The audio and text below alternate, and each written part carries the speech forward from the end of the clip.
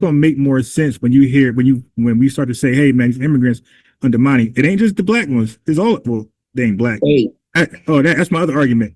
My other argument is this: the only black people on the earth are black Americans. Everybody else is what you said: the Kenyan, Jamaican, you know, their homeland or their tribe. That's what they are. You know. So you think white people did that to fuck us over? Or is it just a wide category? Wait, hold on. Wait, stay silent 1 second. Okay. So I just want to make sure y'all can hear me.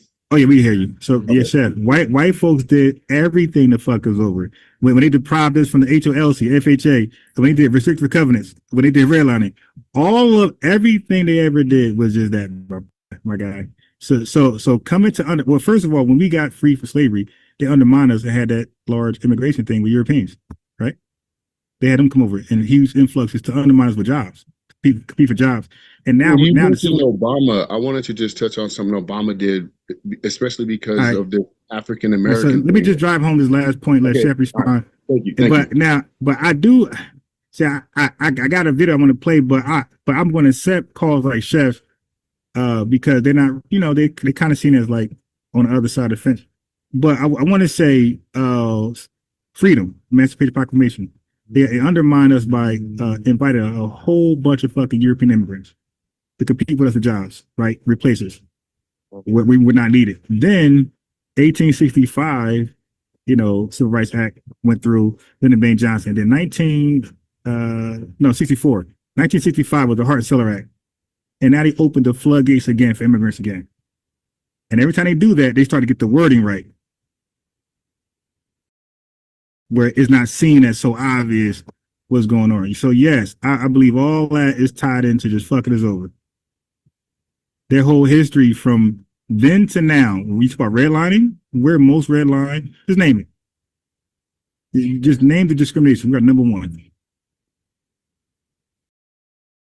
Yeah, but those wide categories, so did they hurt themselves when after the first or second generation of European immigrants, they're just considered white and they can check the white box? So, you know what I mean? Yeah, but not at first. It took, first of all, you had a thing with you had a big beef between the immigrants that were, they was really called first gen, second gen at that time. So you had the northern and western whites who were seen as Anglo-Saxon, and they come over here almost unlimitedly, right? Or unlimitedly. But you had the Southern and Eastern Europeans who had quotas. You had the 1917 Quota Act, you had the 1924 Quota Act, and all those were suspended only during 1965. So even white people can thank us for their rights they have today. There was quotas and limitation on what they could do in this country and how often they could come here. And that's why, as a matter of fact, a lot of Jews, when they've been Holocaust, couldn't come over here based on shit like that. So all of us are thankful, not just African ungrateful people, but even white people in Spanish, they all can thank us. They were all coming over here in limited numbers, except for the folks who were seen as Anglo white. Yeah, I study history of immigration. Yeah, so what I'm asking you is, is that an issue with how America, you know, chooses to classify people after one or two generations? Because it happened amongst whites also, where they're just lumped into these larger categories. And guess what? They were beefing like hell. Right. And guess what?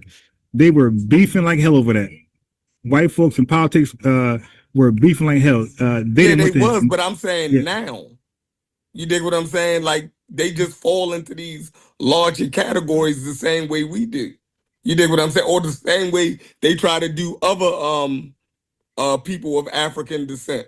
When they come over here after 1 or 2 generations, they just, or for their naming conventions, or applications and census, they're just black or white. They're just white, right. So what I'm saying is, that's all I'm saying.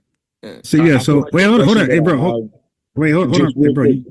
I just want to say, I got you. Hold on, but you can't do that, man. You can't do that. Okay. Can't do that. I mean, I always take calls. The question that I have might add some nuance for what the both of y'all are talking about. It's like an added. I hear you, but I want this brother to call in. All right. Okay, so I got him here, and I want to make sure I get some deep, important questions off, get some good answers back, and then it's up to him if he wants to stay after that. But I do want to play the video though.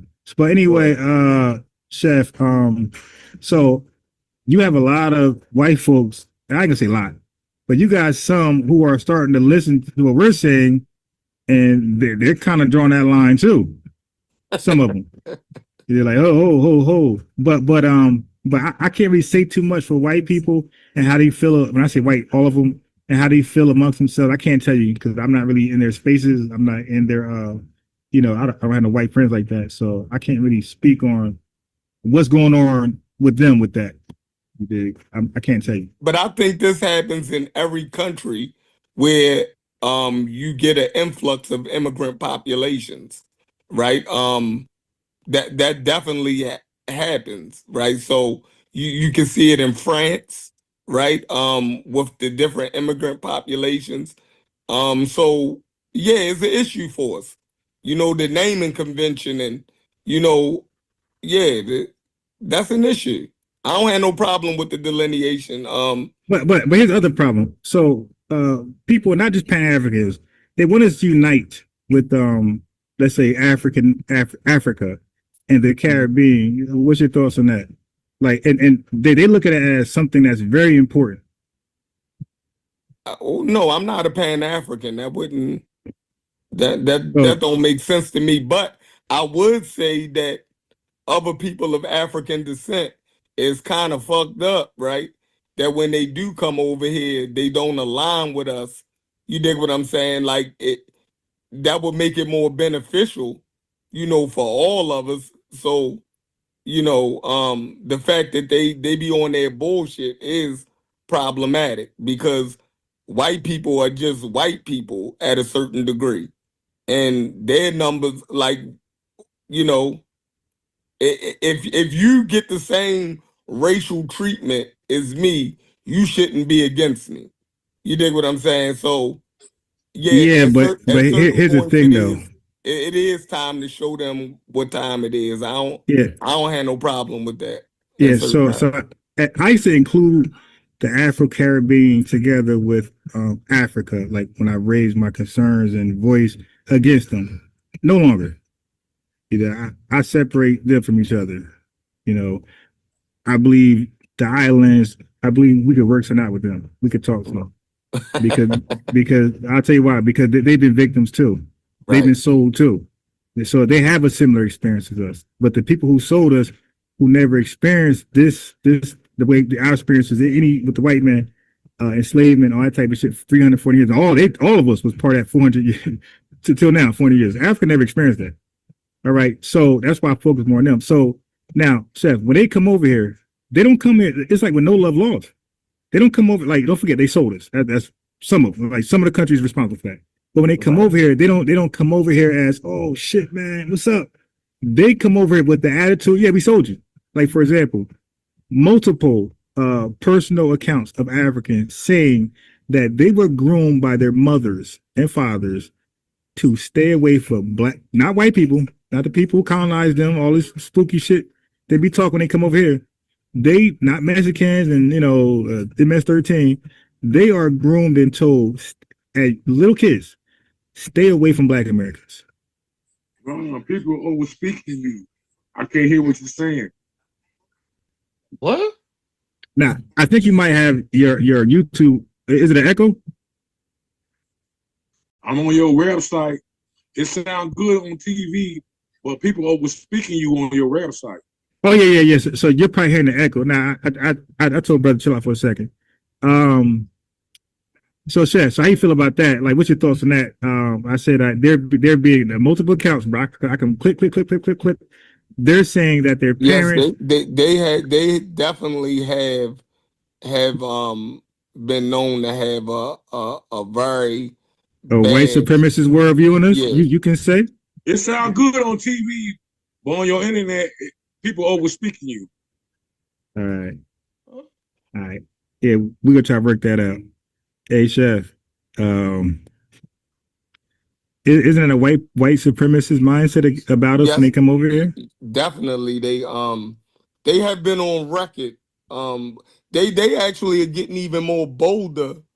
You know, the younger ones actually do podcasts where they actually talk about it. Like, so it's out there. You feel me? Yeah. So this is why, like me personally, I'm an individual, but I'm good with Africans, and I ain't saying every last one's like that. I know they're not, but but but too many, you dig, and they're not checking each other enough, and at least for my satisfaction. So I'm good with Africa for now.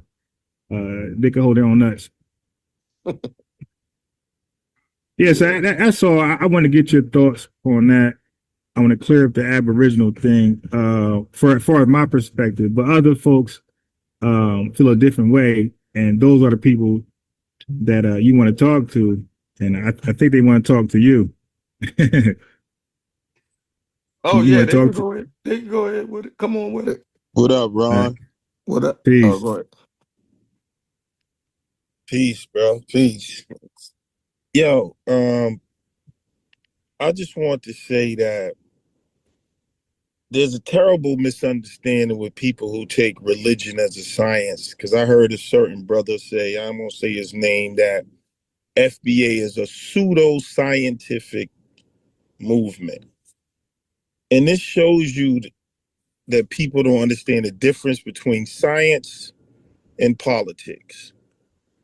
This, like, the FBA delineation is a socio-political movement. It's not a scientific discussion. You know what I'm saying? Where it's like you're discussing like archaeology or like, you know what I'm saying? It's purely socio-political. And so people need to make those separations, because I hear a lot of people say they got a problem with FBA because of the indigenous thing. And it's like, that's just a lame excuse. Because if you go into, say, the Yoruba people or the Igbo people, right? They don't even say they're from Africa, a section of them. Just like you got Igbos that claim that they migrated from the Middle East. You got Yorubas who claim that they was ran out of the Middle East and they ran into Egypt and then eventually settled down in Nigeria. Nobody's beefing with them. That is their ethnic group social political story. Now, the problem with people is that when they talk about this situation with like the whole indigenous thing, first of all, they are Black indigenous people. They have a white supremacy mindset that says Black people can't be nowhere else but Africa. But politically, if we just deal with politically, forget like trying to be I don't know, scientifically correct, because the Jews are not politically correct. That story of them, of God giving them that land, that's not a scientific discussion. That's a social politic power discussion. That they use a story that we would call pseudo, but they use it politically to make claims to the land. And it seems like a lot of brothers in the Pan-African, out of Africa, you know, scientific religious community don't understand the difference. We have no, I'm gonna tell you, I used to fight against a lot of the indigenous stuff, but I, you know, through my studies, I found out that there were Black people here before Columbus. But even over the thing that's bigger than just like trying to be truthful is we have no political gains by claiming that we're not indigenous. None. There's no political. You see what I'm saying? So I'm just saying. Discover history. Hold on, bro. But our whole history is different. What I'm saying is, wait, hold on one second, Renato. Bullshit that ain't got nothing to do with FBAs. Hold on, Renato. What I'm saying is, Renato been sipping. It's not about like what they're doing. That's why it looks like agent stuff, because every ethnic group has their origin stories, the stories that they tell about themselves. You know what I'm saying? Like if we go to the Australian Aborigines, they don't go with they don't believe in out of Africa. I sure said we've been here forever. If you go to the people in, the Philippines, the people, or none of them buy that. Most of their ethnic stories say we always been here. And one reason why they know to stick to that is because we know that these people want to claim people's lands. And the out of Africa theory makes it an open land for everyone, especially for white tea people. You see what I'm saying? So what's wrong with saying it's a more powerful political position, even if all of us don't agree with it, to say, yeah, some of us was here. This is our land. You see what I'm saying?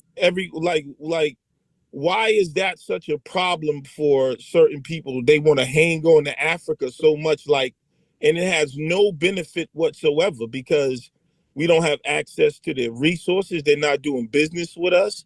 They are our political and economic enemies. I'm talking about in the real world, socially and politically.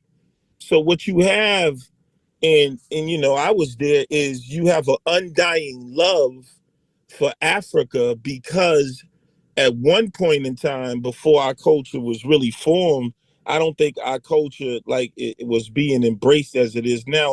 We didn't even realize how rich our culture was right here. We didn't have to go anywhere else. But that was a 500-year period that when our culture evolved. And so at one point we was trying to connect back to something. So now these people's whole identity in life, they've dedicated to Africa. So psychologically what's happening is we got a new history. FBA is taking away FBA started a new history. It don't got nothing to do with what they talking about. FBA is taking away their identity, their false identity that has no political, social, or economic value. That's what they have to understand. Because I understand why they're fighting, because you got to think about these people, and a lot of us have been, dealing with this, really hating on our history here because they hate America, right? Because of the relationship that we done had politically with the government, but they don't know how to separate the government from the land. So a lot of African Americans, their whole hostility with the United States, and they see FBA as being some type of MAGA sellouts because we say in America first. But there's two Americas. We're the real Americans. We're the ones that represent the real fabric of equality in America. That didn't come from white tea people. White tea people didn't want immigrants here and wanted to be equal with everyone. So everything that's good about America was shaped by us. The moral, political fabric of America was shaped by FBA. So that's so much to be proud of. But African Americans, I call them, and I put them in a different group now because I hate that term. They hate America. And they tie their identity to Africa, but they're in a cognitive dissonance conundrum because Africa doesn't accept them either. And the Africans are not your friends either. They have their own socio-political agenda. And so FBA is something that should have happened a long time ago, or we would just be in the air, just floating around as these generic people starving for the love of Africa. And I want you to say real quick what you were saying about Africa early. Listen, bro, Africa, if it wasn't for Black people, Africa is an embarrassment to Black people. Let's just be real. Just be real. But we brought, pride and culture and dignity to Blackness. Africa, if they want to claim to be the parents and because what it is they're trying to sun us so they can control the narrative. That's why they won't even let us delineate, right? So they can tell us who we are and what we are. But here's the real. If you are the parent, then you are the worst that's ever lived. You haven't even done business, not even with Black Americans. You haven't made us brokers of African minerals. They don't even do business. I gotta give a shout out. My last thing I'm gonna say, shout out to Pharaoh Said That for this, because I got this from him.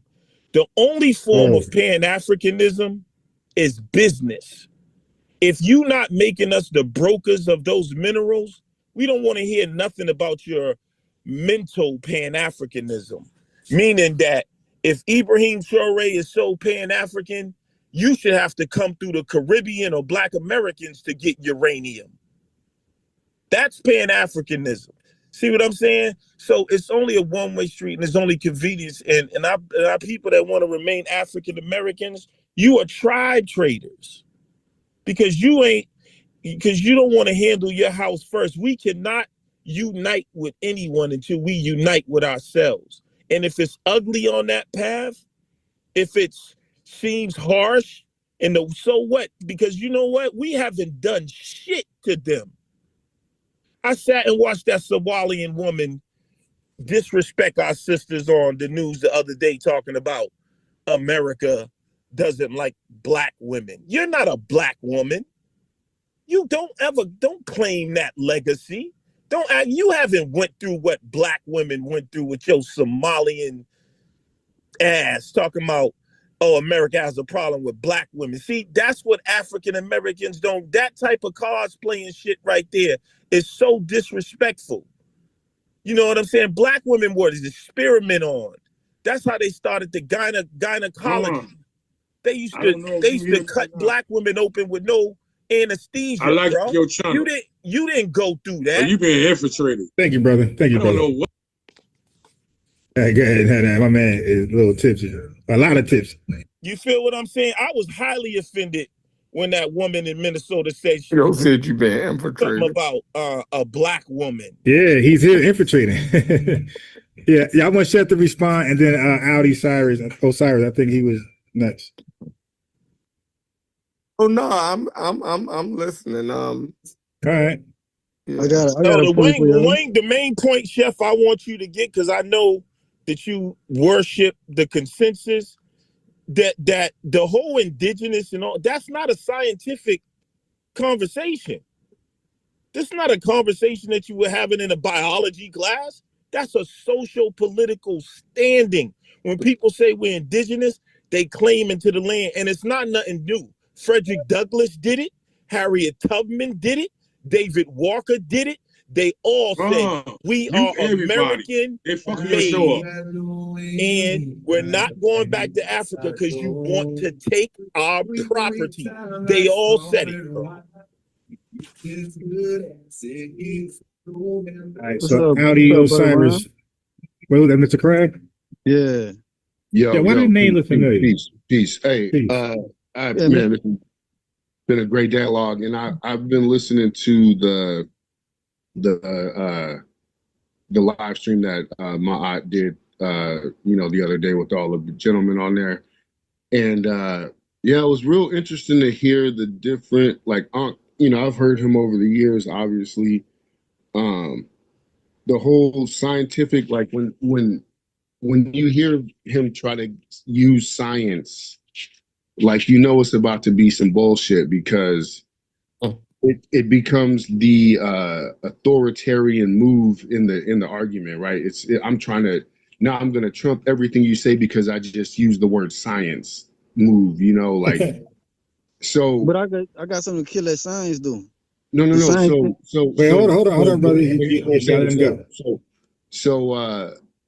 Because it's like, we're not talking about science, we're talking about history, and like you said, I think you said somebody said socio-political, and I think even more so, obviously, all of those culminate in culture. And one thing that's interesting, the last brother that was talking, like, it made me think of something about how, like somebody said, oh, you got 54 different countries and then all the tribes on top over there on the continent of Africa. What style of music or culture has, like, become popular in one region, right?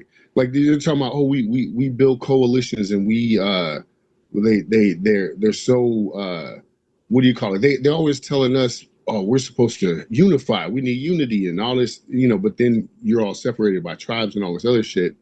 But they don't even cross-pollinate culture over there. Like, but when you see what we do over here, we have 50 different states with 50 different types of regionalisms and cultural like slang and everything like that. But what does hip hop do? It like highlights that and unifies the entire, not only our continent but many others, like unify around this one thing, this one type of culture, and say, wow, like that's something significant. That's something that we can all use and profit and gain and capitalize on, right? So like the things that are invented over here for whatever reason, the things that our culture has produced for some reason becomes the zeitgeist, right? So that being said, like we're just different in that way, because what can you say about Africa that has done that for the, and then so it shows you want us to be Pan-African, but you don't want to be Pan-African, right? You want us to be Pan-African because we have the stamp. We have the stamp already, right? So we stamp anything, it goes there, right? Like, and you can tell the difference. I think somebody else was saying something about like Jamaicans and it's different now. Like the 70s and 60s Jamaicans, they looked up to and celebrated Black American ingenuity, culture, and our standpoint. Now, it's flipped for whatever reason. Now it's we're better. Oh, we have more culture. Like, they it's a mix up, as they say over there, They are right? our political enemies. Absolutely. At this point, yes. It didn't used to always be like. Why won't they let us have black if they love us? Right. Because like, they know what we mean when we say we the only black people. So my other trigger point earlier was, you know what I'm saying? The idea that now all of a sudden, like even with or whatever the fuck her name is, Ho-ass Omar, now we're all black all of a sudden. This whole now all of a sudden let's be black thing, it's like who again led the way for what that means in the world. So now you want to come under the cover of blackness when it fits you, but you want to dispossess us otherwise by using phrases like African American, which is a convenient phrase now, that because they didn't even want to touch it back in the day. Oh, I'm this, that, and the third. Now they want to use it, right? And to undermine. And so what's interesting is somebody said something about Obama earlier, but it's chaos on your internet. Somebody said something about Obama earlier, and he's the one who I believe legally in the last part of his tenure removed the phrase Negro out of the legal terminology to define. So he's taken bits and pieces of our historical, reclassification history, right? And now it's this catch-all term that Elon Musk and others can latch on to if they want to, conveniently and technically. They can use this technicality to completely. So what the fuck are we? Like, they're trying to erase us. Let me build with y'all, brothers. Let me build with y'all. They're trying to erase us, man. Right. They're not trying to just latch on to it because they're trying to really replace us in the whole and just be able to use that for their own purposes and then be the new black people with their own agenda. And that's crazy that African Americans don't see that. That's crazy. Yeah, let me build with y'all. If you're not trying to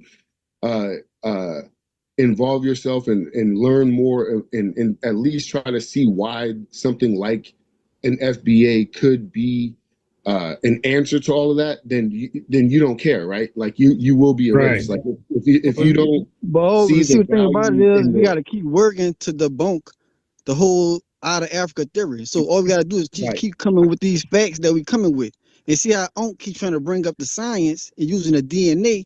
But see, when we critical think, we understand these things, because what they call it a slave trade. So they don't count in the fact that when they was trading, some of the Aboriginal indigenous people was going to Africa. Right. Just like some of the Africans was coming over here.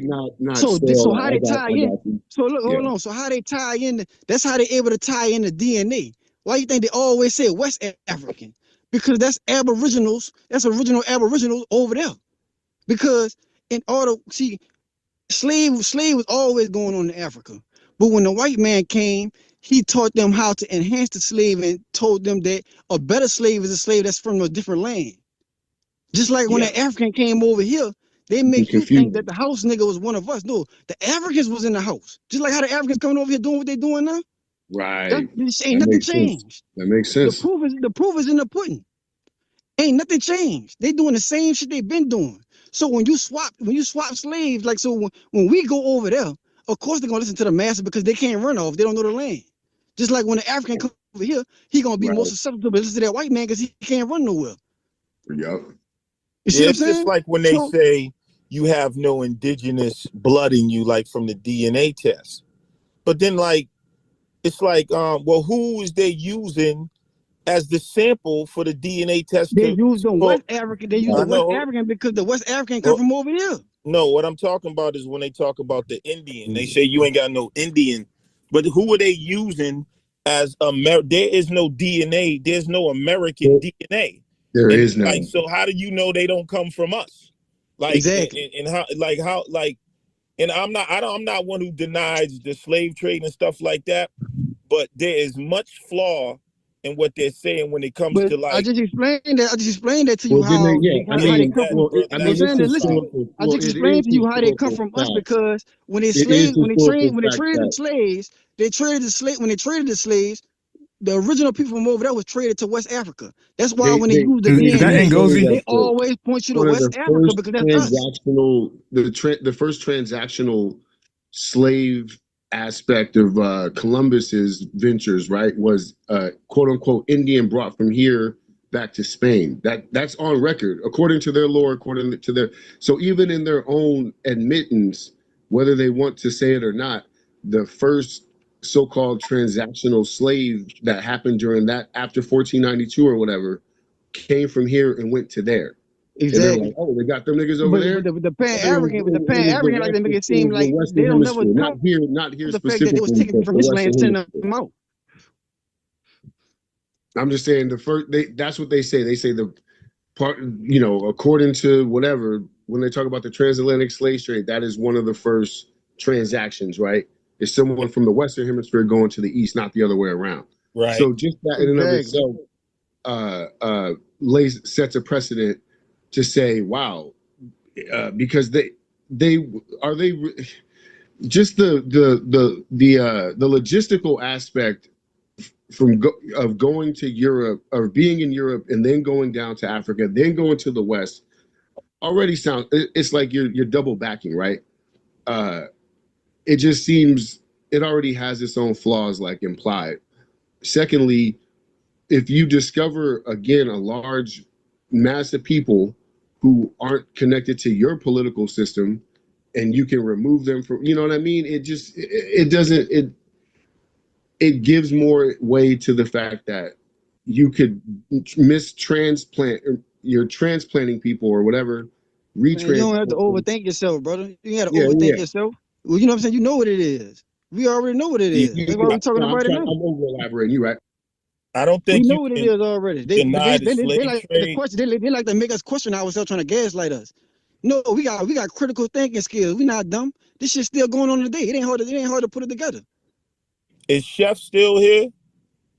Yeah, I'm listening. Chef, now you believe in the out of Africa theory, right? Of course. Let me ask you this. I think you believe it too. Like I don't. I heard you for years, brother. Now come on now, Lex. I don't anymore. But let me ask you a question. Let me ask you, when did man start? What was kind of the time period they say that people started leaving Africa? What, 60,000 years ago? 40. They used to say 60 40 to 90. 60 to 90. No, then they upped it from 50 to 70. Right? Okay. Now, do you know how long they say that the Aboriginal Australians have been in Australia? Some estimates put it at around 50,000 years. 70. It's up to 70 now. 65 to 70,000 years, they say these people. So if the man started leaving 50 to 70,000 years ago, And so this is what happens in science, y'all. And I be trying to tell these dudes that worship these white people and their consensus. So when they found out that Australians was in Australia for 70,000, you know what they did? What they always do when it doesn't fit a narrative, they start adding. Now they're saying, well, there were smaller little migrations before the mass migration of Africans of about 50,000 years ago to account for the Australians and some other stuff that they found in the Middle East that probably goes back to like 100,000, which is totally off their time. So now they're saying, well, there was a smaller group that we didn't recognize that left with no evidence of this either. No evidence of the Australians migrating, no anywhere. And the Australians themselves say they didn't migrate from nowhere, that we always been here. And this is what I mean by the narrative of what they call the consensus, that whenever they find information that doesn't fit the narrative, they have to somehow explain it away or start rearranging things. You see what I'm saying? So, no, I don't believe in the out of Africa theory. As a matter of fact, do you know where life begins on the planet? Where's the oldest bacteria at on the planet? No. Canada and Australia. So life began in the Americas. How the hell did it end up jumping all the way over in Africa and evolving? No, we're talking about I know we're talking about humans, right? But I'm just saying, we got Australians over here 70,000 years. We got other people here. Is the Australian older than the African? Is the Australian older? If the Australian is 70,000 years old, how old No, that's is how long Homo they've been. sapien? They're all the same age. Hold on, that's how long. Hold on, let me get it out. Let me get it out. But before you already stated, they're not 70,000 years old. They've been in Australia, as far as we know, 70,000 years. Right. Right. They all been on the planet at the same time. What you mean? So how old is humanity? Exactly. At one point, No one knows. At one point, it was a global empire. No one knows. You see At what one point, it was a global All empire. right, They always okay. had melanated people on every part of this land. Okay. They the What I'm same saying age. is no one knows how old humanity is. Exactly. Nobody has no absolute number. Because the way they date humanity is they say they found the oldest bones thus far. That, you know what I'm saying? Before, that's why, It's the third occurrence. remember when they went, it was Shit going on over 200,000, here, right? Then they and we found take something care of else, it. and it went to Not him. 300. Or FBA not brothers, them. we getting off topic. It's me or you. No, it's all relative, Bruh. because the reason why the Pan-Africans argue about where people are from is, I don't know, everybody's talking. I don't know. Y'all got. But I was gonna say the reason why the Pan-Africans argue against people being indigenous anywhere is because they accept the flawed out of Africa theory and scientific racism. You see what I'm saying? And we gotta understand a lot of them CIA agents. You gotta understand that too. A lot of them meant to do that. They submitted in that culture to control our mind, to control our information. Is humanity all one species? Lex? Just real quick, there was a policy created by the We're not all one species. No. The Okay. In a Smithsonian. sense, let me tell The you why. Smithsonian Institute created a policy Hold on. that says that they do not consider American artifacts, writing systems, and otherwise, right? So, hey, where's Ron? Because there's so much chaos going on. Yeah, let Lex finish Been up. with Chef for a second. Chef said, I got it. "Are we all the same species?" And I'm saying, no. I think that's another, because like in a sense of when they use the word human, But like polar bears and grizzly bears are not the same. And the same thing with humans. And I think they do that to you know what I'm saying, to confuse people. I you know, when I look at nature, different just like when they talk about like different species are not supposed to mix. Like lions and tigers, are they in the same species? Yeah, because we only the same once we know our worth. As But long as we but don't know polar our worth, bears and grizzly bears don't mix. Eagles and doves are all birds. You see what I'm saying? So no, we're not all the same, bro. That's a lie from the white tea man. dang. And by the way, there's no such thing as a Denisovan. There's no such thing. All they made up all this shit, y'all. I'm telling you, I've been, you know, I can't wait to get into a real discussion with this evolution. There's no such thing as a Denisovan. There's no such. They made up the Neanderthal. All these, they made all this shit up and made stories around it. What language did the Neanderthals speak? And there wasn't. They found some bones. And they created a whole civilization of people with a story behind them, how they live, what they ate. Like, nigga, that's a myth. It's no different. But they'll say, oh, you believe, like people that believe in the Bible or religion, they'll say Abraham never existed. The common ancestor never existed. It's a myth. Just like all these monkey people that y'all that they pushed on us. And you know what it was? It was a way to take away our long history and for them to slide their like bullshit racism in there about evolution and white people being at the top of that evolutionary chain. There's no way to get around that. That was rooted in scientific racism. Evolution is rooted in scientific racism. No, and they try to deny it all they want, but in Charles Darwin, he was a racist. And he said white people would eventually destroy the inferior, darker races, just like Homo sapien destroyed the Neanderthal or them other made up races of people. Yeah, Ron, I'm Mr. Crab from Excuse me, that's FBA another brothers. show that you was doing. Excuse me, FBA brothers. Oh yeah. All right. Hold on. Y'all getting off a topic. Renata, hold up, man. Put that liquor down, bro. Just discovered. Hold on, man. Put the liquor down. Hold on, Renata. You knew they was lying. Thank you, brother. I thought you. Yeah, what's up, man? It's a young brother. Yeah, you were going hard, man.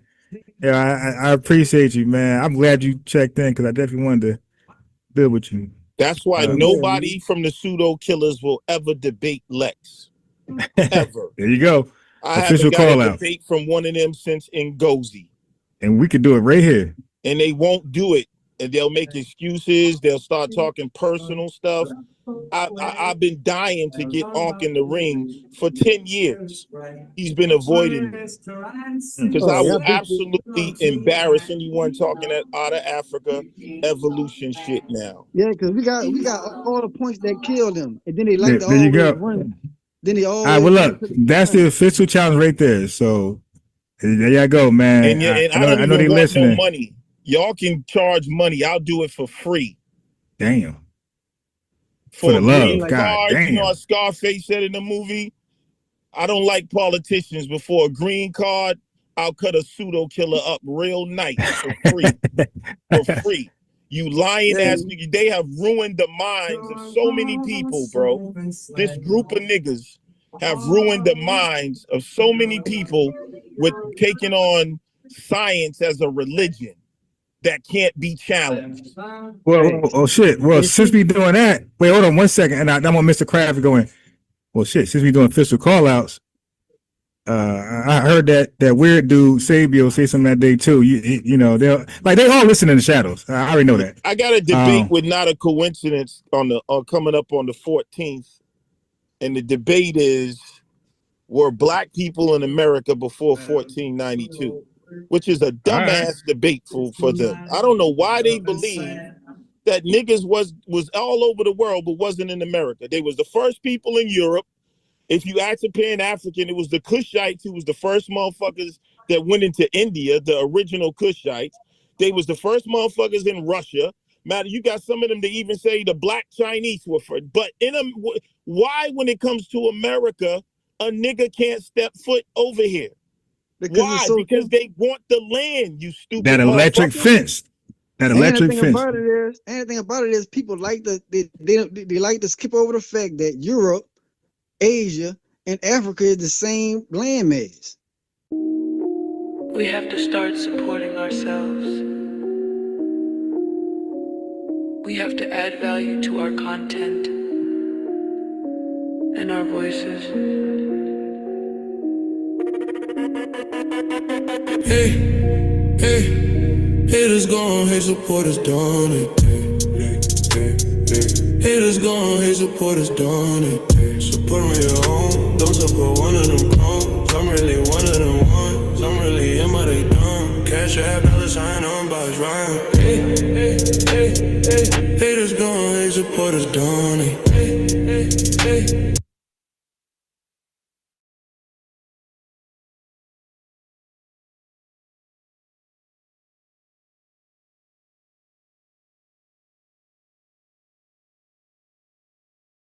Don't support one of them clones. I'm really one of them ones. I'm really in my they dumb. Cash app, $sign on by rhyme.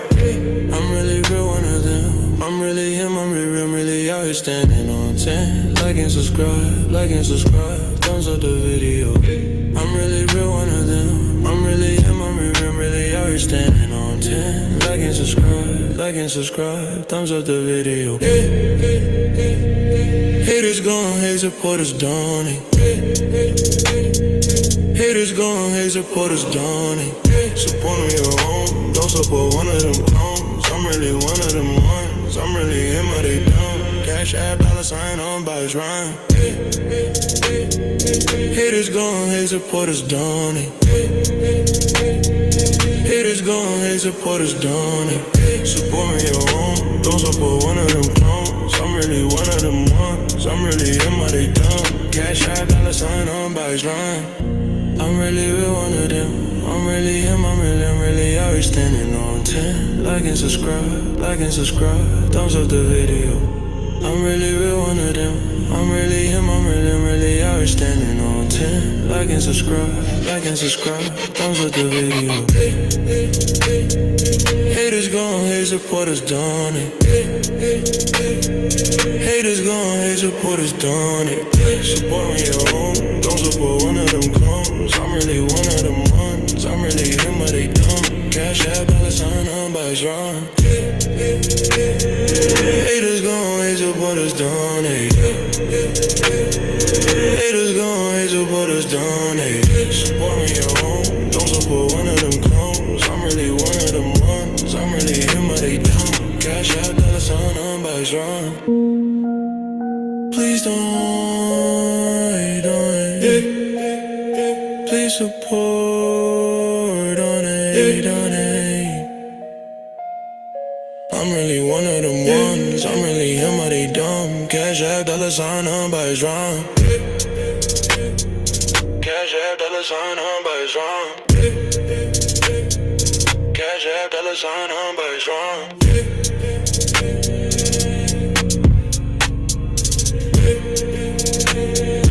I'm really real one of them ones, are they dumb? Thumbs up. Subscribe, cash app, $sign on by his rhyme.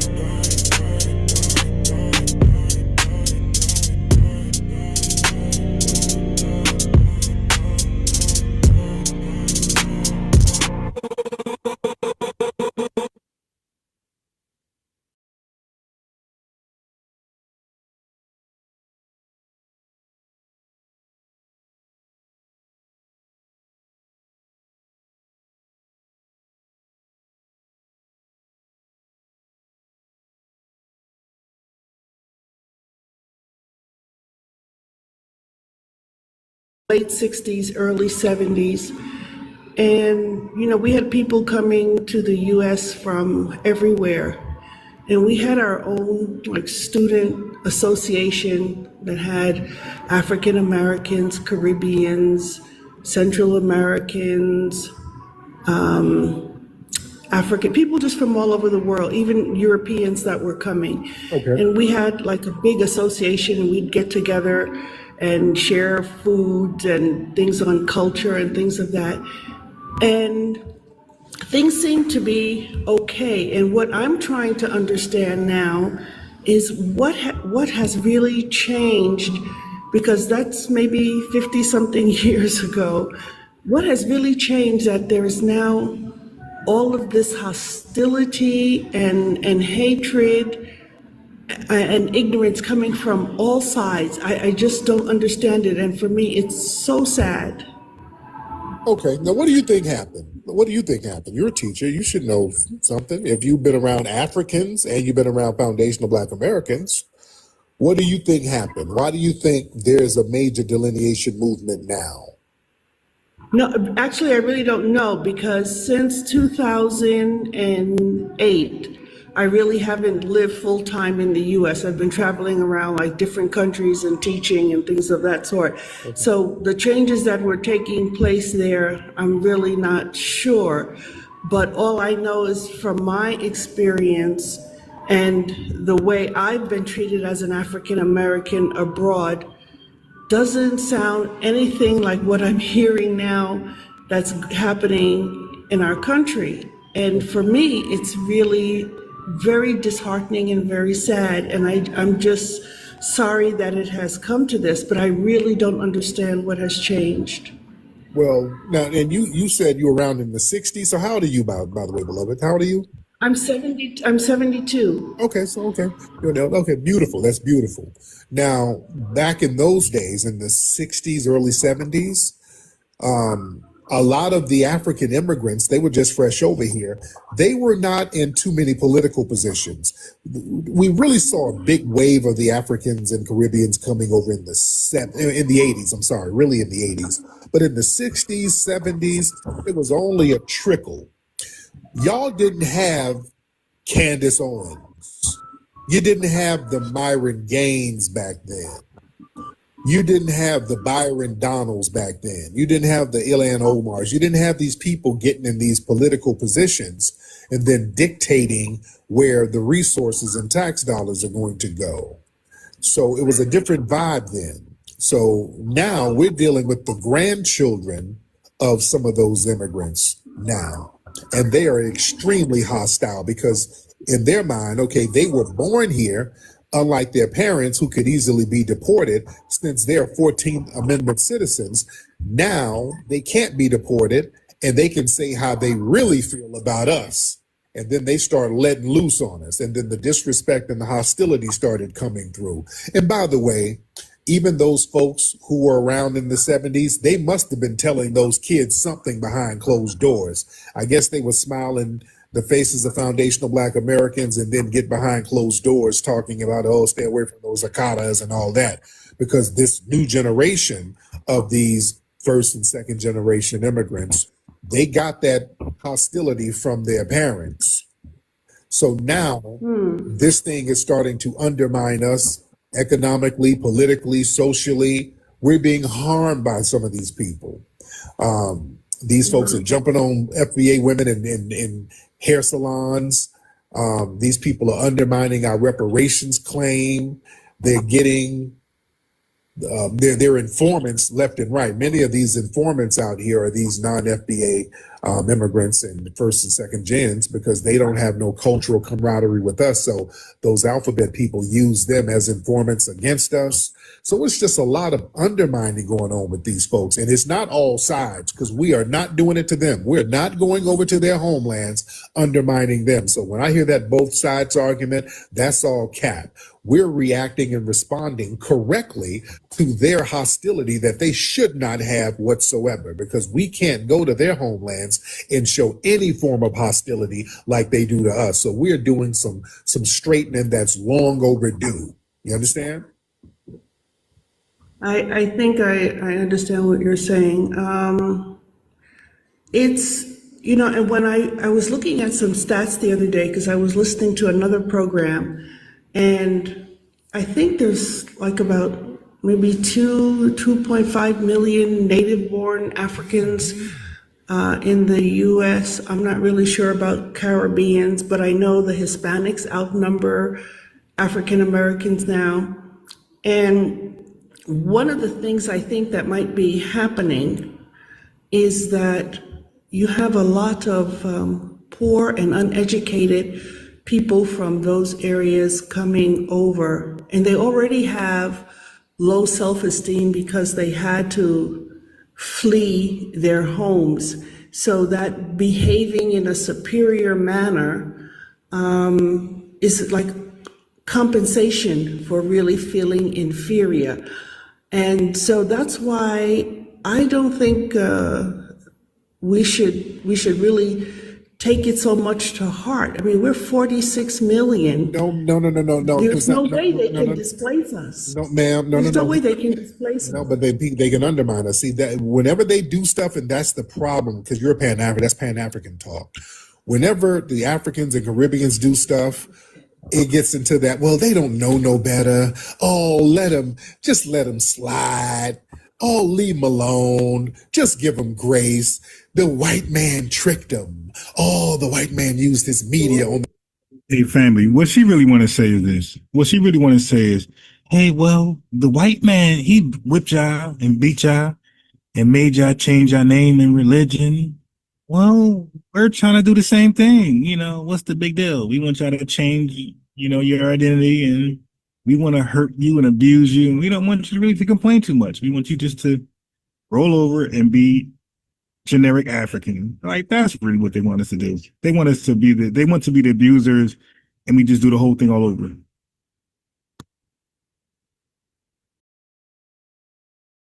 Their little colonized minds. It's every excuse in the world for these people's actions. They know better. Well, I don't think it's an excuse. And then she would say all of that. And that's why, unlike Tariq, I just simply say, so they're parroting white supremacy. Like, white supremacy, how they feel about us, right? Yeah, because everything you said, ain't that white supremacist talking points? Yeah.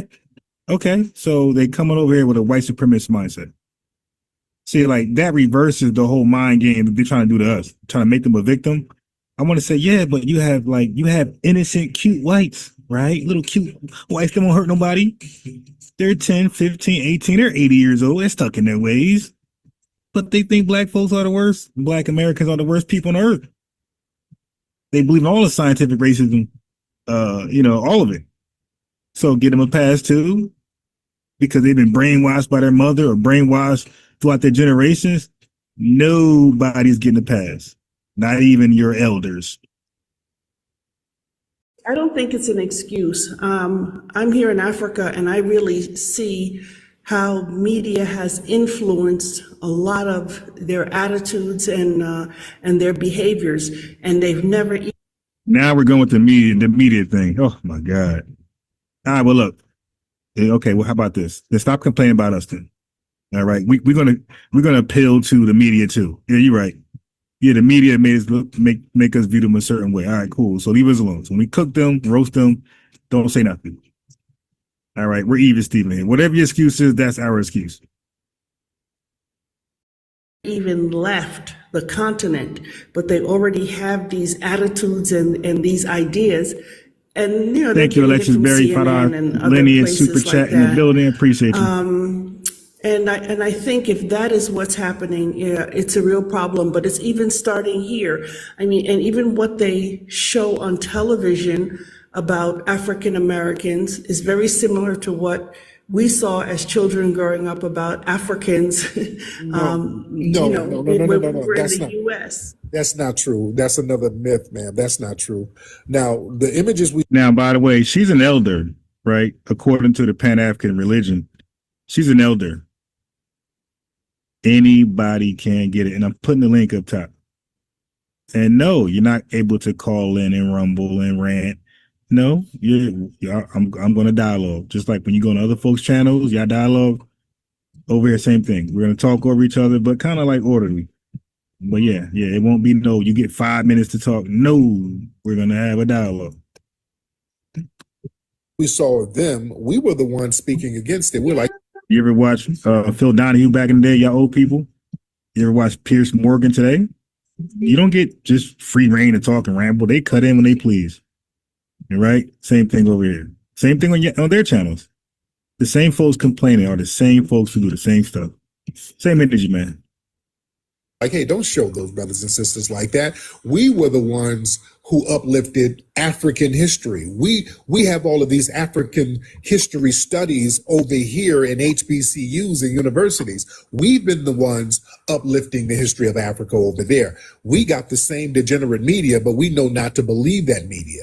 And also this whole thing where they're looking at us negatively on CNN. No, they're not. There's nothing about us that's negative on the news over there. That's not true at all. When you see us in the media, it shows Foundation of Black American success. Who they see are the Beyoncés and the Jay-Z's. What they see is success, and that is the thing they see the international version of CNN, which is not the same that you get in the U.S. It's different. Oh yeah, I've been over there. I've been to all over, so I know what they see. So yeah, the images they see of us basically are Black celebrities. You don't see too much. You don't see really negative stuff about us. Hey, hold on, big brother Tariq. Who is showing, family, they be talking like these folks are in a European country, subjected to European TV and radio and everything that we are. Family, those are their countries with their leaders, their politicians, their activists. If there's any media being allowed to be played, it's because they are allowing it to be played. Nobody's got a damn projector screen from outer space. Watch this and brainwashing these tethers. No, you guys, whatever media you're talking about that brainwashes them to hate us, they are voluntarily casting that amongst the entire country, the continent for that matter. But yeah, there's no projection from outer space that's blast onto Africa where they're forced to watch that. Okay, whatever you're talking about, they wanted to play that. They wanted to believe that. They wanted to watch that. In the media over there, you really don't, because we don't do any grand scale things that would garner international attention that's negative. You understand? We don't have no. Go ahead. Like, for instance, when I was teaching in Kazakhstan, I was there for 7 years, and you would see pictures, videos of, Black women twerking and doing all that kind of stuff. And it's on the television. So in the minds of those people, that's how they see. Yeah, I got a little stronger pushback. Ma'am, what television company is doing that? And what country is allowing that? What president is allowing that? Stop. Peachtree Ministries, $20, 1999. Actually, super chat, Lineage Love in the building. Appreciate you. Said thanks for your work. Oh, definitely. I'm on it.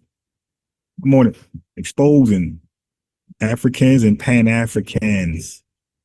Both are booty scratchers. Black women. And I recall the first city that I was teaching in, I was the only Black woman in that city of 130,000 people.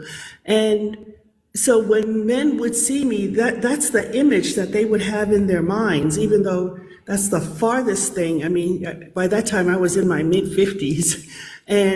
But that's the attitude, but that shapes their attitudes, you see? And so there is that impact, and it's happening globally. So I was just curious as to, how these notions get there.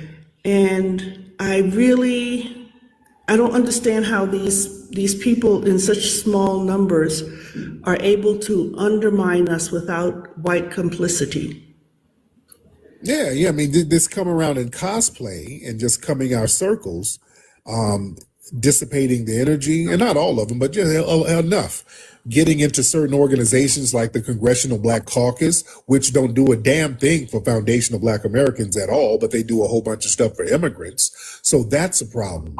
They come around us talking about minority coalition, and then we elect these people, and then they get in and don't do anything for us, but do something for immigrant groups. Just like Kamala Harris. Hell, Kamala Harris, Barack Obama. Barack Obama's non-FBA. Kamala Harris, non-FBA. Those are great examples of how people get in certain positions and they undermine us and do the the whole benign neglect against us. And that is a problem. So we don't want none of these non-FBAs to act as our representatives. We realize that these people are horrible representatives of us. They're not going to represent us properly. They're not going to honor our ancestors. So this is why the delineation movement has popped off. It's our job to honor our ancestors. It's our job to make sure the people of our lineage get the correct justice and the compensatory justice, especially when it comes to resources, because nobody else is going to do it, because we sat up here and we tried to play the kumbaya role. Nothing has worked out as far as that. So we're going to have to take control of that. And that's exactly what we're doing. Let me ask you this, beloved. You're married, right? How do we get them to change their behavior without us, publicly tearing each other apart? Because it seems like there are a lot of people who just really, that's all they do. Look, we're not interested in changing their behavior, which is delineating. They could do what they want to do. You dig? Because it seems like there are a lot of people who just really, that's all they do. We don't give a damn. At this point, we don't give a damn. We're focusing on us. What we want them to do, go fix your homeland. If you got any kind of hostility, go figure. Myron Gaines, all these people come over here denigrating us.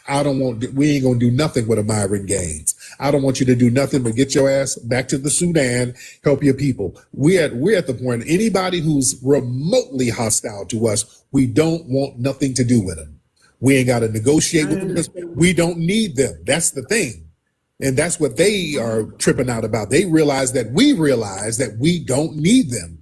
You don't really benefit us at all. We don't need them. Yeah, she's going to highlight it. This is what I'm trying to say, like, bro, you got to slow down, bro. Like, you need people to vet your stuff, bro. You out here making a fool of yourself. Now, look, I could say, hey, you gotta check your mans. I could hold you to somebody else. And that's all I'm asking. No, I should not be held to somebody else's research. No, but I can tell you when I disagree with them niggas. It ain't like I don't argue with them. You feel me? And if they say something that I disagree with, I'm on that biscuit. Yeah, but that's it. But y'all channel is based on that though. So you expect a channel that's birthed by that to do that. But other channels that just trying to keep the peace. Like, hey, all right, whatever you get into, that's what you into.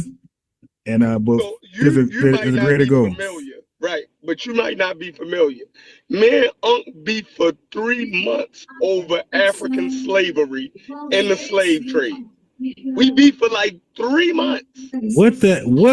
Yo, just give me a quick rundown. Like, what could possibly be the beef on that? Like, I do think that's common history. They were trying to say that Africans did not practice slavery. You dig what I'm saying? The homies are fake. Queen of Zinga, all these guys never existed. Exactamundo. So we differed on that big time. Half of the stuff that you argue about Africans selling us to the European, we went through all of that. They fought me down tooth and nail. So only beef that I have is with that ABO stuff. Like that's not cogent. That don't go with nothing. Like, and I'm not a Pan-African. You feel me? So, you know what I mean? Like we differ over there. Like, but I'm not even over there. I just popped up because of the conversation. So, you dig what I'm saying? Like, it's stuff that they argue with me, Chief Facts, and a couple other dudes came on and argued with me when I was saying, yo, I can accept the FBA term, long as it's not dealing with the ABO stuff. They went crazy on me. The same way Dr. Mayat said, yo, in one sense, I am FBA. But she said, I don't agree with the ABO part. And that we was here before Columbus and stuff. Like, that's the part that most of us had the disagreement with. And this is why we say, and people act like they deaf, we're saying that's not a requirement to be FBA. And people act like we're not saying that, and they know that. You could just Wikipedia, ChatGPT. I mean, you guys use these resources when it benefits you, but when it doesn't, nobody want to Wikipedia, Google AI. Nobody want to do that no more. Everybody want to rely on their own ignorance. It's like, dude, but I get it though. Like people hate certain groups or certain individuals, and they want to, because people claim the same thing, everybody's grouped in. And that's why I got some questions for those that would like to who click came that. up with FBA? Tariq Nasheed. So this is what they're basing it off of. Okay. Okay. Now, and who came up with ADOS? Yvette Carnell and So is she the leader? Is she the leader?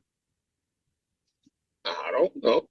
Right. See, it's stupid. It's goofy. And then you got Jesse Jackson with African American. You got Melvin Charles with the Black American Heritage flag like that. No, an idea. It's an idea. You say, I like that idea. That makes sense. I'm rolling with that. But it don't make him the leader. Over an idea? It don't make Jesse Jackson the leader of all African Americans. I agree. Right. So when people argue, again, they could just Google, Wiki, all that stuff. They don't want to do it because they want to be right, but they're on the wrong side of history, and they get cooked on these panels. The Wannabes and myself and ex-architect, like they die on these panels because they will hold that position, and we know how to articulate and express those ideas very well. So you're not getting over it. Ain't no flim flam. That's not gonna work. An idea, and you take an idea, don't mean that you're the leader. Like a lot of us sag our pants. We dress a certain way because it smells idea. We say cat. We say no cat. That's my idea. You're nobody leader. So you have a good idea, and sometimes you take the idea and do it better than them. Our culture is inventors and innovators. Okay, we're some of the best innovators in history. Yeah, we're innovators. So we hear something, we like it, we tweak it, and it's ours. And we believe we make it better and more fitting. Okay. So let me play the video real fast. And this is why when you and I were arguing on the telephone, so I want the family to know, and maybe the people who are just watching us don't know, that a lot of these conversations that we have publicly are birthed from arguments that Unc and I have behind closed doors. This is why when you and I talked, I said, Unc, you don't think we should throw the term African American away? No, we shouldn't throw it away. I said, Unc, it is not specific to our lineage here in America. Anybody that comes over here who's a descendant who is of African, you sound like you. To be an African American. Then she went back to call herself African American. You did. so I'm saying, like, listen, bro. I went back and watched. Like you right there. I went back and watched all of it. I do that. I go back and watch 2-3 hours of something, clip it up, and be ready to cook somebody. So I got her. That's why she won't call in. I got her. Stuff like this. I'm waiting on her. But she just said it. Now look, Unc's doing a presentation. Watch this. This is why I said I do believe that we should have a name that is specifically for us. So by saying that, she don't believe African American is specifically for us. Black immigrants cannot come into the country and hijack. And so she's delineating. All right. How long ago is this? This is 9 months ago. Let me let you see.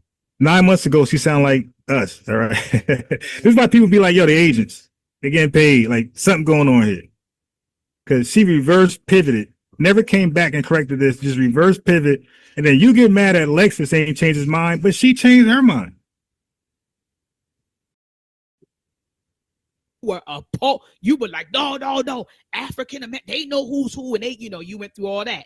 But in your slide, these two bullets talk about exactly what I was arguing on the telephone that day. But please continue. I know I'm sharp as a harp, though. Let me finish. Hey, yeah, do you know he didn't finish though? Look, let me fast forward. Hold on. She cooked them right there. That's crazy. Status. Contemporary African American is a broad identity. Right. So look, so he got Freeman up here. All right. Look. Exactly what I said. Broad identity for all people. I said what I say. It's actually called POAD. It's POAD. Like the African Union calls it People of African Descent. POAD. Okay. Freedmen, specific descendants of enslaved Africans in the United States. We call this FBA, ADOS, and other names people want to use for that. So what I'm saying is to take away from this phone call, it doesn't matter what you name yourself because the people exist. Name changes, name goes, they get tweaked, but the people don't go. The people are here. You could call them Ninja Turtles. They're still here. They have a history and a legacy here. They did something as a collective. So the name, people argue the names like, yo, you won't get anywhere because our name is colored, Negro, Afro-American, Black American, Black. Black American, and things like that. You feel me? And now it's African American, I guess, all over again. For all people of African descent in the U.S. That's Now, what I was trying to tell you. of course, linked to post-emancipation legal status. So he's reading his own obituary. How did he get out of this? I don't think he ended up playing the whole thing, if I can remember. But he's reading his own obituary, like Marcus Garvey. I don't know if he knows that, if you knew that, but Marcus Garvey read his own obituary. They did him dirty in London. Yeah, he's in a hospital dying, and they wrote he already dead. He already died, and he had to read that on his deathbed. Crazy work. Reconstruction, cultural and ethnic identity encompasses historical and modern experiences, and these are the sources: National Archives and Records Administration, Smithsonian African History. That did you change your position?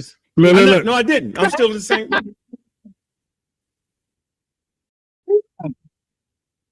She comprehended what you comprehended, what the chat comprehended, all together at the same time. Like, dude, you just cooked yourself, and he said, "I'm not changing my position." All right. So, Chef, I was going to say this to you. Right. So the Abos, right? So they have a belief. I think that they were. This is what I know for sure, that they believe that they were always here, and they didn't come on slave ships. It happened backwards, right? That they sent people to Europe, something like that. Is that, or Africa, something like that, right? Or am I wrong? They have multiple different beliefs, but that's one of them. Right. But do they all agree on that they did not come on slave ships? No, I don't think that's the total belief. I think some of them say some black people did come on slave ships, but some of them say my people didn't, because I can't find that in my lineage. So it's a whole bunch of, you know what I mean? It depends on which one you're talking to. But the general belief is that they are indigenous to the Americas, right? And so that's the general belief. And it's mixed up. It's different beliefs all in there, but the consensus of what I've seen that they believe is that the misnomer African Americans are, native to America, and, they was always here. You know what I mean? Came before Columbus, that type of shit. Okay, so Tariq on his website have an origin story, right? He got origin stories of how people got here and were already here. So from what I know, he said some people were already here. Mm-hmm. Some people came on slave ships, right? And then some of the people that are already here admixed with the people from slave ships, right? Mm-hmm. So some people believe that, right? Now that's a personal belief.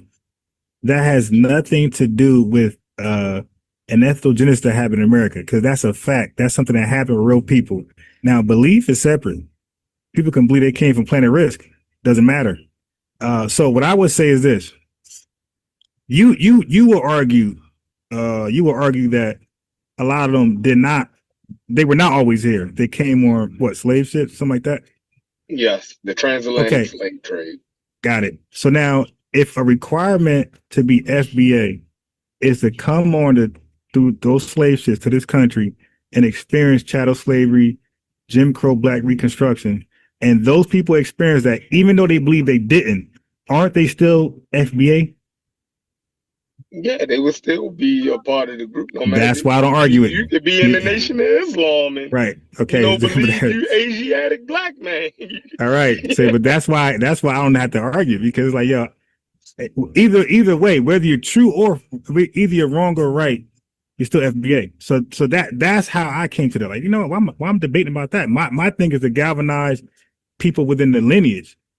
So your personal beliefs, it's nothing over here. Are you FBA? That's it. And I tell them that. Oh, I've always been here, bro. I get that. Are you FBA? And once you say no, you're done. You got to move around. Okay. I know I get you, but I argue that I'm FBA, but I make a clear distinction that I ain't got nothing to do with that Abo mess.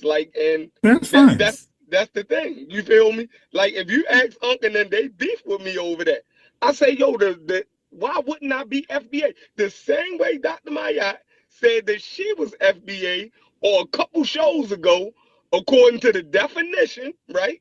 Not the ABO definition, but the other definition, you feel me? She said it. Even James Small said he was FBA. You feel me? According to the definition, you feel me? But he agreed to all of the definitions. He crazy. You feel me? He agreed that he a ABO, he a African, he's an African American. Bro, like, yeah, it's time for them to sit him down. Like, period. Like, it's nonsense. But he agreed. You know what I mean? So. All right. So, all right. Because like it's either you fall into that definition, or you don't. And Tariq Nasheed, FBA, people should know that Tariq, he believed that was a more clear and concise definition for the lineage than Adolf. Right. That was his reason why he came with FBA. He felt like Adolf still allows, whether it's true or not. That's what he said. He said he believed Adolf still allowed immigrants to sneak in the back door. All right. But both requirements are damn near identical on how you're, part of. That's why I just say the lineage. So just to be clear. Okay, so I got that out. Okay, so now let me play the discussion between me and Unc and the slave trades. Okay, so now he said, "Are y'all going to debate this?" We already did. So I'm gonna play it to you. Ain't that long. Let's see. Is this? Oh, it's the other channel. Hold on. He called in. We debated it. Like, I read the source. It agreed with me. He read the source and thought it was going to say something different. It's the same English letters, same website. And then he started to change the goalposts right after he realized, When I talk to them, they throw Tariq Nasheed at me. So I'll be like, yo, that ain't what I'm saying. So, but they always throw Tariq Nasheed and try to tell me I'm following Tariq Nasheed. I'm like, yo, I'm just following the definition of the term. That's the same thing they did with different ethnic groups. All right, let me go back. Yeah, then that's why in order to win an argument in these FBA spaces, that's what Chief X did. You have to make Tariq Nasheed the leader. It's like, all right, Chief X. So all right, then it's not gonna go far then. If he has to be a leader, he to be right. It's not gonna go far. Okay, so here we are. And then, okay, let's argue if he's a leader. Let's argue that. And then don't do the trademark thing, because that's gonna be a learning lesson. I'm gonna cook anybody who argues the trademark thing, because I know niggas don't know about trademarks. So I'm a 100% cook people on the fly with that one. All right, so let's get to the debate. Yeah, we do that. We can ask AI for sources nowadays. We ain't got to go do it ourselves. Read the AI, and then we want to make sure that the source back up what it's saying, because AI be dreaming sometimes. I get it. This guy, Wiki undefeated one year, next year Wiki's defeated. This guy. And when people are wrong, that's why I say, listen, I can't argue for other people, but when I debate, the internet always or usually agree with what I got to say. It's when y'all Google behind me, it hardly disagrees with me. Hardly. It usually is on my side. Okay, right. Sure. No, yeah, but they give you sources though. You can ask for a source. The sources don't match up at times. You gotta fight. Sure. Don't play. Come on, bro. We do this for real. Again, I don't know what version he got, but I got a paid version, so that free stuff is different. Okay, we do this for real. We don't just chat GBT. All right. I'm gonna use the same. No, use chat GBT, yo. Put it in there and read it to us. Thank you. I got you. Thank you. And I want to know what the question you ask it. Cool. So it's called African slave trade. Let's go back to the debate so you hear what we're discussing. Crazy Christian game. That's the Christian game, right? Yeah. Okay. Do you know how unsuccessful the Dutch? I'm ready for the time. And we start right here. Now. You're familiar with the transatlantic slave trade, right? I certainly am. Okay. I heard you use the term. Do you still go by this term? Do you still go by that we were kidnapped? Yeah, because you got to get kidnapped first to get enslaved. Okay. Yeah, I'm just asking. Okay, so now when we were kidnapped, who did the kidnapping? Dutch. All right. You heard that? I'm gonna keep playing, but so far the Dutch, right? This is where I'm on the court. Now this ain't chopped and screwed. This is the video. Okay, all right. The Dutch. Let's go. The Portuguese. Okay, hold on. So he named 2 European nations. I didn't hit one African one. So the Dutch, which I knew he would do that. I'm a chess player. I knew what he was gonna say. I was like, I got him. So, brother, you said you're not into pseudo information, right? No. So you saying that the Portuguese? Okay. All right. Now I'm gonna share my screen this time. Are you familiar with slave raids in Africa? Yeah. Yeah. Okay. Do you know how unsuccessful the Dutch and Europeans were in the 1400s when they went over there and tried that? All right. So I made that I made a claim. That's either true or false. I said the people he named, I said they were unsuccessful in slave raiding Africa. They died from diseases and they got killed off by African resilience. Do you know that majority of all the kidnapping were done by Africans? That's clear. We're debating now. I said majority, all of the kidnappings, because they use languages. They stole us. They took us. They kidnapped. Wherever language you want to use. I said it was done by majority Africans. Listen to what he says. Man, come on, bro. Like that's false. Okay, let me pull it up. I'm saying, yes. You know what you're talking about. Okay, yes. I don't know what I'm talking about. There you go. All right, it's on. You got it. Hold on. Okay. Hold on now. Oh my, it's gonna be easy. What you're doing is you fucking it all up. Okay. Now this is called splaining. If y'all don't know. Sure. So I'm gonna read it. And hold on. I'm gonna let you fuck it all up. Then I'm gonna get you and beat you all up. Go ahead. Yeah, okay. Hey, Unc has never in his life or his history on the internet has ever came behind me and corrected me in his life. I usually correct him on vaccines and chemistry. He has never in his life came behind me and corrected me in a phone conversation or no, one time. Now he did one time, my first time on his channel. They got me one time. I had a little pseudo. One time, but that was it. He's like 1 in 90 versus me. Go ahead. Present the false narrative. Go. Okay, got you. Go. I'm muting out. Let me share my screen. Yeah, cool. Screen. R.I.P. to Unc. Okay. Now he's going to change up everything I just asked and watch. No, I'm not. Okay. I'm gonna force you to deal with chronology. See, you can't play me with the crazy Christian game. That's the Christian game right there. Well, you know the Africans enslaved themselves. You know, you're a Christian talking about a slave trade that don't got nothing to do with the way you thinking. But go ahead. Okay, sure. Yeah, go for it. I'm the right dude. And I got 2 more minutes. So you got 2 minutes. Okay, got it. Okay, let me cook this guy real fast. Let me RIP this dude. Crazy. Man. Crazy. Now the Africans enslaved themselves. How? I got you. Yeah. Got you.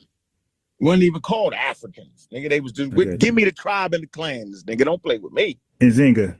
Queen of Zinga. She went part of slave raids? Yeah.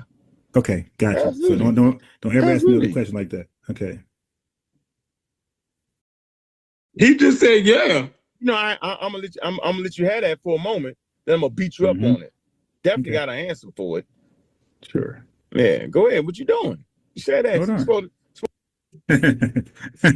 All right, but when y'all was on the panel together, he said I chopped and screwed and twisted it up.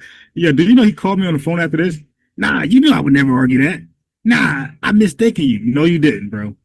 You were 10 toes. Bro, I had that already, bro. Got you. Ain't nothing you can read that's gonna say what you saying, yo. Go read that. We want to see it on the screen, nigga. Put it up there. I will. Yeah, what you taking too long? Relax. I'm gonna get it right. Okay, don't get it right. Don't give me a source to say that. Don't play. Okay, sure. I got you. Yeah, all right.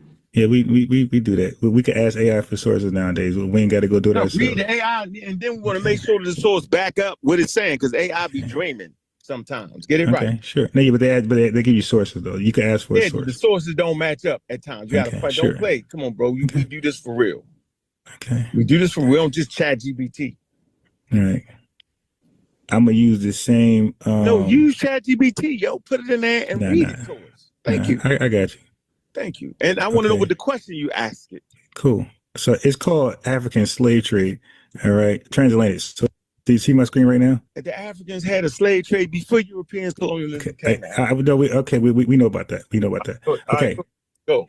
Do you see it? Do you see it? Yeah, read it. Okay, so I'm gonna go to the most simplest one. So wait 1 second. I'm gonna get your spaghetti. No, just read it. So the African slave trade or transatlantic slave trade involved the transportation by slave traders of enslaved African people to the Americas. European slave ships regularly used the triangular slave trade route and its middle passage. Europeans established a coastal slave trade in the 15th century, and trade to the Americas began in the 16th century, lasting through the 19th century. The vast majority. No. We gotta stop right there. No. I'm gonna read. No, I'm gonna leave it up here. Keep reading. Why? No, because I'm gonna leave it up here. You read back. Okay. Because you don't want to read right here. I want to keep going, but I want to be chronologically correct in what we're saying. I'm gonna leave it up. Go ahead.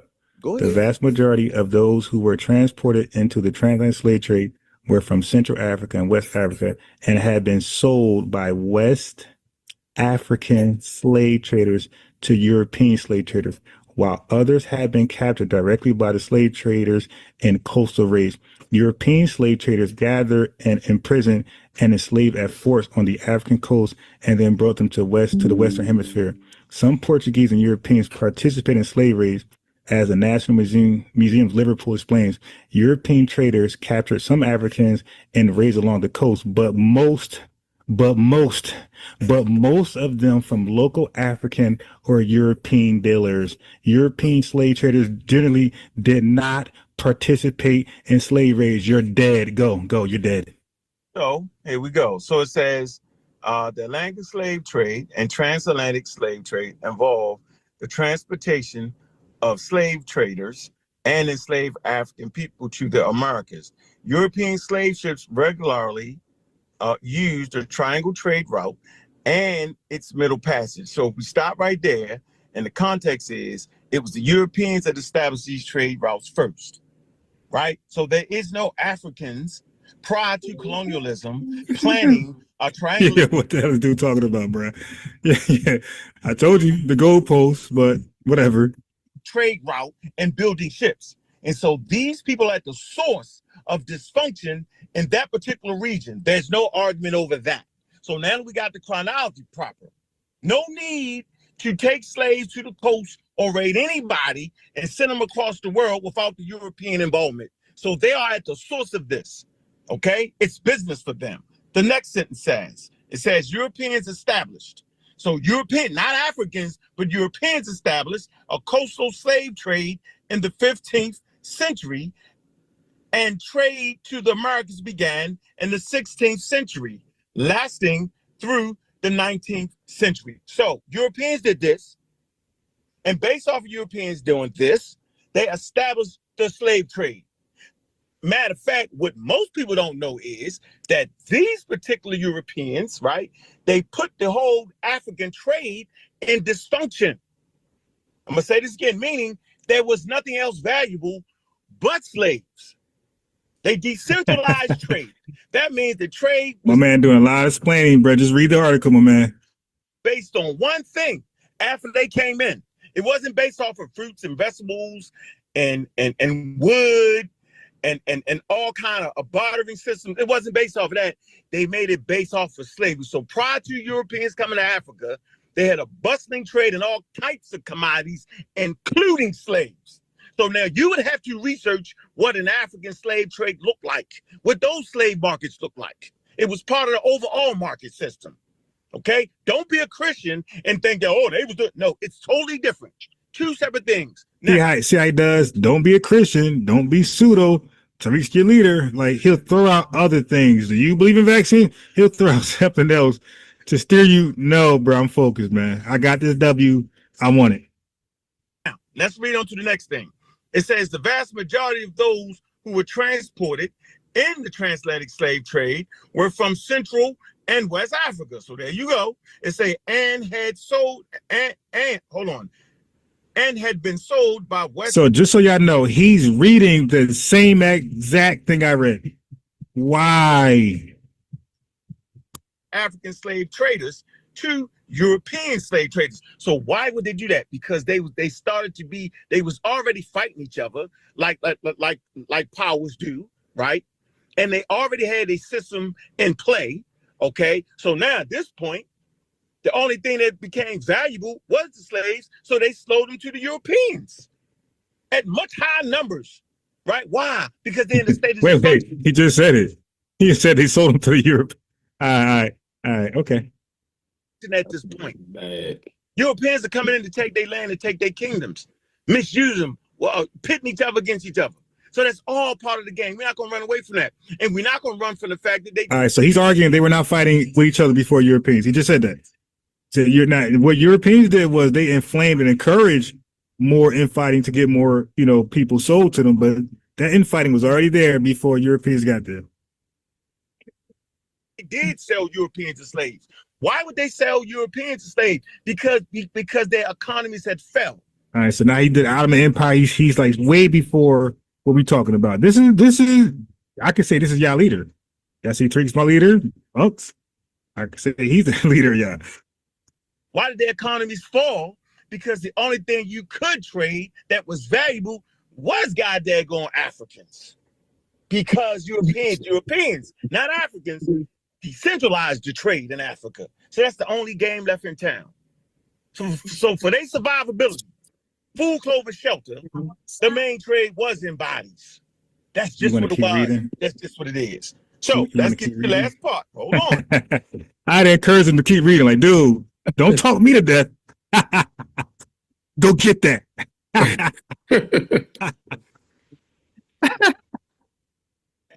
Hold on. So it says the vast majority of those who were transported in the transatlantic slave trade were from Central West Africa, right?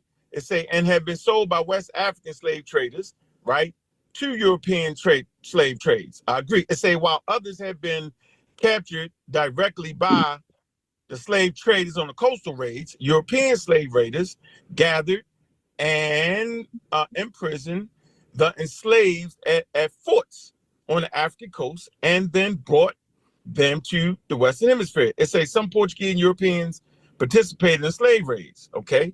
It says, as the National Museum of Liverpool explains, it said European traders captured some Africans and raids along the coast. It say, but brought most of them from local African. Oh, but brought said most of them. Hey man, what can I say? Dealers. See, African European dealers. But they were African. Yeah, he's trying to wiggle his way out of this. Look, he said the word. So he's reading African, and all of a sudden he understands what African is. Chef, watch how he check out. He's gonna try to act like he don't know what an African means anymore. Watch this. It's a man, African or African European dealer. So what's the African European dealer thing, yo? Read the next sentence and you'll get it. Okay. It's a European slave traders generally did not participate in slave raids. We know why. You explained it. Because the niggas couldn't handle the heat and the malaria and all that. It say this was primarily because life expectancy of Europeans in sub-Saharan Africa was less than 1 year. Why you move it? So you can read the rest. What? Wait, because due to the endemic. Yeah, malaria. Okay, you messed me up. Sub-Saharan malaria. Right here. You right here. Okay, you was right there. Coastal raids found that slave raiding was too costly and often ineffective. I said ineffective and opted for right. Yeah, but you read right through that, my guy. It said white folks were ineffective with coastal raids. See, this is what happened. This is the comprehension. You read things that don't know what you're reading. Ineffective means it's an L for them. So it was ineffective, and they came back 200 years with their checkbook. They try to go in there and take. They died, got killed by diseases, killed by Africans. They said, all right, this ain't gonna work. They came back with a checkbook because European powers were not that strong yet. They couldn't get strong until they had that brain gain, that massive brain gain. Then they went back. Relations. Yeah, okay. Yo. Hey, so how does that make your point? Okay. You explained the intricacies of it. That's okay. Okay. So it made my point. Hold on. He said, hold on. Summarization of it. I'm giving people the details that can be backed by scholarly sources, bro. So there's a reason why they gave you why. They couldn't go in there because they was catching malaria. So now you rely on And Africans were defeating them. They would lose it. They was taking L's because the European army was not strong at that time. No, that's not what that's saying. Hold on, where that's at? That's right here. My fault. You just adding some context to it. No, that's part of research. So you don't know. Okay, that's part of research. Yeah, So you don't know that I already debated this with a dude named Revenue who trolls Tariq Nasheed. And he believed like you and most Pan-Africanists, you guys believe that Europeans were kidnapping Africans and Africans were so innocent. But hold on. I never said none of that. Wait. You just cut me off. Wait. Okay, but I never said that. I'm reading. So I gotta cut you off on that. No, I never said that. But go ahead. Okay, cool. All right, go ahead. So this is a key word right here that you kind of just skipped over. I ain't skipped. You moved that thing. That's where you moved the shit. It says European slave traders generally did not participate in slave raids, and then it said R.I.P. That's it right there, bro. That's it, and he's still going. It's like, dude, you got to know when you got an L, bro. That's and when you play chess, you got to know when you're about to lose and just see. In chess, it's more smart to resign than to get checkmated, because to get checkmated, that implies you didn't see it. Mm-hmm. You resign, you seen it, said you got it. So this guy got an L, didn't even know. But he told you on that show that I chopped and screwed it and made it a certain way. You heard it for yourself, man. That's crazy. So now, like, you how long ago was this show? This was right here, bro. Like, it was probably a little bit before 3 months ago. Around maybe 4. That's crazy. He still was arguing that, man. I could have swore I got him straight on that. So when people say agendas and throw around the word scamming loosely, like, listen, if I'm proven wrong clearly by research and I come back saying that wrong information, then y'all can say, okay, he got an agenda. But I don't recall ever doing that. But he in the chat, and matter of fact, he was on a panel with, I told him he was on a panel with Dr. Mayat, and she even said that the Africans enslaved, raided other Africans and then sold them to white folks. She even said he was there on the panel. He didn't argue her, and that was by the way, that was before my discussion with him. So he already learned that, and still kicked against the pricks. Bro, man, him argued that 2.5 years ago. I mean, for 3 months straight, we argued about the Africans' participation in slavery. Like, he fought tooth and nail, but I thought we got some clarity on that. He not gonna accept it, yo. Like, that's obviously. I mean, we broke up the pseudo killers. Me and Corey left over that argument. You feel me? Because it was so out. Like, I thought he was already. I thought he was straight on that part. You dig what I'm saying? That's all right. So when people say, "Hey, man, you to hold people accountable to what they say," people I don't know, and no big deal to me.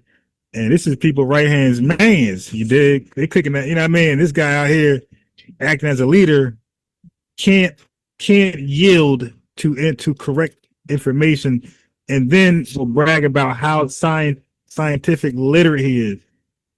Oh yeah, I challenge that. I think you just say it. Yeah, but you already said what your aim is. For me, whether it's Reggie, Unc, Smash, whatever, I argue with everybody. If I have a disagreement with them over something, then we gonna bang it out. If I got a disagreement with you on something, you know what I mean? That's just what it's gonna be. I'm gonna state my disagreement with you. Like, you know what I mean? So you never seen me, you know what I mean, in any platform where I disagree, where I'm not gonna make my disagreement known with you. Like, that's just how it's the internet. You know what I mean? Like, I'm gonna do that. So right, and that's why I said go ahead. That's why I said going forward, I want people to challenge me on what I said. Not that for me, 2026, don't ask me about nobody else. I mean, not you. I'm saying this is for everybody out there. Because people want a low key indirect win. No, challenge me in what I say. I have a whole different thought about this than Tariq. Tariq calls other folks black. I don't. I say we're the only blacks. Everybody else is not, and there's something else. They're from their court. They're from their country, their tribe, and I go into the history of exonyms, endonyms, ethnonyms. I go into all that. You know what people called you and what you called yourself, and temporary terms, and and then we got the black is being used as an adjective. We say, well, which one of these guys use black as a proper noun with a capital B? So I call it capital B, lowercase b, or big B, little b. Like, which black are you? Big B or little b? So they little B's. All of them. The only big B started over here. Now because an exonym is somebody else calling you that. So the Arabs called the Sudanese people Balad al-Sudan. That means black. That means someone else called you that. That's an exonym. They didn't call themselves that. They call themselves Sudanese people. So that's an exonym. So we're the only people. So now at one point, Arabs. So now they call themselves Sudanese, though. Yeah, so what do you do about that? No, but they don't call themselves Balad al-Sudan. Like that, you got that whole thing is the black. See, that is called the black Sudanese. Yeah. So, but somebody called them that. They already had a name for themselves prior to that calling. Yeah, but now they call it. They identify as black with the name Sudan. Nah, Sudan is a country in Africa, and that has nothing to do with an ethno. It's nothing to do with them. Like, there's if I type in Sudan right now, it's going to give you a definition. Okay, it ain't going to say what you just said. It's going to have its own definition of why that place is called Sudan. So why is it called the Sudan? Let's look it up.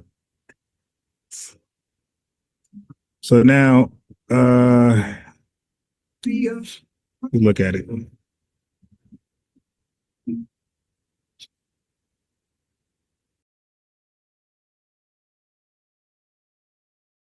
Officially, the Republic of the Sudan is a country in Northeast Africa.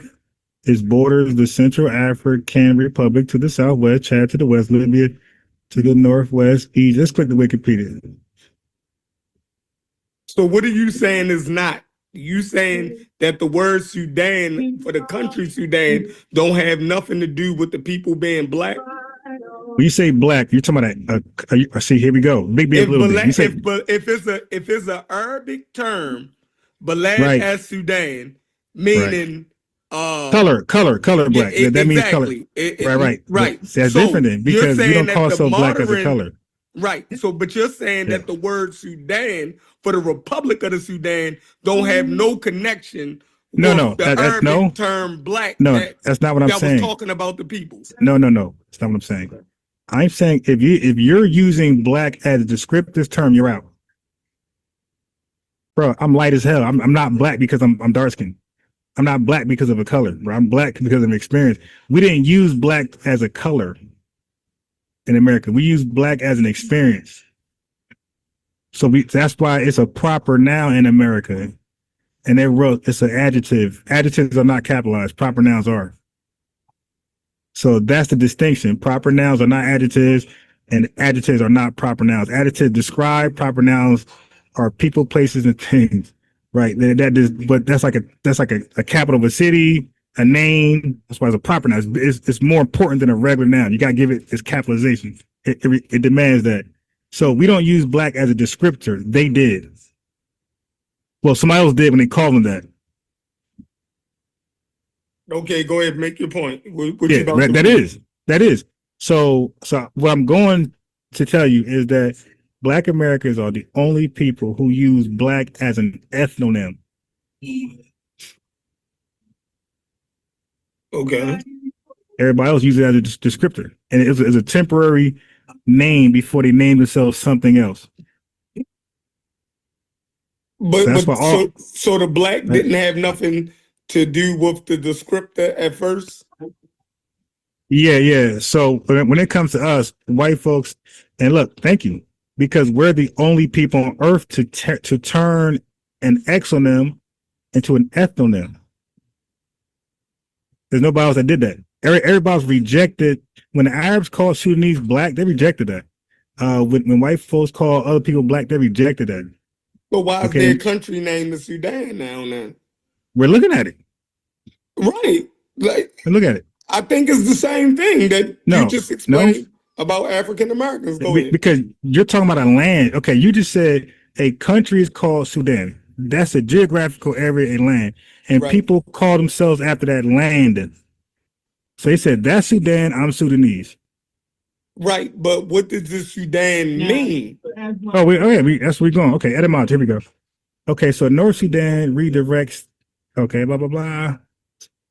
The country's name Sudan is a name given historically to the large Sahel region of West Africa to the immediate west of modern day Sudan. Historically, Sudan referred to both the geographical region done, stretching from Senegal says a place, bro. It's no damn color. And so stretching from the Senegal on the Atlantic coast to Northeast Africa and the modern Sudan.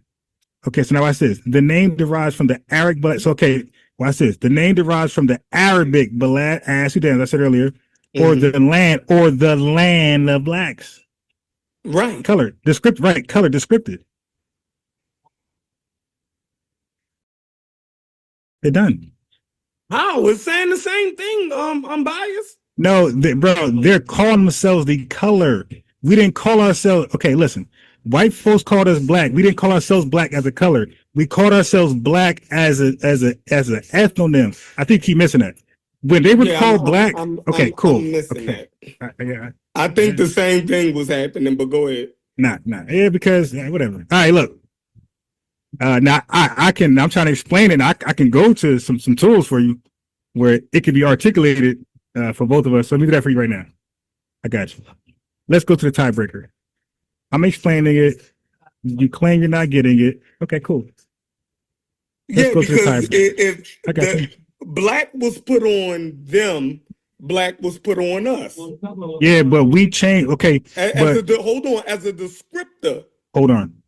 First. Yeah, but we didn't receive it. Okay, they received it as a descriptor. We didn't receive. Okay, family. I don't know. I'm doing this guy. They were called black as a color. They accepted the term as a color. We never accepted black as a color.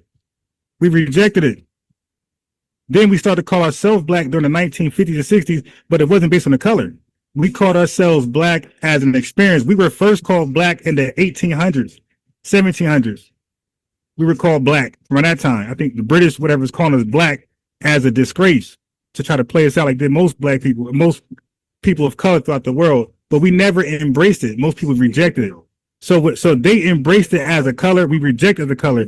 We then took it some 100, 200 years later and said, we're black. We were called Negro in color, but when we named ourselves, we didn't name ourselves Negro. We didn't name ourselves color. When we finally named ourselves, it was black and it wasn't based on color. Like they call themselves black on color. We called ourselves black through experiences, a unique, distinctive experience throughout America, throughout the world. So we didn't say we're black because we're dark skinned, broad nose, thick lips. That's not what we said while we were black.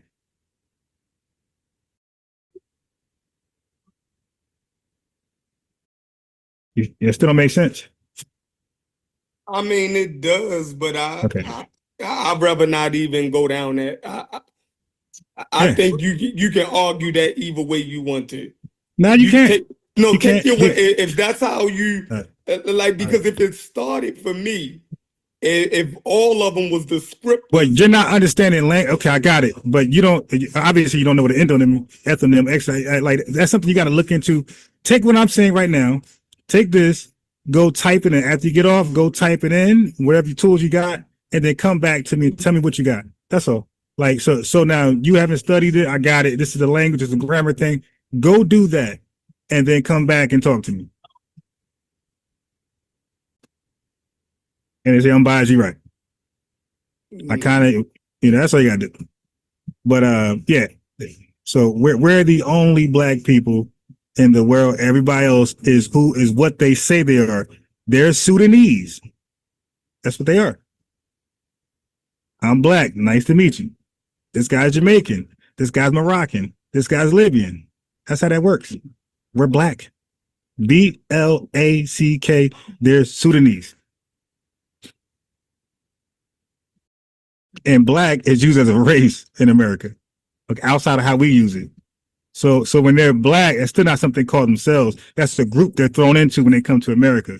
They're still Sudanese people under the racial term black. We're just black. There's no something else there.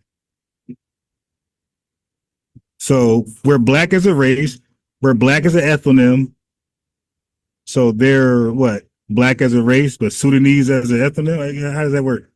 So we're black as both race and ethnonym. They're not. They're done. That's crazy. Yeah, get them up out of here. Yeah, so now, and at one point, everybody rejected it anyway.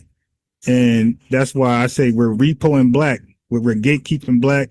Y'all gonna be exactly what you said you were in the world's history. So Sudan means the land of blacks. Okay? And that's who you are. We're not the land of blacks. You agree with that? We're not the land. We don't call ourselves the land of blacks. No, we not the land of blacks. Yeah. That would, but it, yeah, that's so that's we called wild. ourselves black for different reasons, right?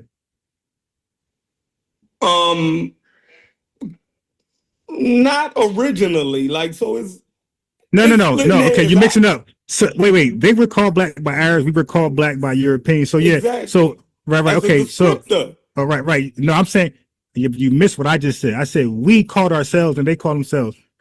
We called ourselves black. Now it's we. There's no longer him or them or they. Mm-hmm. We call ourselves black, different from why Sudanese people call themselves black. That was the question.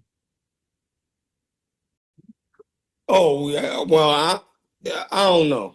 I'll say that. I'll Right. say that. I got you. Hey, family, they called themselves black because they was black as hell. Color. That's why they call themselves black. We didn't call ourselves black until 1960, my boy. They call themselves black after a color. Yeah, I guess we are black. And that's an exonym. We're not exonym. We're ethnonym, bro. They were exonym. Sudan is an exonym. Somebody else called you that. And you agreed that that was good. We don't call ourselves for the African Americans. Somebody called them that, and then they agreed to it. Well, I don't know what an African American is, but for black people, no. Yeah, no, I don't know what African. You made that shit up because again, that's a racialized term. That I know a lot of y'all Pan-Africanists. Now look, it's Black Power, it's Black Wall Street, it's a Black self-defense, it's Black City Plan, it's Black everything, Black crime rate. But you guys want to call us African something? Everything, all of their language is black. But when it comes to identifying, they deliberately and intentionally don't say black. They say African American all the time. Okay, that's so intentional. when did you stop calling yourself African American? I never call myself African American. That's something we filled out. That's why I don't know if you're from this country. Like you're saying you are, but listen, I got aunts that's 75, 70, 68. I can put on three-way. Auntie, what did you call yourself growing up? You think she's gonna say African American? I got my mom, bro. I got access to my mom. I got access to uncles, older cousins. Nobody's saying we already. No, I did that. I said you. Yeah, no, I never call myself African American, bro. Oh, okay. Black. I mean, but none of us did. Ain't nobody call himself African American. Yo, when somebody said, "Hey, how we look?" African American. Give me a description. Okay, well, he had locks, right? He was African American. No, bro, it's black. Black Wall Street, Black this, Black Panther. Ain't no African nothing. So people walking around calling themselves African American. You're saying you never seen that other than online. With Pan-Africans. Okay. Say that again. So you're saying in real life you never witnessed black people calling themselves African American. Like this some made up online stuff, African American.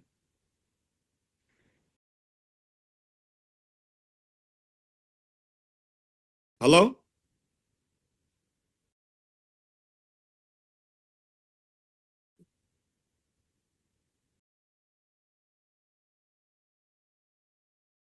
You on mute?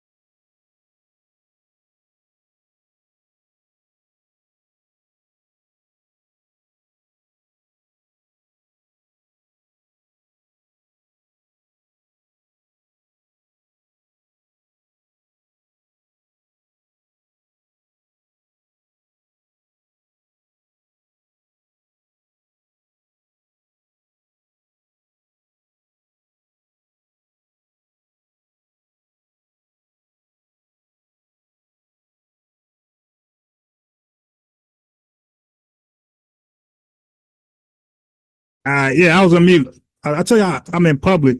So now, Chef didn't know, but when you guys call in, I'm I'm in public, so people are going to see me. They're going to talk to me.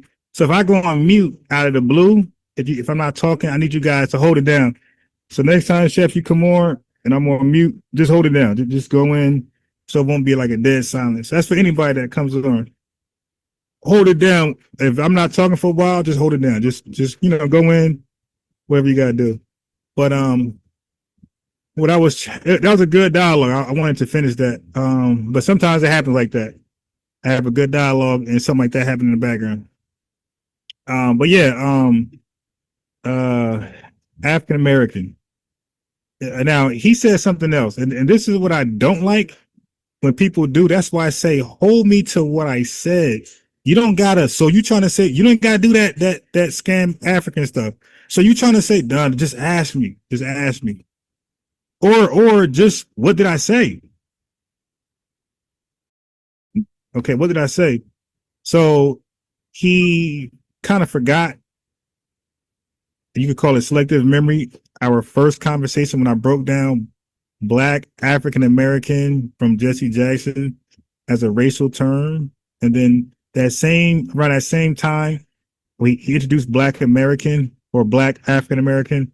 That's the same time United States came up with the Census Bureau and used Black and African American as a race. Almost at the same time Jesse Jackson came up with it, it was almost at the same time used as a racial category. So it's almost like it was never introduced as an ethnonym specifically or strictly for Black people. But I understand on the fly, he didn't get when I was talking about calling themselves Black differently from white people. So one more time, white people called us Black by color. We rejected it. Okay, we took on terms like Negro and colored. And then 200 something years later, we took on Black, and it wasn't white influence. We took it on and we attached a definition to it that was not the same as white people. Chef, that's called an endonym, my guy. Those guys were called Black and they had a definition to it. They took Black and the definition. That's called an exonym. They didn't change the definition, my guy. They took it hook, line, and sinker. That means they let an outsider call them something and they agreed to it. We never did that. But I get it. You're online, so the fly is confusing you. You're trying to have a rebuttal and you can't come up with one. I get it. So like Unc, that Unc behavior comes out. Like Unc couldn't get the fact on the fly that white folks didn't enlarge, kidnap us, and just take us from Africa. It was actually African. So sometimes on the fly, when you're faced with information you never heard before and you kind of don't agree with, but you can't really debunk it, a lot of times people get confused. It happens. All right. Where's Dex? I got it. I understand. It's a whole mouthful. Okay. All right, let me put the link back in. So there you go. Chef, click that link and then Dex, click the link, Dex. Dex about to turn this convo into something else. But Dex, you gotta hold it, Dex. You can't just start. You gotta wait your turn, Dex. I'm almost done. But yeah, but if you are truly Black American from the lineage, you know you didn't call yourself African American ever in high school and middle school. You check boxes, but it's not how you talk to yourself. You didn't say, you said Black people. Matter of fact, we didn't even say Black American. We said Black people. That was the common language amongst people from the lineage. We say Black people. We didn't say African people, African American people.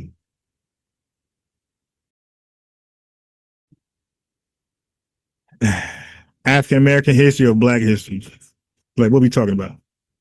The first Black man or the first African American? I know one thing. Obama was the first African American to do something, and I know Kamala was coming to be the first African American to be something. All right, hey Dex, man, unmute. Yo. I got 30 more minutes and we out of here. All right, it's all good. So that's the link, Chef. So Peanut King is crazy. Go ahead. So I just wanted to say, I think you purposely trying to pick the conversation out of semantics. Like, you want to say it's for your own reasons, but it's no one reason to why people call themselves Black. That's where everything goes like out of hand, is when you say they called it for this specific reason. I think it was multiple reasons on why they called themselves Black people. All right, share your screen. No. Okay, hey Dex. Hey Dex. No. Hey Dex, I got beat. I'm gonna mute you. No. Hey Dex, the rules to this panel is, if you challenge me and say I'm lying, you gotta share your screen. I gotta read it. I don't want to listen to it. I want to read it. So share your screen and show me these different reasons why they were called Black. Okay, I was going to tell you, but no, I don't want to hear that. I want to read. You said I was wrong. I'm reading. I could read it, but okay. No. Then move on. Okay, you can share your screen, and I could tell you what to look up. Okay, I'll do that. All right. Wait, before I do that, I don't know where I'm going. What is your point? So I can know your. I just said my point. Okay. I'm not. No. It's not a trick question or nothing. All right. Okay. Let me mute you, because guy like you can't walk and chew gum. So I got to mute you. What I'm asking you is this: what are you overall saying about Black, and who and what people are you talking about specifically? Okay. And when I say Black, I'm speaking to Black Americans from U.S. chattel slavery specifically. When you're arguing for Black, who are you speaking for? So we can research that group. Okay. So unmute and tell me, who are you talking about? And then we'll go into your little research. Okay, I'm talking about melanated people. Okay, no, we're not doing that. We're not just talking about a billion people, bro. I'm gonna need you to. I gotta meet you. No, there's groups. Bro, give me a country, give me a tribe. You just told me to tell you, and I told you. Okay, no, that doesn't work. That doesn't work. I don't know. That doesn't work. You're not giving me billions of people. Give me a tribe, give me a country, or get off. Okay, give me a tribe or country, get off. We're not doing billions of people, and I got to argue. No, we're not doing that. We're gonna, because I honed it all the way down to Black Americans.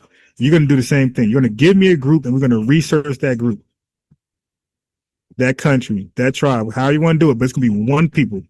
So unmute and tell me that one people, or get off.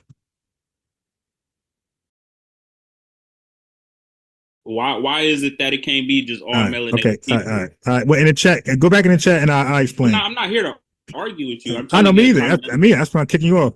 All right, so go back in the chat, and I explain. You're not gonna have me, okay? I'm not these other guys, dude. The burden on me ain't to start debunking a billion people on the earth. So that's not gonna happen. Gazillion tribes, you feel me? 1 trillion ethnic groups. I gotta debunk all of them. No, you pick one out, like I did, and we argue like that. Okay? No, because you know what it's gonna do? SWE 44. You know what it's gonna do? I'm gonna debunk one. He got another one for me. I'm gonna debunk that. Here goes another one. I'm gonna debunk that. Here's another one, and it'll never end. We'll be on here to 8 a.m. No, shoot your best shot. I gave you Black Americans, I'm 10 toes. Now give me your best shot. And I'm a cookie. Chefs was the Sudanese people, that's an L.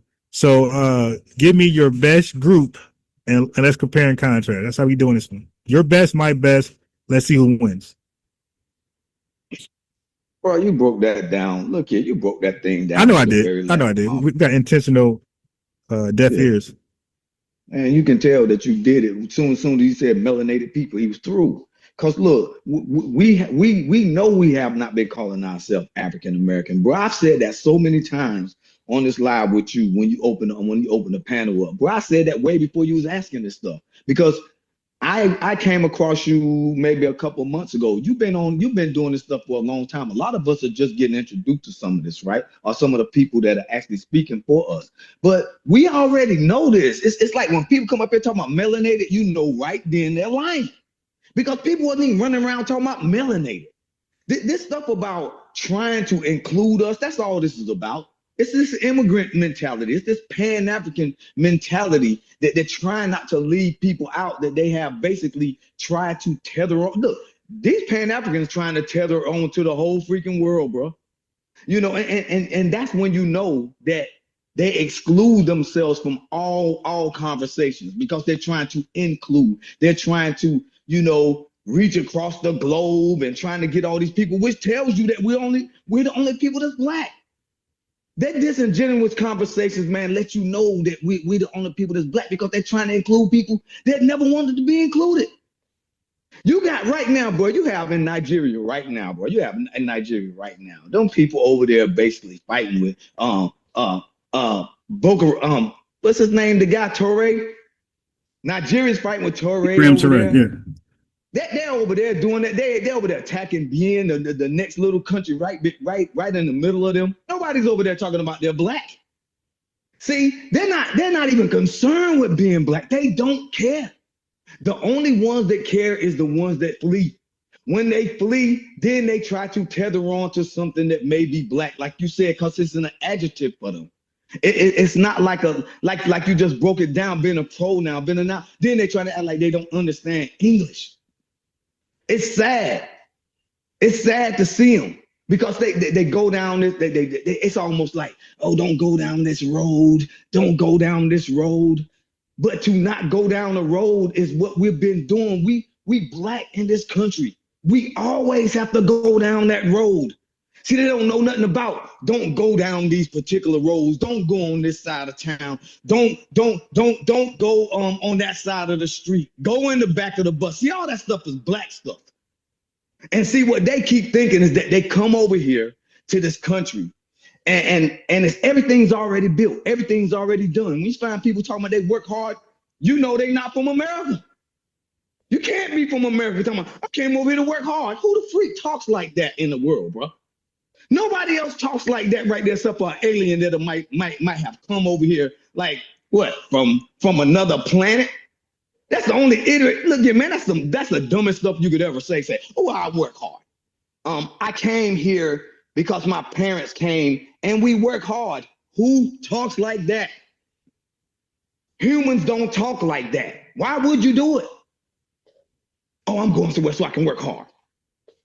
Look, you know, in our country, in America, in our country, when it comes to work, we know what it means. So if you come over here talking about you work hard, we literally, that stuff will go right over our head. We really almost don't know what you're talking about. It's not a conversation for us to say that you're working hard. We done this for free. So when you come over here talking about you work hard, a lot of times we almost desensitized to that kind of language. Yeah, well, first of all, let me say this. They never give an example of this fake work hard stuff they do. Like, give me an example of working hard. What are you doing? Really across the Atlantic. Yeah. Scamming, you know, like what's the dude named Hush Puppy? I'm sure he's working hard to get those millions through them PPP loans. But let me read this super chat from Buck Horse. He said, boy better learn his sardines and pork and beans and greens, nigga. This FBA. Now, somebody earlier said Black means African.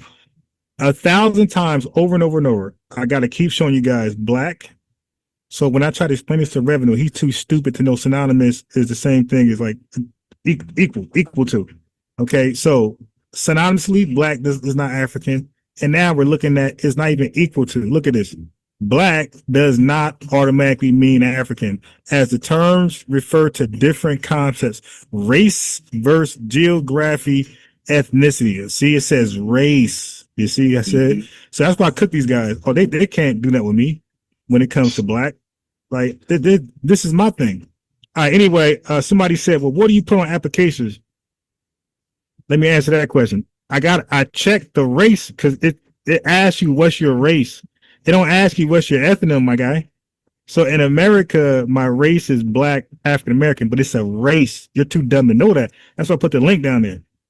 That's a race, but that's not exclusive to just black Americans. That's everybody African descent that comes to this country. They're putting down. So, but that's not, you are not your race. The guy who said that, so you're not clicking that link. You are not your race. You are your ethnonym. You are your tribe, or where your country is, the man of your country. You're the countryman. You're not your race, my guy. One time that's called successful. That's called, you found something out, you know what you're doing. But I just invested in thumbnails, better topics, be more consistent on my times. It's simple shit and business stuff, and that's what helped it grow. And I focus, right? And I just focus more on me rather than everybody and their mother. Right. All right. So now, but all that being said, so when people start to see, and then I'm talking, I took a position.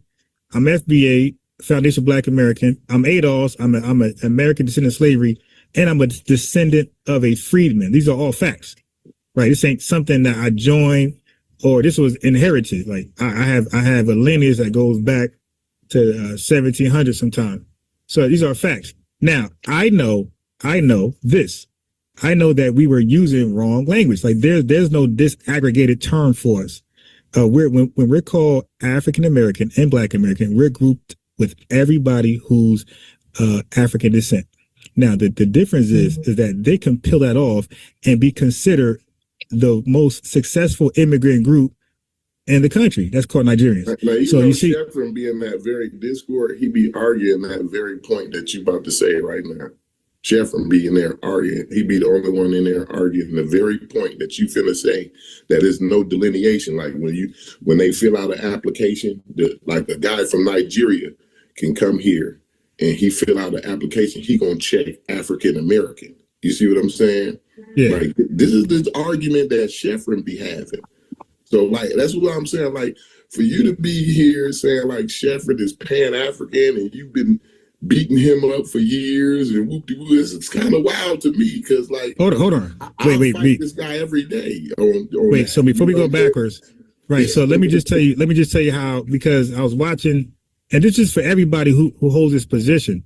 So now what I'm saying is like, so I'm saying anybody can call and debate me on this, not some random talking point or defend or the Indians. Yeah, I made that up on that channel, talking about I was siding with. First of all, y'all don't even know the reason for my channel. And speaking of channel changes, shit went from pseudo killer to this and that to Amara Squad to now it's community sketch. Believe me, I'm biased. You know who you talking to, bro? The guy who done argued to the cows came home. Well, on all kinds of different topics, bro. Right now, I get it, but what I'm saying is, so if Chef is arguing that, and he's actually arguing so it. To bring up Unc wouldn't do any good in this conversation. Like, it's whether Unc is a wild ass nigga or not, we probably all agree on that, right? So, okay, see, to bring that up, that ain't gonna do any justice. You know what I'm saying? Yeah, that's the thing though. But when y'all bringing me up, you're bringing up Sanchez, you're bringing up this person, that person. So it's like, well, they only talk about me. They don't bring nobody else up. Same energy. But look. So if that's Chef's argument and that's his position, I'm like, well, what could the pushback be? Because either he's wrong or he's correct. So if people are pushing back on that, I want to talk to those people. I want them to come over here and I want to hear what they got what rebuttal they got against that. So those people are the ones that push back usually Probably, usually they Pan-African. Usually they have a. Yeah, but some of them ain't though. Yeah, some of them ain't, but and a lot of them. Something. So when I hear the conversation, most of the time I hear like kind of like divisiveness. You know what I'm saying? Like it's a little divisiveness. That's the argument that they have. Like it's divisive or whatever. Like ADOS and FBA is kind of a divisive thing. You know what I'm saying? Right now, Whereas, you know, they're and I don't know that. To me personally, I don't know that like some, you know, Nigerian immigrant is my biggest challenge. You know, I run into a lot of challenges in my 40 years here in America. Some Nigerian ain't never been one of them. But, I got it. See, but again, right, because that's how you phrase it. But I do know this. Maybe I'll know a little more. I know this. I know that some Nigerian come here with white supremacist viewpoints. They say they got it from their parents, and then they find themselves in politics. Right? They find themselves mayors of a city, and they find themselves in a school board, and they find themselves in a position of power to allocate money, fundings, and resources. So to me, that's problemsome. You come to this country, look like me. That means you can misrepresent me. You can speak for me, and you can deny stuff and say, no, we don't need that. We're good. And you came over here totally different than how I got over here. And one of us have a legacy, a lineage legacy. Black Americans get in a position for some, like, wouldn't that be? So if somebody came and got in a position to speak for me, and then deny me and control my circumstances, wouldn't that be a fuck up on my part? No, because we know that this country is ran by white supremacists, and they use their systemic racism, and that's a real power. That shit got us at 0.00% of the wealth. So that's a real power. And I'm not going to act like it doesn't exist. That shit is real. No. And these people, white supremacy definitely does exist. Right. Yeah. And then, like I said, people come over here and they align themselves up with white supremacists, and they call themselves conservatives. Right. And they, again, it ain't like they coming as Jamaican conservatives. Because they diluted, because of somebody comes over here and dilutes. But I wasn't done though. No, I wasn't. Go ahead. That's my point. My point is, I know what you guys do. You guys act like they're powerless people. They just fucking third class citizens no, they can actually get in power, but I'm talking about diluting meaning mentally, because they could dilute themselves mentally. Go ahead. Right. Well, what I'm saying is Black Americans, we're the only people who were subjected to another people for as long as we live. Right. So we've been deprived, not like nobody else, neglected, benign neglect, all that. We got a whole history, a whole everything that happened to us. And matter of fact, we didn't gain riches, and we're literally taken from us. Some Debo shit, right? Urban renewal. We know about all this stuff, right? So all the way until 1968, at least on paper, where it was taken off the books, right? And then we know that our efforts allowed everybody who couldn't come in, even white people who could not come in this country, who had quotas. We know that our fight, our plight, end up benefiting everybody who couldn't come here before 1965. They're here now. And these same people who Dr. King looked out for and Dr. King made sure that they were protected by civil rights. Dr. King made sure that they could move around and get to resources, and not just him, his whole organization. So making sure these immigrants come over here and we're good. These same people, their lineage, their descendants, same people had the nerve to, even white people, like I said, they also benefit from our plight, can look back at us and say, you guys are lazy. You guys are this, you guys are that. When these guys are being, like Teresa, she said, allowed to be progressive in this country. They're being allowed to be progressive, right? They're not targeted. These guys got flags in their car. So they keep saying, if a police officer pulls us over, they can. No, they can, because you got a damn Trinidadian flag in your car. You didn't even get pulled. They already know who you are before they pull you over. And you got a Jamaican flag. And this guy got this flag. No, they know it. The Barbadian flag. No, they know exactly who the hell's in that car. And some racist white cop in Kentucky gives a damn about a Trinidadian. Yeah. Like he gonna respect the Trinidad guy more than me. Yeah. I don't think he give a fuck about neither one of us. Both of us niggas. See that? Yeah. He's not seeing that nuance that you seeing. All of the nuance that you see, like that white police officer that jump out that car. He's not seeing none of that shit. Yeah, now, I'm not saying what you're not saying is not valid. What I'm saying is when the police officer get out the car, all he see is nigga. That's it. But I don't believe that. And let me, because again, like, I don't know if, I don't know if you even know what they were doing. Okay, do you know what they were doing when it came to Ellis Island to separate themselves from me? So we're talking about Afro-Caribbeans and West Africans. Do you know how they were differentiating themselves from us so that white folks could give them a pass and allow them in there? They were deluded, but yeah, go ahead. I hear you. They tried to do something that was deluded. This delusion. They were showing their paperwork. Certain organizations they were down that only they was part of and we weren't, and they were using their accents when a police officer talked to them, they would speak with an accent, and guess what? And they were left alone. So white Americans, they know that Black Americans, we deleted backspace their ancestors, their relatives in the Civil War. We have that history, and that's something that they never gonna forgive us for. We fought and we ended their money. Not the people coming over today. All right. So they have just like many people say when they take their ass to South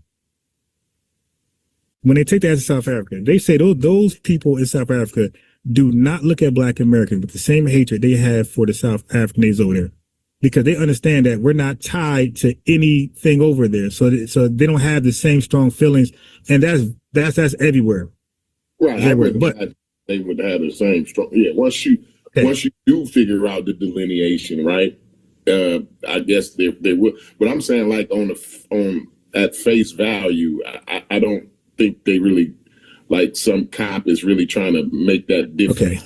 Okay. So let me give a case in point then. Okay, let me not say anybody random. Let me point to an actual individual who African descent, Caribbean descent, that he's not Black American, and who set us back some hundreds of years. You ready for this one?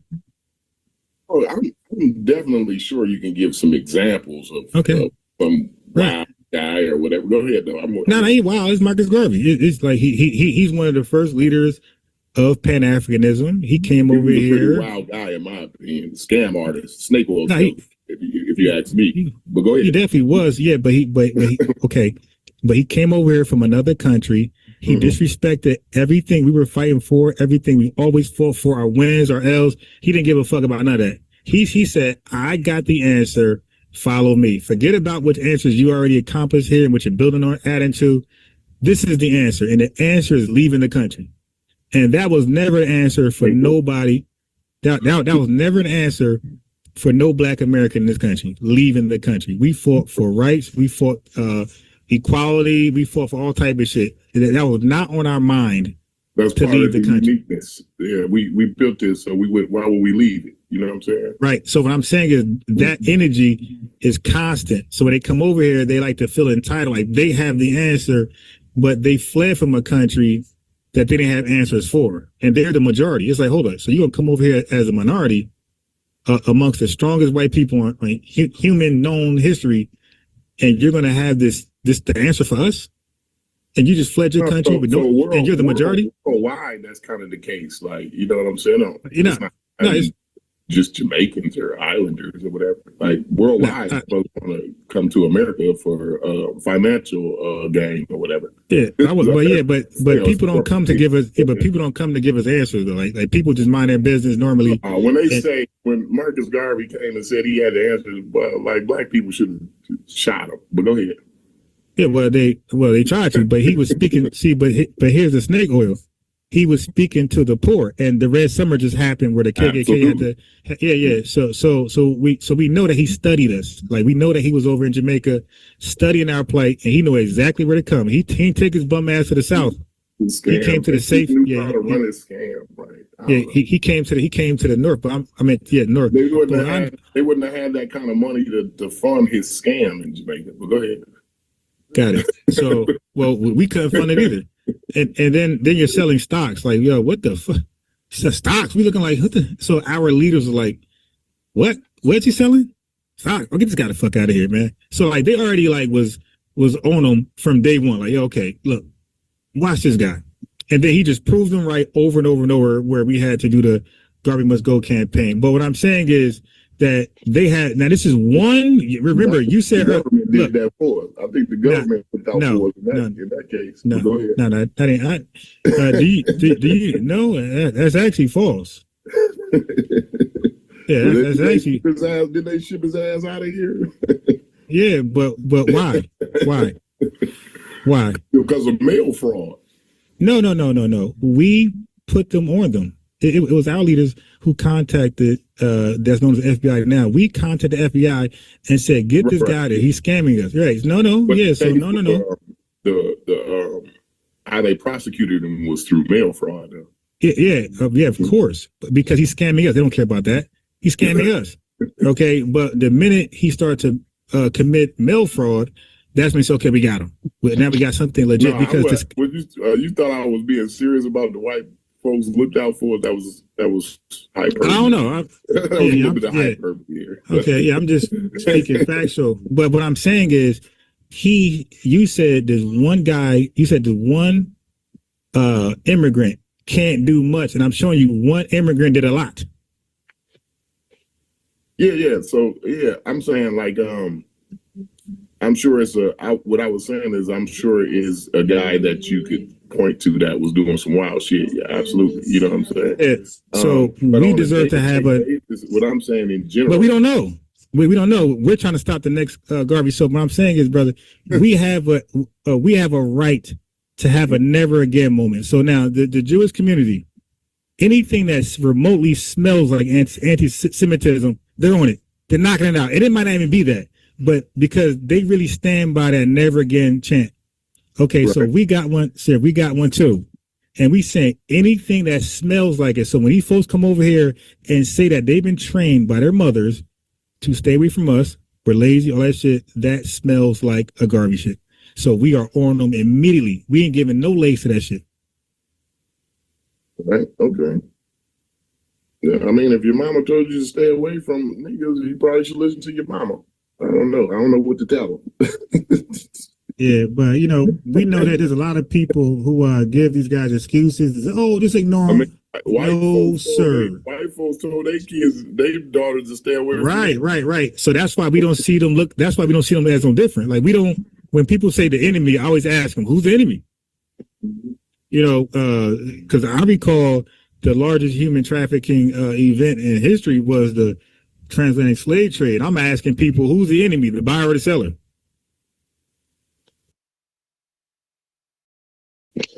The seller. Yeah. Oh, yeah. You know what I mean? Who's the enemy, the buyer or seller? Yeah. So we don't look at people because they're skin folk, they're automatically kinfolk. We look at actions, right? We see consistency, and we see what they do when they actually come here. What effort they're giving. They're here. They are our minority. They're here in the small millions. We're 43 million deep. You would think that you come to another country with other melanated people. You know what? Let's rock with them. Like they're the larger body politic. That's like common sense. That's not what's happening. Like let's join their fights and their plights, and let's see how we can get some shit snuck in there. They didn't come over here for that. They came over here for financial gain. Right, they and that's to be a part of. I know, but that's what we thought okay. What I'm saying is, that's why I say we and them got two different worldviews.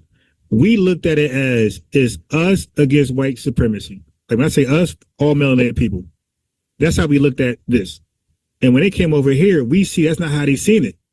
And we were kind of confused because we're trying to join them in our organization. Some join and whatever, but we thinking that they have the same worldview as us. Like we got to stop white supremacy, global white supremacy. And like you're saying, when they came over here and we see that's not on their brain, we're like, what the fuck happened here?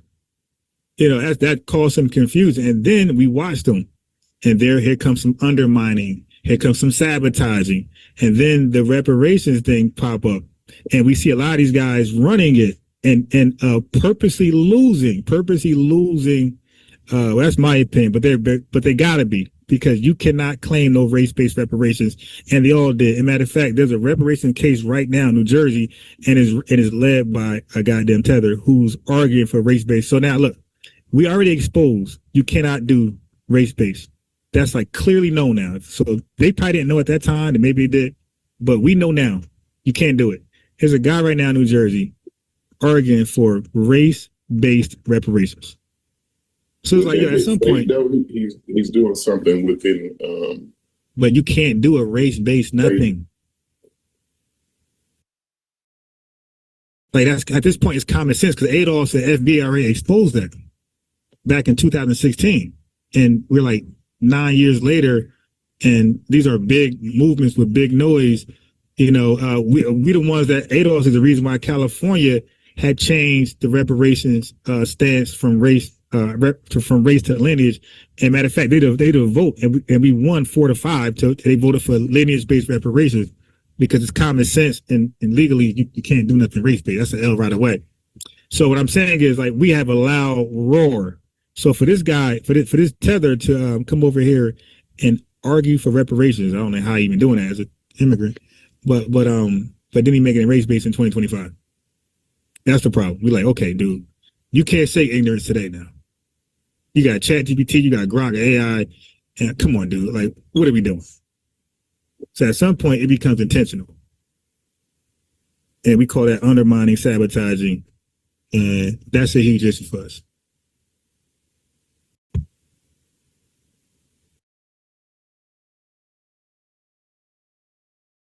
Well, I definitely hear you. I mean, I ain't really mad at much you said there. You know what I mean? I ain't really got objections to much you said there, but I just came on just to let you know that I was never. Okay, so now let me explain why I said what I said about you.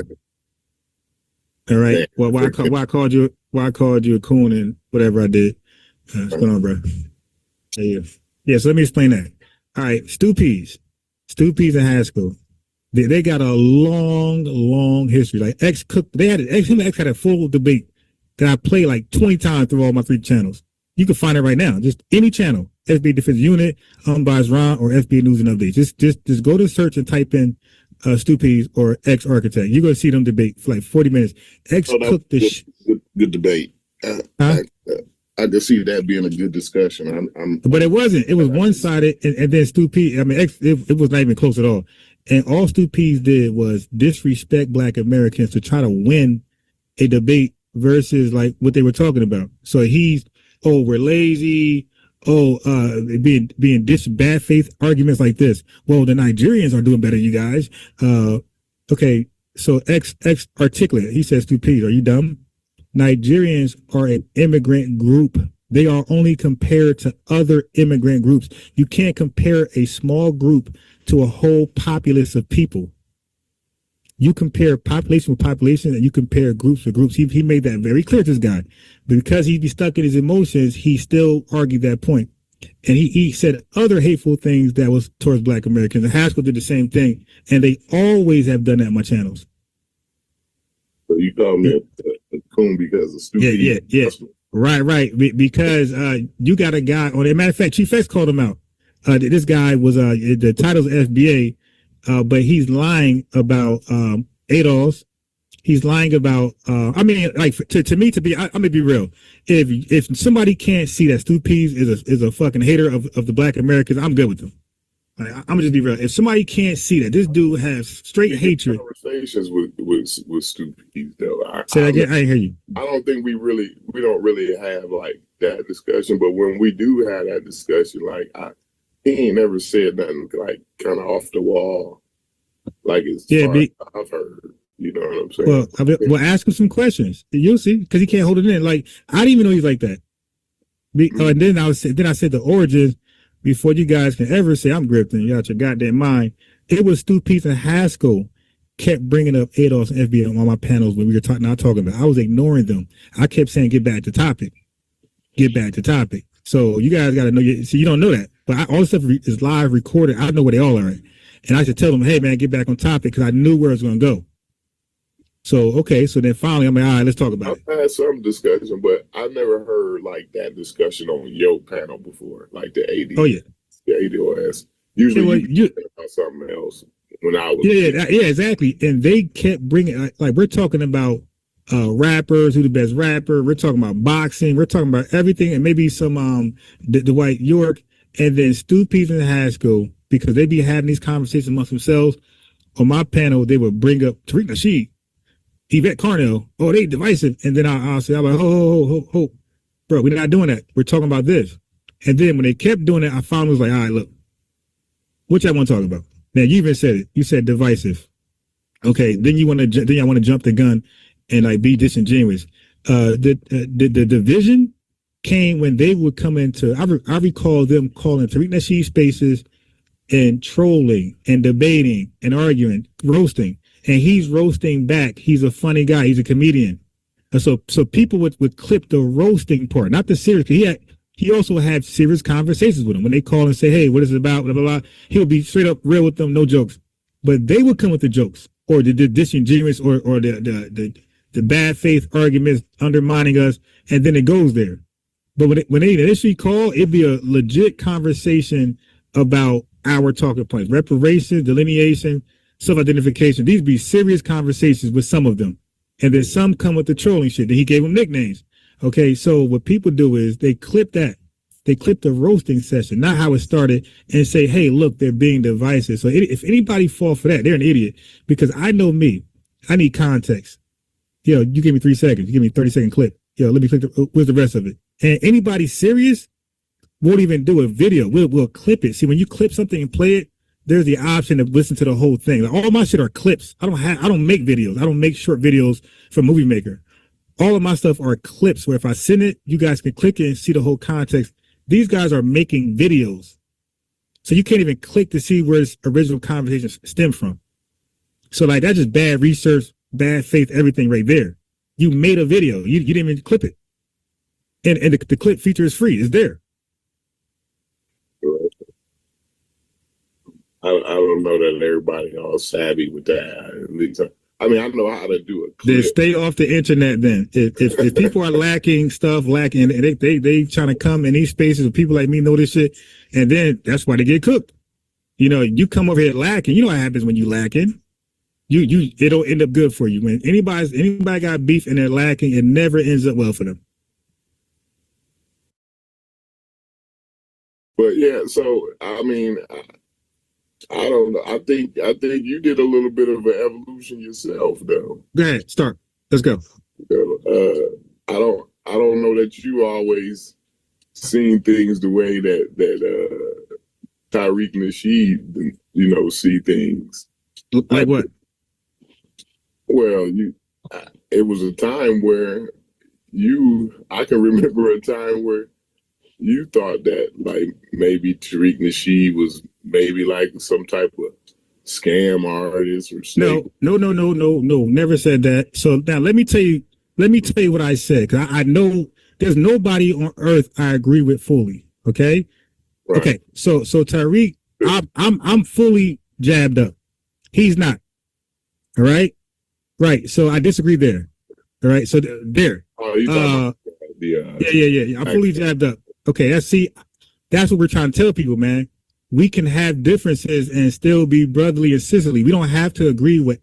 I'm not into UFOs. Okay, wait. Let me say this for the chat, because we're talking to a chat, and the video will be replayed. Like, they replay my videos, even if they don't catch it live. So this is for them. I always maintain that we're 43 million. There's some Tariq might like the Lakers. I'm gonna like the Knicks. All right, and we're gonna argue and disagree. That's okay. He's going to be into UFOs. I'm not UFO at all. Tariq is into some type of spirituality. I'm not. Okay. So, but these are good disagreements. It shows that we're not yes men towards each other. All right. Even me and ex-architect debate all the time. We differ on the school system. We differ on what is the problem. He says the teachers, I say outdated information. All right. So, but that means that we don't get along now, and we not. No. So I'm a real guy. My name is Unbiased for a reason. I'm going to let you know when I disagree, and I'm never going to agree with certain things I don't disagree with. But when you say something that I think is brilliant, I'm going to give you flowers. Because I know the conversation in 2001. You don't, when Obama was running for president, and they was naming him the first black president or the first African American. I know for a fact. I got clips, and I know that time because DJ Focus, dad's Nation of Islam. All right, and as soon as he ran for candidacy, he did lectures. I got video lectures in 2003, 2002. A DJ Focus dad said Obama's not black. He's from another country. Okay. And I know that was the argument at the time. Many people standing up saying he's not black. And then they actually said the acronym DOS. Of course, they said it. They said he's not a descendant of slaves. Not just him. You had white people say Obama is not a descendant of slaves. So they were saying DOS, and we just ain't put it together. We didn't even have a word for it. The sister Dickerson, she was saying this. Like, they was laughing at her because they were kind of confused what she was saying. She said he's not black. See, but at that time he was black, because black just means somebody to the average idiot, somebody who's just dark skinned or of African descent. But she clarified, but there was no real term for that. So she said, well, he's not a descendant of slaves. So immediately when she had to think of something real fast to show how he's not black like us, she said descendant of slaves. And everybody stopped laughing and they understood what she meant. Mm-hmm. So all Yvette Carno did was have a light one day, a genius moment where they said, okay, I got it. I got the terminology. Since people were already using DOS way back in 2001, let's stay right there and let's just throw the A on there, because there's many descendants of slaves all across the world. Let's throw that A there. Now that A is American. American is a demonym. I got to teach people this shit. A demonym is the shortcut name of the nickname of the country. The country is called the United States of America. So you cannot lump up the Americas when we say American. So when you say American descendant of slaves, that's a demonym for the United States of America. Now, when somebody say, nah, Americans is all the Americas, I know that's an idiot that don't understand. We use it as a demonym. Okay. We don't use it as that. We're talking about all the Americas. All right. So we know that when it's said American, we don't got to clarify that a demonym is a real word, and Americans are demonym, and Nigeria is their demonym. It's called the Congo, some other shit, the real name. And there's many demonyms for many countries. So she threw the American there because she knows it's a demonym that only leads it to us, this country and this government, in chattel slavery. So U.S., the United States of America, descendant of slaves. Mm-hmm.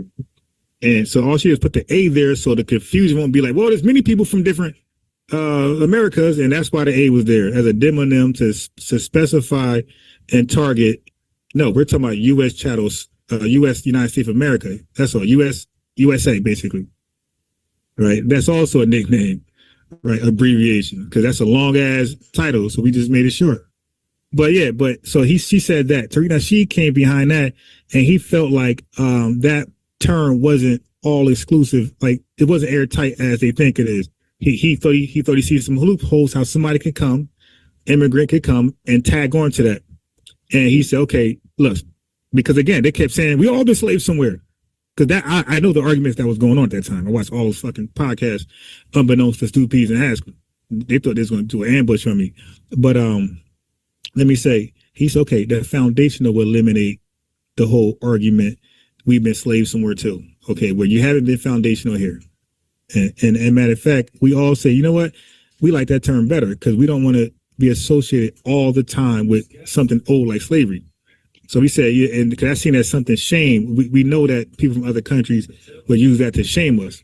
So, all right, look, we're black, we're American, and foundational is our contributions are free labor, cheap labor, all that convict leasing, sharecropper, all that stuff, what we did for this country. And I want to say this lastly, because you got people like the Italians and the Chinese who expanded the railroads west. You have the Irish who was in the steel mills and they were in the coal mines, right?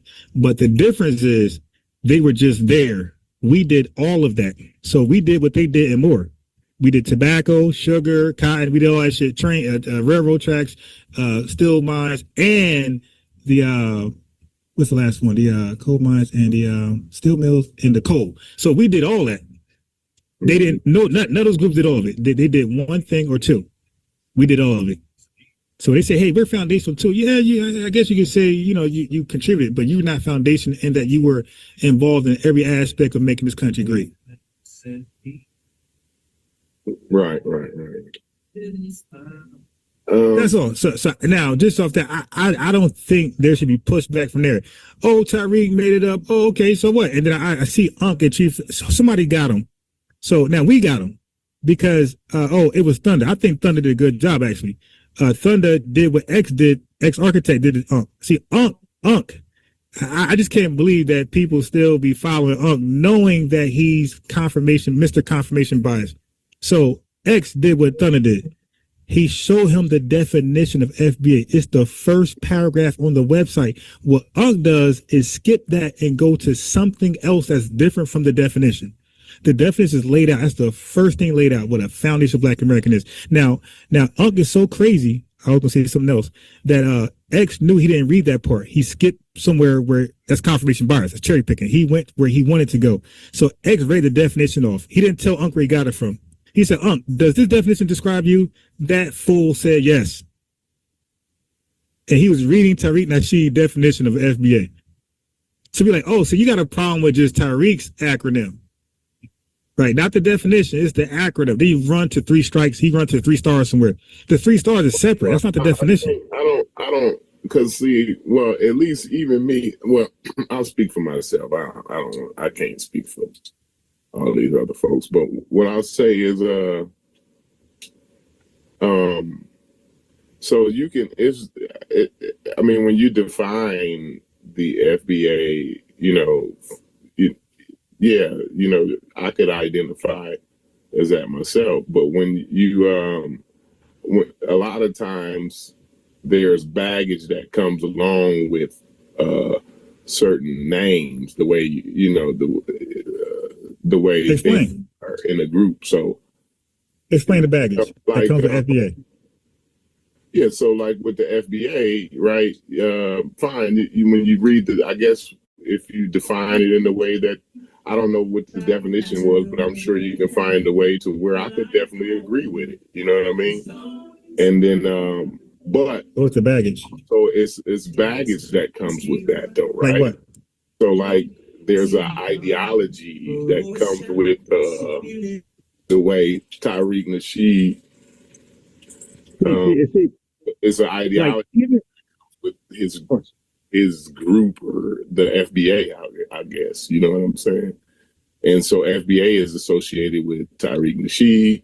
He got a certain type of rhetoric, you know what I mean, that comes along with that. And sometimes, people don't identify with that part of it. You know what I'm saying? Talking about. They got to make up something. Okay, first of all, there's no ideology. Tariq gave the definition. Now, anything outside of that, that's personal.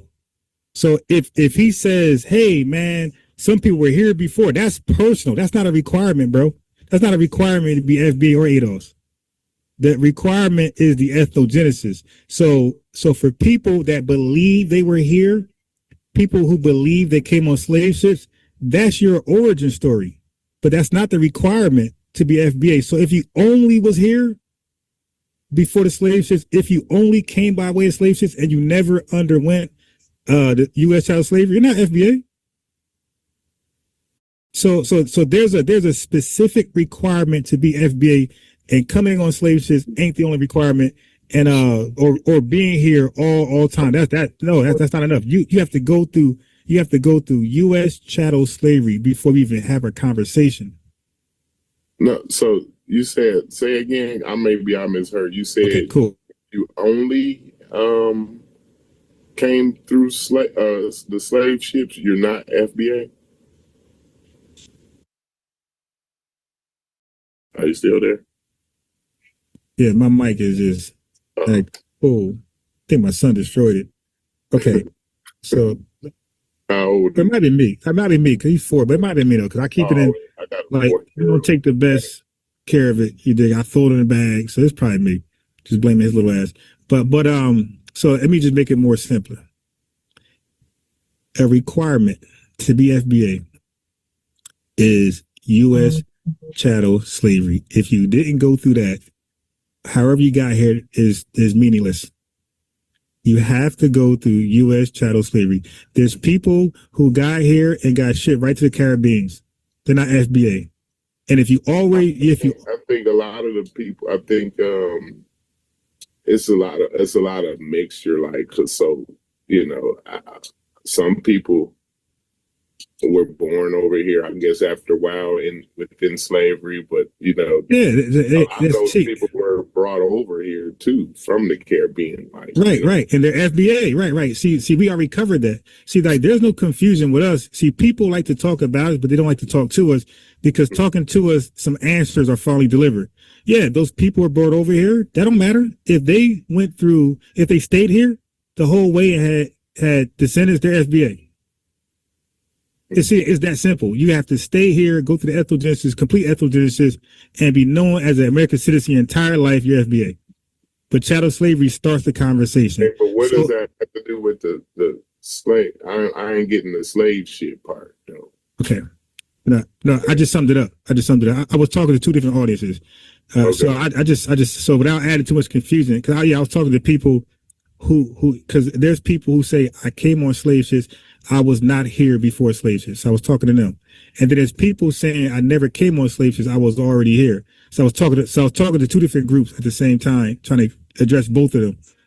And that's why I say, so to be more clear. Was here? No. I'm saying for people who, okay, listen, bro. You can't gaslight me. I'm saying for people that believe that I were talking to them. So I'm saying those stories. I'm trying to get clarity. Right. So, but you got to listen. I'm giving you clarity right now. I'm clarifying. I'm saying. No, I'm asking clarification questions, right. Bro. Okay, cool. And I'm trying to answer it. You're cutting in. I don't like when people be like, "Oh, you gaslighting." It's like, bro. But you are though, because I know what you're doing. All right, but check it out. It ain't gonna work. So let me say this. People came on. Right. I got you. I know. But people came over here on slave ships, right? That don't mean they went through chattel slavery, right? Like we agree, some of those people got shipped off somewhere else, right? Oh, okay, yeah, okay. I got you. Right. I got you. Right. Yeah. I see. So yeah, so they're not FBA. Now, for those who like to say they were already here, they're not necessarily FBA either. If they didn't go, so I'm saying bragging about that ain't good enough.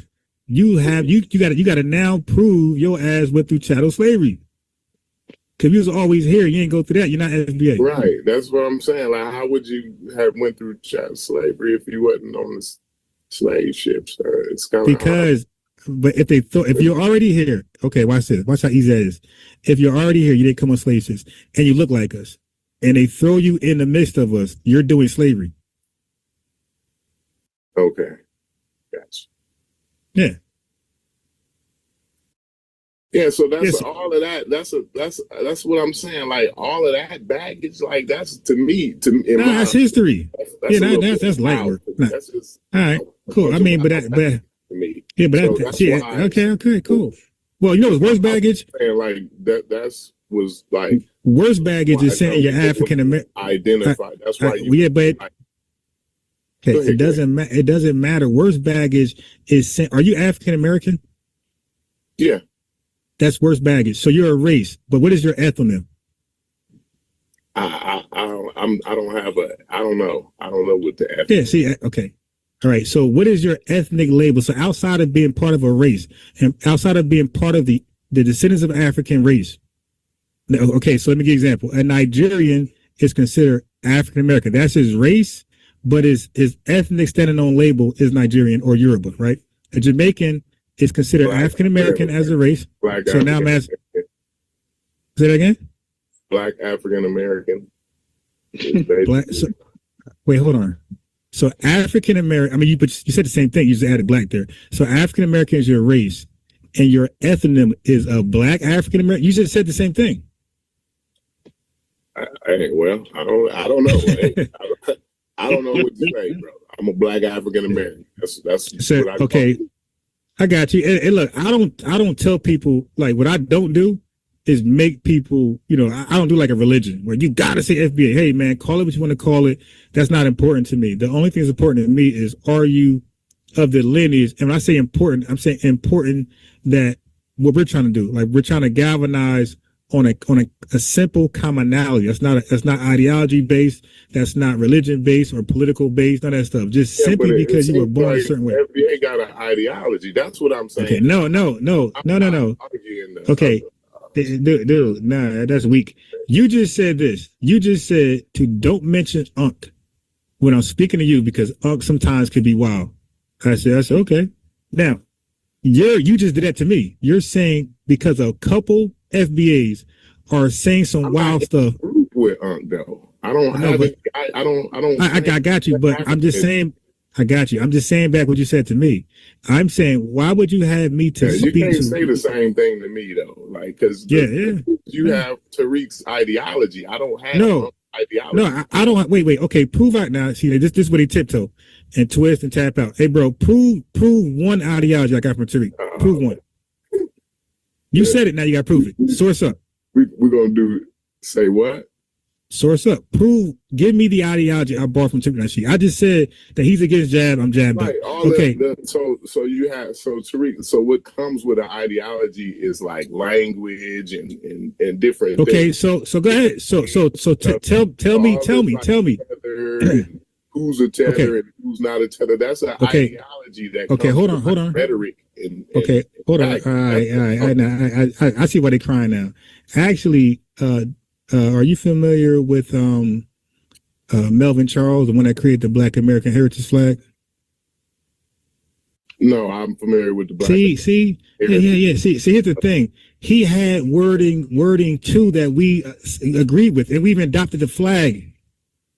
So yes, so we agree right now. Yeah, in people homes that don't consider themselves FB at all, they have the Black American Heritage flag. That's 1967. That shit been popping, and that shit was used in public phones for certain cities and states. They was using that flag to represent Black Americans, delineating. All right, and he has certain terms and phrases that he used that we borrow. That's okay. So if Tariq says something, we got Yvette say things I borrow from. When she say disaggregate, I like that word. I use that. See, we're Black American. When we say something fly, we borrow it. Look at cap. I say no cap, right? No cap. That's a fly word somebody came up with. And he might be a gangbanger. He might be this, it might be that. But that's a fly terminology to say somebody's lying. So yeah, that's part of AAVE, man. Like we borrow language. Look at your dig. That's like some. But hey, look at yo. Chef say yo, I say yo, and I'm from Jersey, from Baltimore. We're both saying yo. Okay, so I'm saying like that's part of FBA culture. Certain words hit and some words don't. When Tariq Nasheed decided to label those people who fight against that's obviously immigrants or immigrant born, who fight against our talking points, tooth and nail like a stew peas. He had a clever name for them that he got from a movie. These little tethers. Now, some stuff he say we don't adopt. See, that's the thing.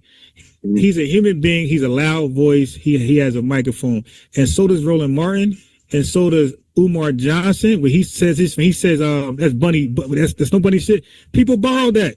Hey man, and even Seti, when he said that's Negro Pink psychosis, people actually borrowed that, even though they don't subscribe to the whole the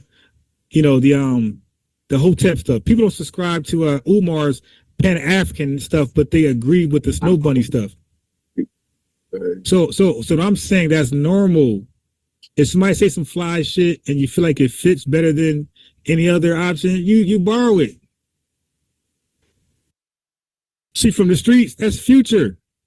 Everybody been saying that ever since. She for the streets. That was some fly shit, and the way he had the swag to go with it.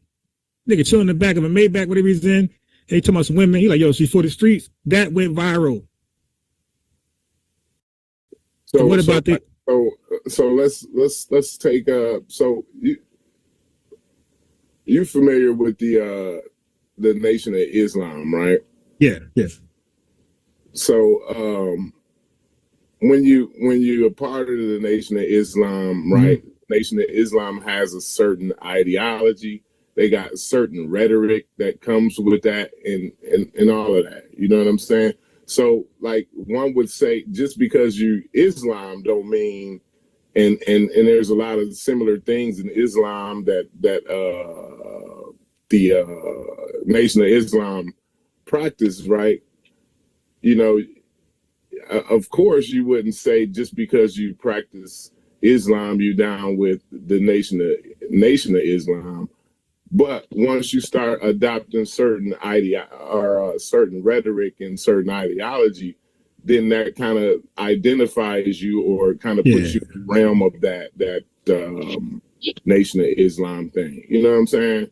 No, it's I don't. Like you know, you can identify people through the rhetoric. You know, you're like, oh, okay, that's a Nation of Islam guy. You know what I'm saying? Well, yeah, but it's false though, because you got so many people. That's a lot of shit that old boy say that that the Nation of Islam would say that I would agree with. You know what I'm saying? But I wouldn't say that, because I agree with one or two things that now I'm the Nation of Islam. You know what I'm saying? Nah. That's a false argument, because Dr. Malachi York used to say non-ether, right? 5% say non-cipher. People use that verbiage and don't even know where that comes from. It just sounds fly to them. And matter of fact, it ain't even non-cipher, it's now cipher. But they say non-cipher because they think that's what we're saying. It's actually now cipher. It's part of the supreme alphabet. It's now cipher, but they say non-cipher. But they get a pass because we know they're trying. But it just sounds fly to them. They have no idea where that comes from. People say non-ether. They have no idea where it comes from. It just sounds fly. Certain people that say fly shit, it just be more lit. None of that shit before, but but all right. I mean, but yeah, you're not from the East Coast, so yeah, okay, I got it. But you're not from the North. Oh yeah, they see. So that's what I'm saying. So especially on the East Coast, right? You'll hear a lot of that lingo because of that ideology, because of that. You know what I mean? It's because of the net. No, it's that black power, like, you know what I'm saying? Like it's the lingo, it's an ideology that comes with that lingo. You know what I'm saying? Yeah, nah, that's a false equivalent. If I put that shit in AI right now, it's gonna cook you. Like that. I mean, like you guys be saying shit and making that shit absolute. If I put that, I know. We know because we hear the arguments. Like, yo, that shit sound crazy. We listen. Well, this is what you guys. This is with other human beings, bro. Look, this is what you guys want to believe. All right, but it's not a belief of mine. I'm just having an opinion. I'm just having. All right, okay, then go ahead. All right, everybody got an opinion, and we got one too. It's all right. A belief, bro. Okay, all right. So we got it. All right, so we got it. Your race is African American. Your standalone ethnonym is Black African American. We got it. So when you fill out forms, you put Black African American on there. And I check Black African American. Yeah, absolutely. Yeah, but that's a race, though. I'm saying, like, when you were able to identify yourself somewhere, like your ethnonym, what do you put down?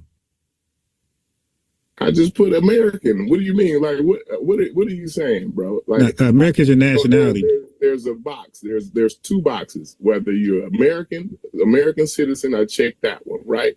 Are you Black or Black/African American? I check that one. That's your race. But then, like, if you were to try to separate yourself, nationality and a race. That's all I need. Right. No, you didn't. Wait, no, because Nigerians they have an ethnonym tied to that, right? Everybody in the world has an ethnonym.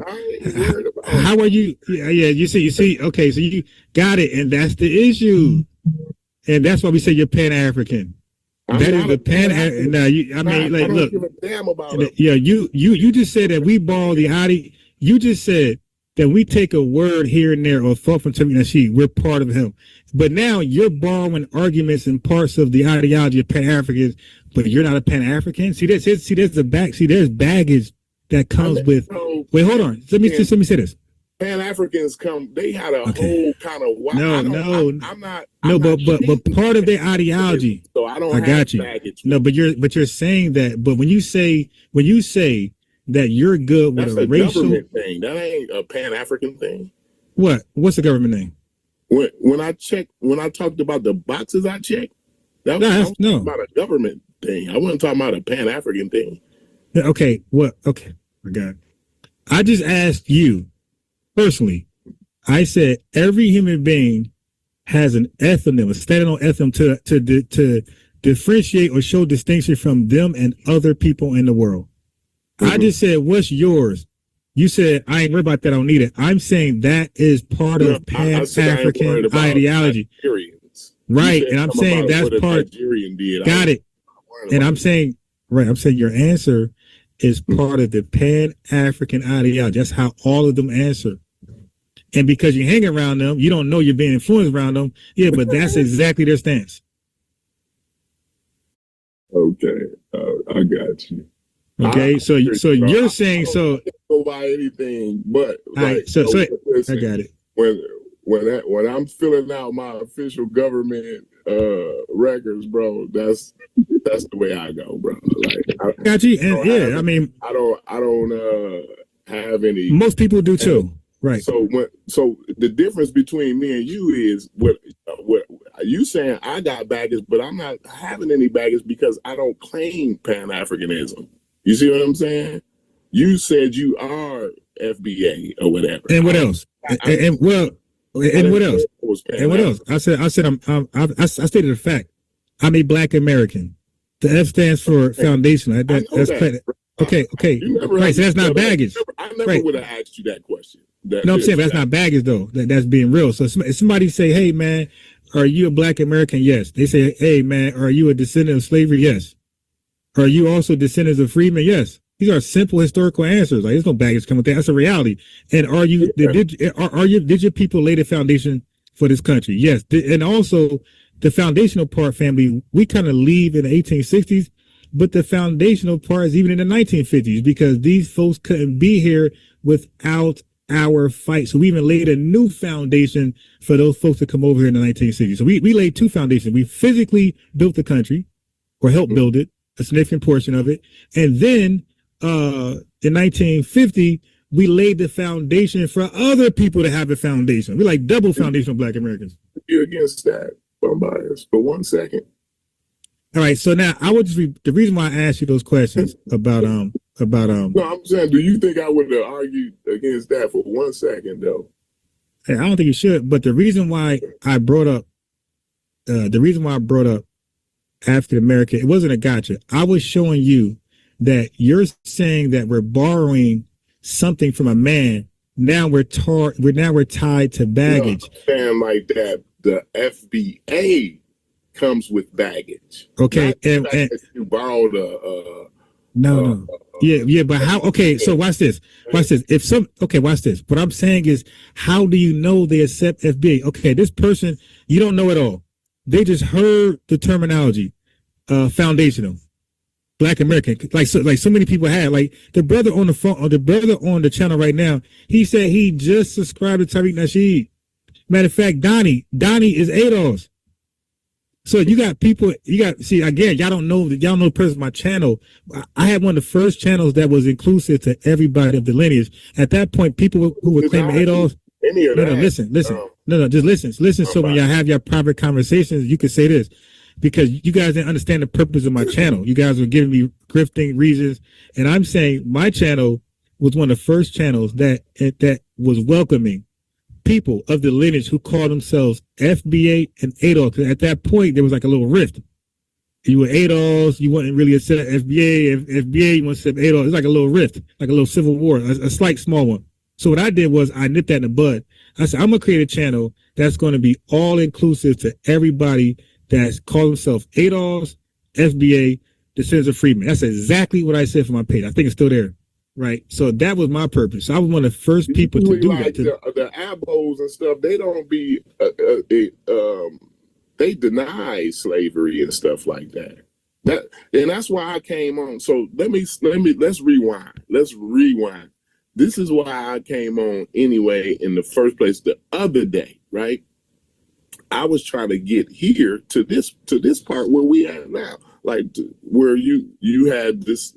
Well, I guess it was a little bit earlier in the conversation where you kind of discuss how you the people who thought they were already here and how you felt about that, and then kind of where we at now, right? I wasn't coming on for like beef or nothing like that, because I was like, damn, I remember Bias used to go we used to go at the Abos and shit like that. Like me and Unbiased, me and you used to go at the Abos a lot. On your channel, I think you used to. Hey, bro, I ain't never. Hey, bro, I ain't never ever have a discussion about. Hey, dude, if y'all did, that's on y'all. I ain't never direct my attention to Abos, bro. I have no arguments for an Abo. Okay, so I might be mistaken, but anyway, Yeah, never. That was Sean and them thing. So my point was, so yeah, okay, so I might be mistaken then. My bad. But my point was that. Yeah, a lot of them, that's what I was coming on to discuss. A lot of them be like, yo, slavery didn't exist. We was already here and we didn't, you know what I'm saying? So I was just confused by that. That was all. That was my whole thing. All right. You know what So let me straighten that out. Like, you got the right to have your channel and say what you want to say on your channel. Who am I? Yeah, so, you know right. what I mean? So let me address that then. Let me address that. Because I heard people say, hey, this guy's on your channel, that guy's on your channel, and they trying to like, I don't even know that. I don't know the Abo guys, so I wouldn't know any of that. But go ahead. So, because I believe I'm pretty witty, and yes, I'm very good at chess, and chess is about planning and solving problems. I'm very good at solving problems. So I thought about what language, 'cause I feel like people are calling themselves things, and people that might be a roadblock from people to come together of the same lineage. So in my channel, bro, I say I'm FBA ADOS, descendant of freedmen, but I really just use the term the lineage. So over here, the lineage supersedes these acronyms, okay? Because all those acronyms are doing, they are names attempted to describe the lineage. So even if somebody came over here as an African American, right? And that's the terminology they want to use. I wouldn't even trip. The fact that they're still galvanizing on one commonality that they are of the same lineage, I'm cool because that's my pitch. It's the lineage. Now, I thought about Abos. That's okay. So an Abo is going to believe, and when you say Abo to my people, Aboriginals, right, who believe they were already here, and then no slaves. I say that's not an issue for me because I will ask you this. Do you believe that those people were already here? Do you believe that? Do you believe with their account of history, they were already here before the slave trade? Do I believe the Abos was? No, I don't. Like African was here already? No. Yeah. Okay. So okay, cool. And that I thought about that. Okay. So don't you believe if they do a 23andMe, it's going to bring their ass back to Africa somewhere? Yeah, sure. Okay. So when they be, so if that's true, when they qualify for to be FBA? Yeah. Right. So that's how I look at it. I said your origin story doesn't matter to me. Mm-hmm. Are you FBA or you're not? Are you of the lineage or you're not? Yeah, and but it turned out no. Listen, they wouldn't even take a okay, no, but listen what I'm saying though. This is what I'm saying though. I'm saying, listen, it don't matter. What I'm saying, at some point, everybody got to prove what they're saying at some point. So if people were really here and they could prove it, that means they got to do that. So that means that, you know, if they were right the whole time, then they sourced up. If they can't prove it, it's going to be an issue. Okay. When it comes to tangibles and allocations that are directed toward the lineage, right? So that's all that matters to me. It's like at some point, everybody got to prove what they say they are. And right now, this ain't the time. We're still galvanizing. But there's going to come a time. Right now, we're taking everybody on face value. There's people who say they're FBA. We don't know. There's people saying they're Adolf. We don't know. They say they're not of the lineage, though. Ain't that the point? Right? Who? Wait, what happened? Isn't that the point of the Abos is like that they ain't of the lineage? Who said they're not of the lineage? The Abos. That's absolutely false. No, yeah, I'm about to say, yeah, you bugging. You're completely wrong. Bro, this is completely wrong. Is how I understand it. They don't think that they were a part of our history like this. Yeah, that's misinformation. Go ahead. So they Professor Small doesn't even believe that. Professor Small doesn't even believe that. Even though he acknowledged that his family, just like Dewan B talked about his family background when he was having the back and forth with Professor Smalls acknowledged that his own family took him to the burial mounds and told him that his ancestors were buried in the mounds. Okay. Okay. So he acknowledged. It doesn't. See, the thing is that Professor Smalls. But I'm saying I'm telling you, if you listen, you'll understand.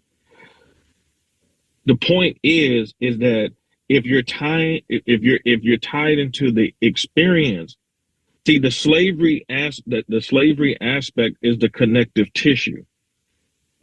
Tethers don't have that connection on this landmass here. Okay, that will be like us trying to, if let's say Britain and France decided they wanted to pay reparations to Africa for colonization.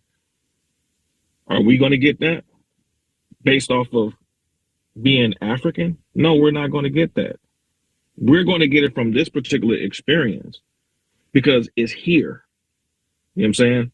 So Professor Smalls even acknowledges that part, while at the same time trying to be connected to Africa as well in terms of the Pan-African. See, the Pan-African part is the ideology that tries to connect the melanated people of the world from a melanated perspective and trying to tie it into a cultural thing. You know what I'm saying? ADOS and FBA is more from a lineage base.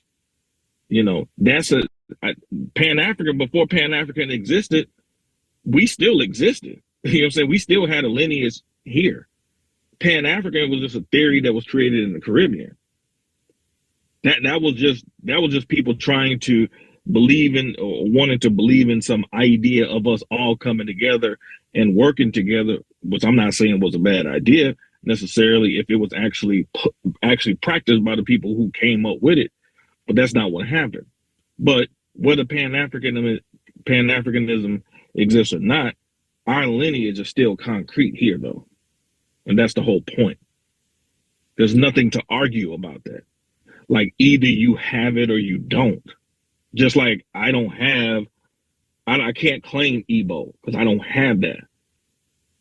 Because I'm not that. So it's the same thing. Just like a Yoruba can't claim Igbo. You know what I'm saying? Because they're not considered that.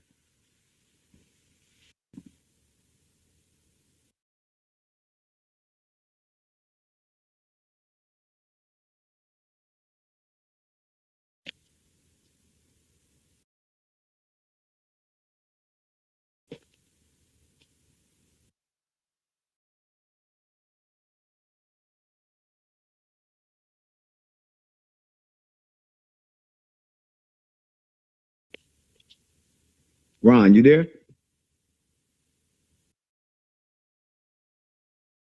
Yeah, I just. Hey Ron, we got a wrench going wild in the chat, bro. Oh, where? Who is it? Monochondriatic blues. Yeah, I said that yesterday or the day before, I think. Okay, so this is what I mean. This is why before I made a channel, I wanted this to be a home for everybody of the lineage, right? Whether you say you already been here or you came on a slave ship, that didn't matter because both people, right, experienced the same ethnogenesis. So that means they're from the same lineage. So I keep saying your origin story doesn't really matter. It's your end story. Were you part of ethnogenesis or not? So when he said that Abels don't say they got of the lineage, that was news to me. I was like, what? But this is what I'm trying to say. Like they be saying stuff that's false and that they just be saying it. And I almost believe them because I'm like, really? Because I wasn't saying I was stating my understanding. I don't listen, I'm biased. I'm not like some Abo guy or that I talk to Abos a lot. I'm saying what I was stating was this is how I understand it, bro. Wait, so let me just speak to Mono. It was okay if y'all corrected. 1 second, Corey. Let me speak to Mono. No, it's not a big deal. Because I wouldn't even, when you said that, I was I wasn't even sure at that point. Hey, Mono, I don't got to block you. Right. Wait, hold on. Let me just talk to Mono. Mono, I don't got to block you, my guy. You just got to take your medicine, right? So, I mean, you can control your action. He's talking about block me. I don't need to. You know, if you crashing out, then we got to block you. But you don't have to crash out, though. Like, you just need some self-control. That's why I say these guys always talk about self-resilience, self-knowledge, self-righteousness, but they will have no self-control. Like, practice that shit first before all the self stuff.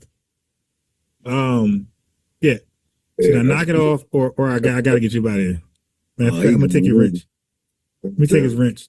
I'm gonna take it. He takes guy wrench. Yeah, you know, I'm saying though, when you say stuff like that though, because you said it you had me believing you, so you ain't said it like in a question form. I wasn't. You said it in an absolute form. No, I'm just saying as you're communicating. Yeah, as a communicator, like you said it like they really were denying the lineage. That's why I said, really? I was like, don't the Abos? I think I said it in the question form, but if I didn't, I apologize, bro. But I was thinking, I was under the understanding that the way they say it is like, yo, y'all say that y'all came on slave ships and this and that and the other, and we wasn't involved in that. We was already here. This was my understanding of it, bro. So yeah, now that's light though. That's light though. Like for us, we don't even engage in that because I know that's what people. That was your understanding of it. You just said that, didn't you? Okay, listen. I thought that was that's what the case was.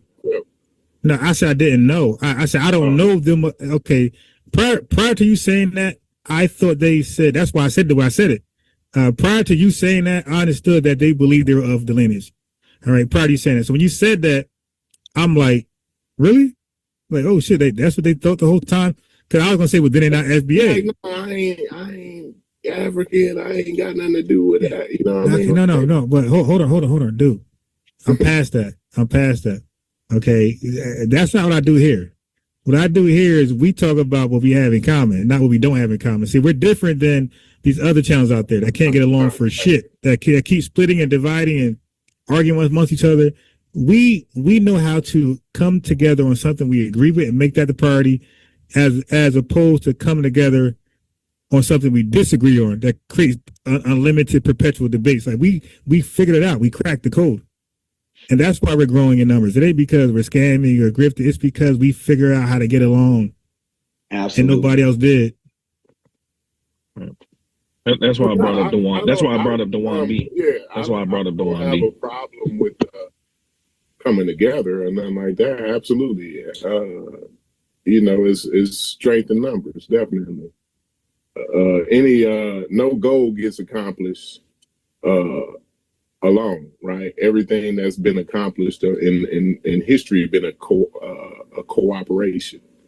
So anything meaningful, rather to the human species has been a cooperation. So absolutely, you know, you already know I'm down with that. Yeah, that's what I said. I'm a solutionist. I said I figured it out. I figured out how to get Black Americans on one accord and address serious topics, regardless of religion. I don't know how politics. Much when you call your brother a coon. I mean, god damn, bro. No. Well, Malcolm X called. No, that happens. I'm saying that. Well, like I said, like if people don't know, here's a problem.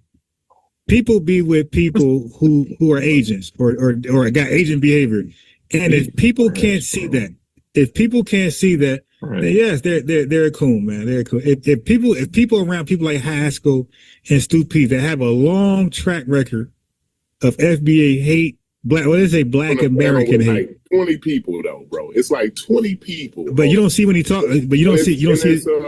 So you don't challenge his arguments. Discord. It's not like most of the time we not even live. Most of the discussion we don't even be live, and I don't even know when we live. Yeah, but if we say the smallest thing, oh, it's baggage.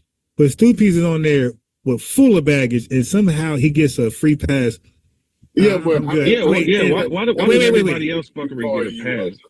Wait. Well, yeah. No. Every last one of y'all were coon. When I just played, you guys let this guy tell a fake biography about me. Oh, this guy was doing this for a living. I mean, you talk about going personal. Like, goddamn. Listen, bro. Wait, hold on. Let me just get a few words in real fast. Wait. I got you. Of course, that's why I said y'all coon. Yeah, I got you. And that's what I'm trying to say. Like, there needs to be some type of sense of, like, hey, man, we're not doing that here. I Like, got to be coon for what another guy said. Yeah, well, you right. Why you? I would got you. never say, well, yo, Unbiased is a coon because some wild nigga said something. Like, Well, no, on my show, no, that ain't just that. If I got a guy on my show, I would have been like, yo, that was a wild ass nigga on your show, Unbiased. No. Okay, but let me finish it. But we're different. No, but we're different. That's the thing. What I'm saying is, if there's somebody on my show, I got you. So you gotta, but I gotta say, you said we all got opinions, right? That's my opinion, and I'm going to justify it. I'm going to say how I operate. We operate different, apparently. But I gotta say how I operate, though. You give your opinion, you got it. Now let me say mine. And the way I am, the way I operate is, if I claim I'm cool with people and got a good rapport with them, and an outsider come over here and start disrespecting you in front of me, I'm not going to allow that to happen. I'm going to say, oh, what the fuck? Yo, chill out, yo. What did he say? What did Stupid say? Wow. Okay, so he gave a whole fake biography about me, like my upbringing and where I worked at, and this happened and this happened. Like it was all to undermine. I never even heard your upbringing. Okay, so what about the scamming part when everybody said I was scamming because people, now watch this, just hear the rest of it. People say I'm scamming because I have a channel that's monetized, and it's a super chat button like there is on every fucking body channel that's monetized, and they cash at me like everybody and their mother get cashed at. So nothing I'm doing different. My channel, that don't happen in regular YouTube world. That's okay now. So that's not a scam, but that was allowed to be said, and they literally put it like that. Oh, he's getting donations like everybody else. He's getting Shannon Sharp, DJ Academics, everybody that's popping. Yeah, oh, he's getting. I don't be involved in the pocket watching. And okay, yeah, but that was allowed. That was said on your watch. I'm scamming because I'm getting super chat. It's not my channel. It's not my. I didn't say your channel. I said your watch. Your president. That's why I said we're different. Now, for me, if somebody said, "Yo, Unc is pimping the black community because he decides to sell sneakers," I would say, "Nah, that ain't pimping the black community. That's called black economics." That's what I would say. I say, "No, you bugging." That's what I would say. That ain't pimping the culture. So how many times did you ain't ever had a discussion with Chief X before? Okay, Chief X also, yeah. Look, the video I was playing, he was there too. I cooked him too, but I got his ass too. But the thing is, like, we moved past that. That nigga done said, No. But now no. Oh no, Corey, hold on, Corey. You're saying things, Corey. You're saying things that he said on his own channel. No, like, I got you. Yeah, his own channel. But when people come across, it ain't none of my channels though. So I got it. Well, I'm just saying, like more importantly, like if I have a special connection with certain YouTube content creator, right? I feel like that's, I gotta be the brother's keeper. Like people just can't say anything about that person, right? Because I understand how the internet works. If you let it go and you say nothing, it becomes true. And guess what? Unbiased, say nothing, so it must be true. That's his man. That's his internet boy. So if he ain't say nothing, that shit must be true. So people know me as your internet boy. I don't even think nobody. No. Okay, you're just trying to find a way out of it. It's cool. Don't worry about it. Don't worry. But that's why I called you coon. Okay, like that's why. What you said is you have your way of dealing with it, and I got my dealing with it. I ain't mad. Like I just wouldn't call you a coon. Yeah, cause we're different. That's part of my language. That's part of like who I am. Let me ask him a question. You actually know what a coon is, though. Hold on. Let me ask you a question. So if you rock, I'm gonna take Ron out of it. Let's say somebody else and you rocking with somebody and you cool with that person, and y'all cool with another person, and for some whatever reason that other person says something disparaging about the first person that you're cool with, they say something about that particular person in a disparaging way where there's no evidence, there's no evidence to say why they're doing anything like that. And you're cool with both of these people, and you don't say anything to back up the other person. I think you should say something, right? But if you don't say, I was at the point of hold on, bro, hold on. Go ahead. If you don't say something, does that make you a stand-up person? It just depends. So sometimes it's everything ain't just black and white. Things is a case by case. No. If you're cool with both of the people, and the one person says something disparaging, hold on, listen, so you can understand, so you will understand what you're responding to. You said it already. You said it already. Okay, so does that make you a stand-up person if you don't defend the other person? I started to say, bro, if you let me say it, like you were saying a bunch of nothing. That's why I'm trying to get you to answer. Everything is not black and white. Certain things are on a case by case basis.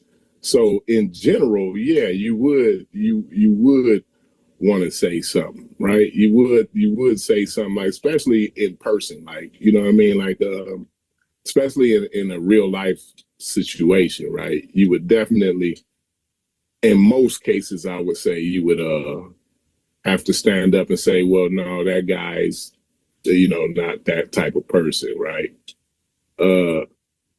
But you got to understand, like, we coming off a day where Unbiased basically cussed me out and already called me a coon and all of this shit already. You know what I'm saying? While I was on the panel. So I'm just in disbelief. But really, at the same time, you got to understand, like, when I'm on that panel, on that Discord, I be at work. So I will come on and come off mute and say a few things, but then I go back on mute, and then I'm gone for, I'm at where I'm on a construction site. So everything that's being said on that panel, I can't come and say something, or most of the time I don't even hear it because I'm on a construction site. And even if I do hear it, sometimes I can't even come off mute. A lot of times they say shit about me that I want to come off mute and say and rebuttal, but I can't.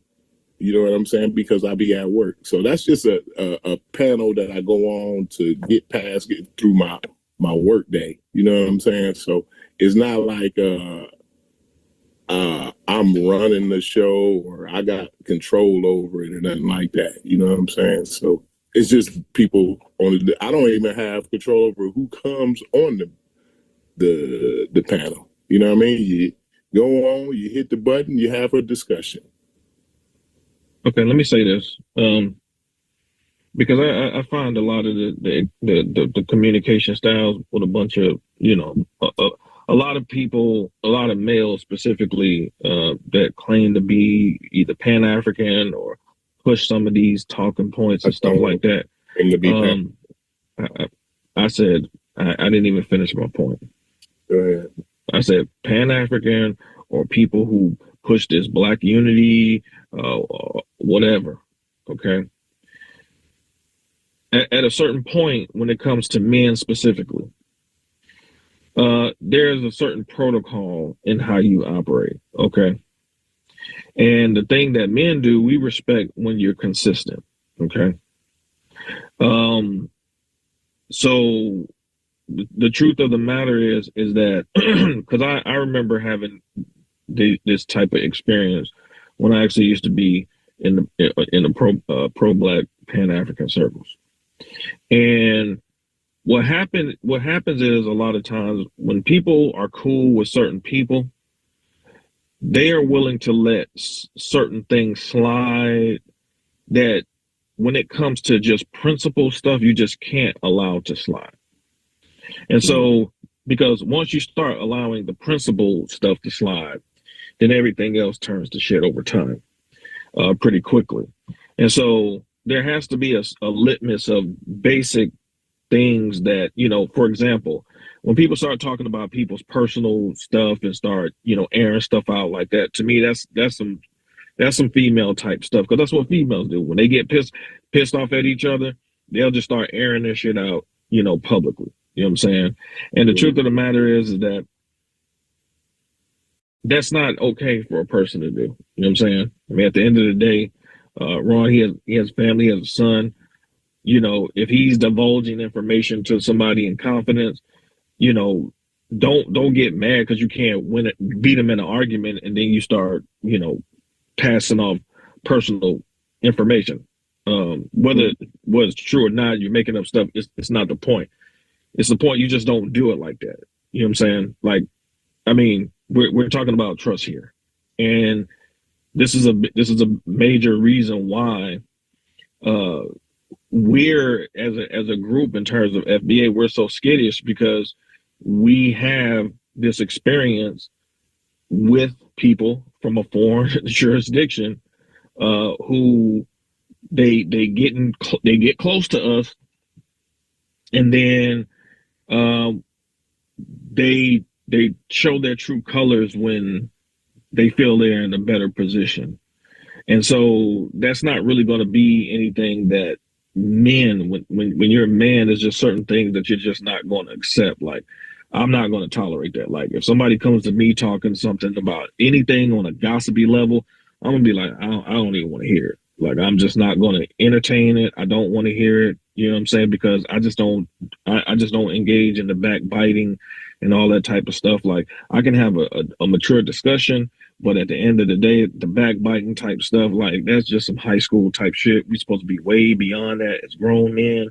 And the truth of the matter is, like, if you're going to stand on it, if you're going to say something to him about saying, to you about a coon, then you should also be offended by what this particular cat was doing as well. Be equally offended. Don't be offended when it offends you, but his behavior should be offensive too.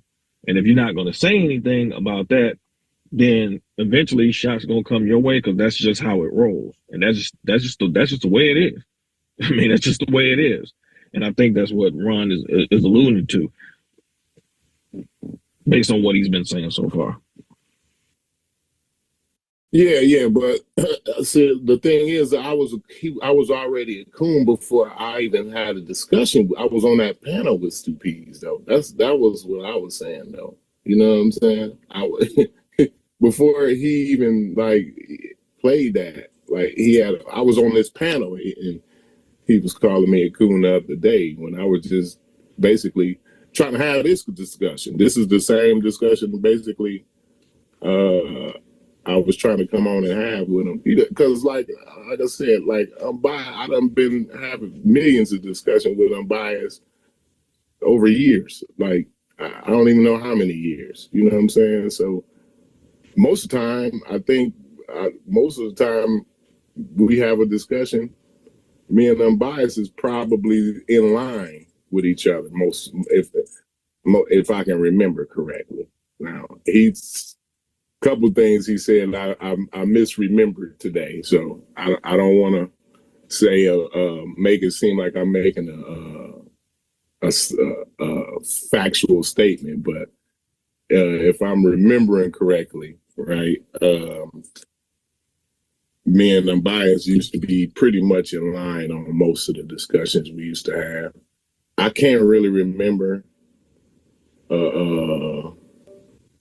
like somewhere where we kind of vehemently disagreed. I don't, if we did, if he might remember, but I can't really remember. So that's what I'm saying. Like, I don't know. I had a lot of good discussions with him over the years, so I wouldn't I'd maybe say, well,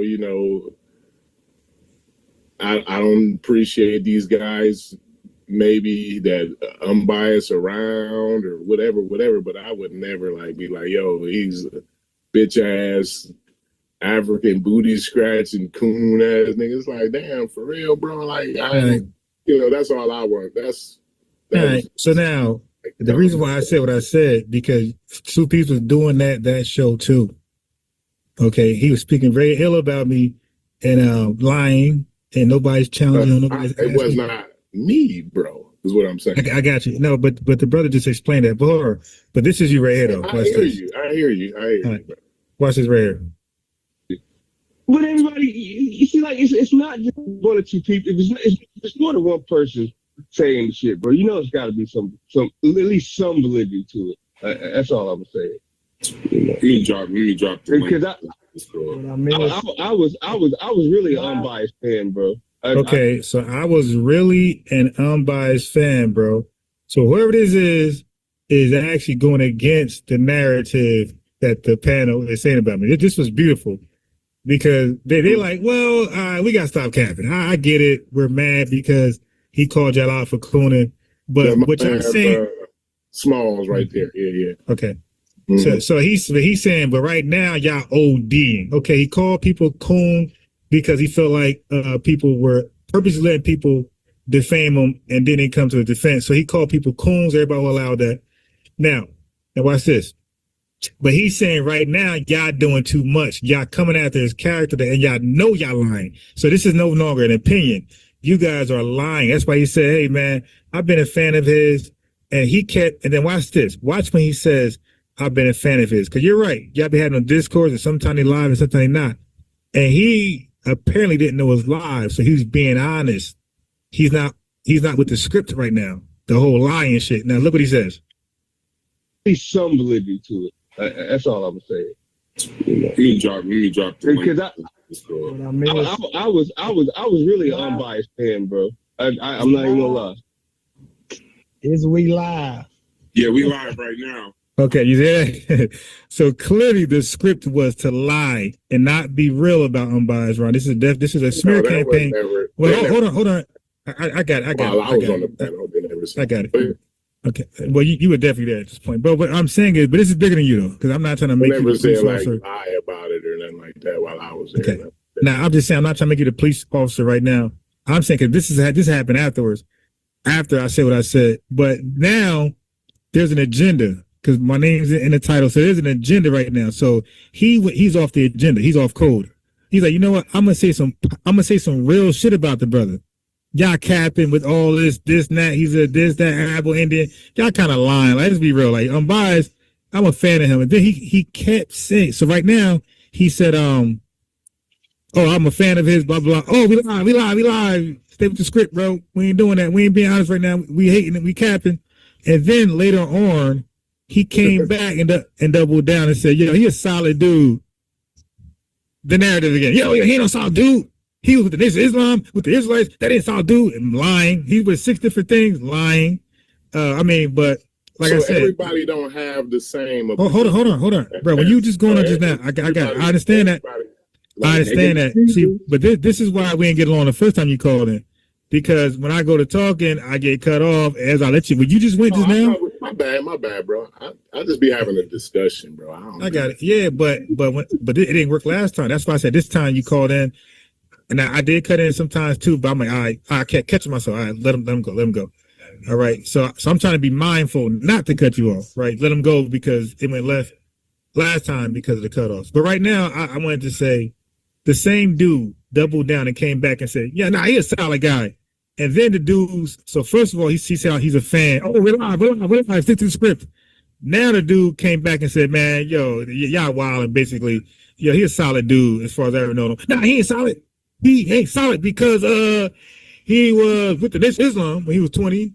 And then when he was still 20 in his 20s, he joined the Nation well, not joined, but he started to adopt some of the Hebrew Israelite doctrine. Now, I know the idiots don't know my background. Like they're trying to recall. I was never with a camp.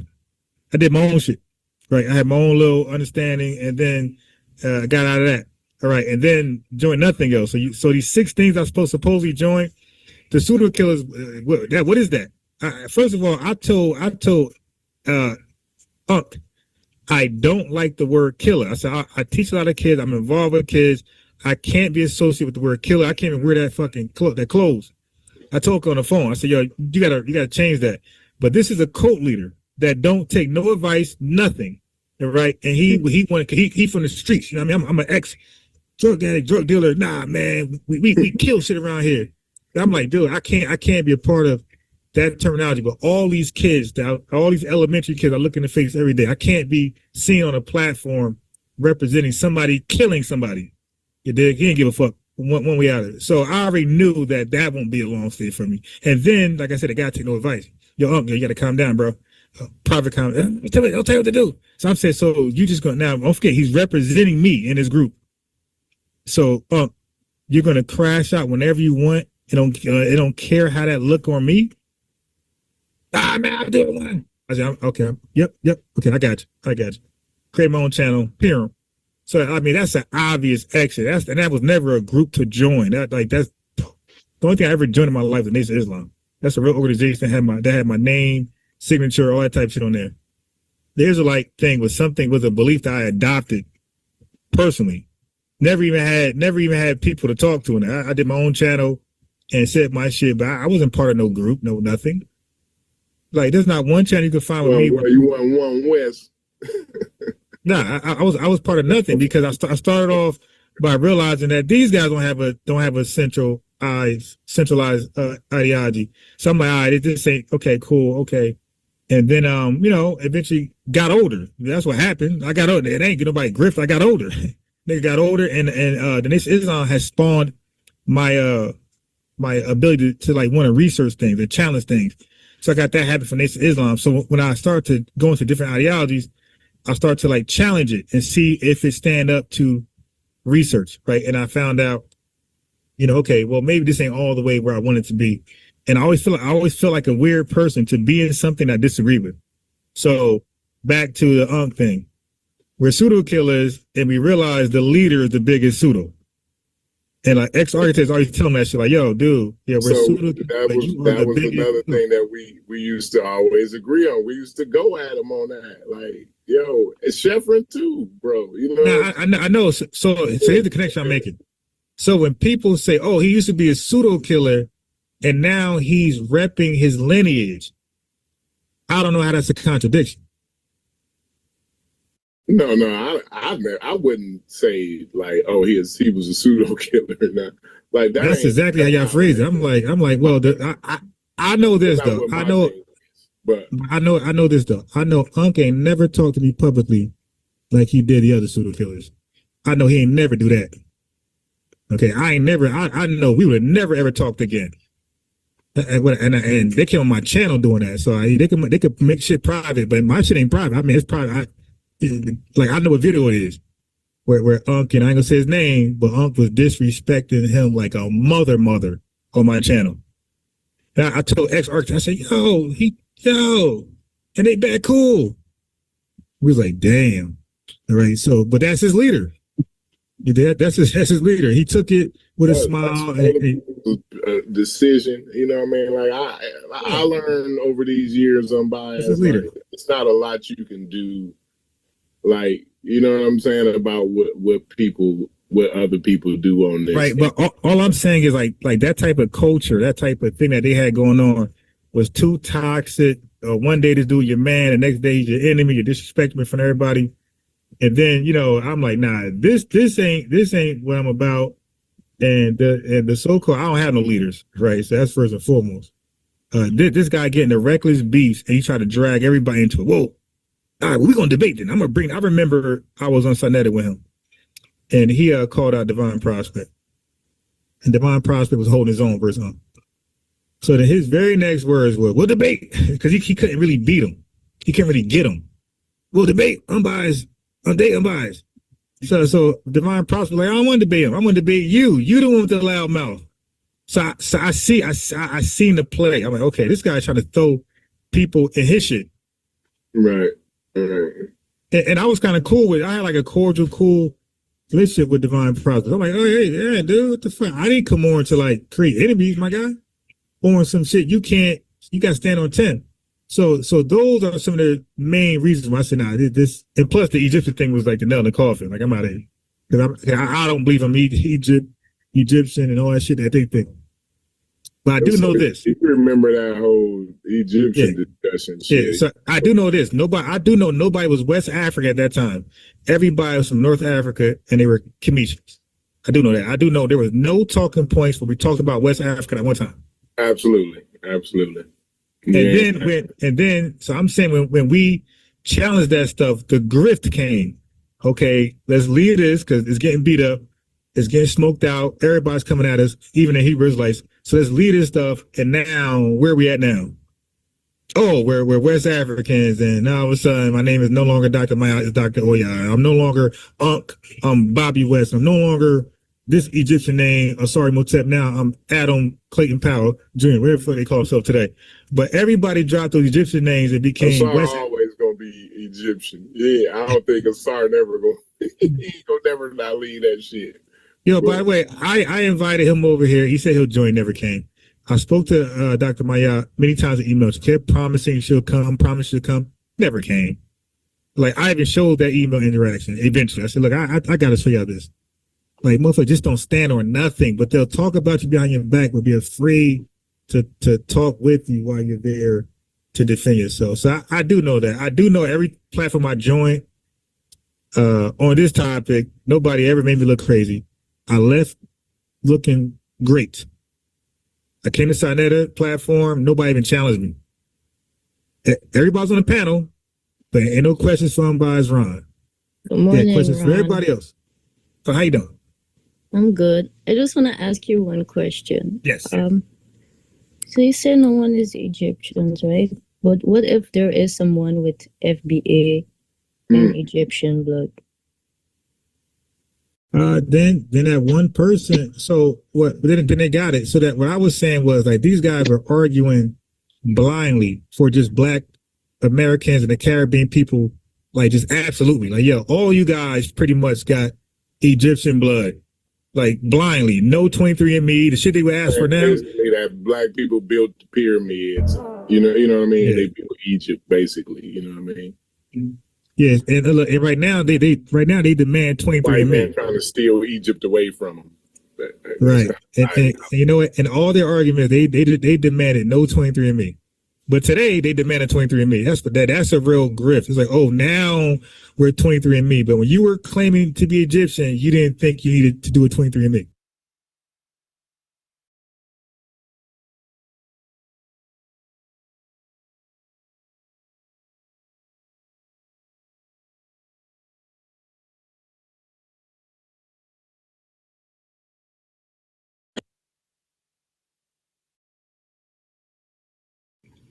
What's going on with you, brother? All this clout chasing you doing, putting FBA in the title. Your last 15 videos have FBA in the titles. What's going on with you, brother? Is you're jealous of unbiased sports, and here you is clout chasing. FBA Ron, unbiased sports, whatever you want to label this channel, is getting more views than you, and you've been around for fucking 50 years, and you're jealous about it. So you put an FBA in your title every 15 videos to clout chase. Stop, Unc. Let it go. You will never be a conscious community celebrity. Yeah, he will get in his feelings. He will definitely over here. I already know if he click the link, I got to throw him off. I think he's gonna overtalk me. He's gonna tip him up with something. But there you go, trauma bonding. That's what they have in common, man. Trauma bonding. Yep. Come over and get cooked, bro. They are not, and Tariq Nasheed does the same thing. Jason Black, Afro Elite, bro. They are zero interested in okay. Hold on. Don't start talking now. Watch this.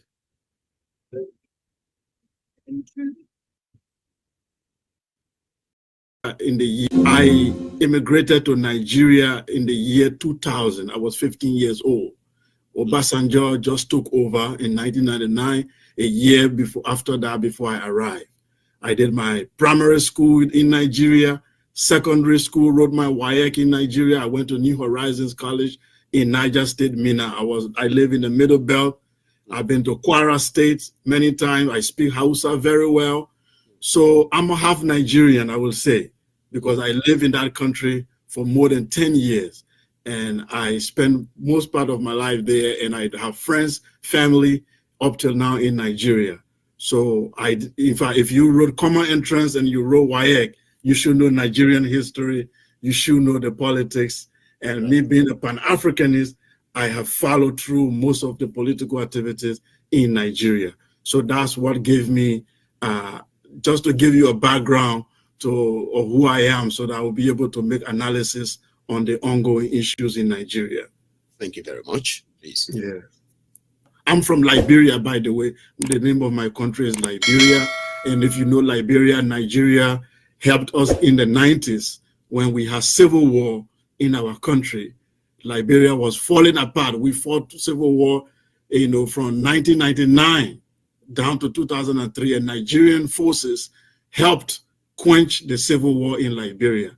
So Nigeria was the hope of the continent, the giant of Africa, the country we all look up to and say, one day in the future, this is going to be our China.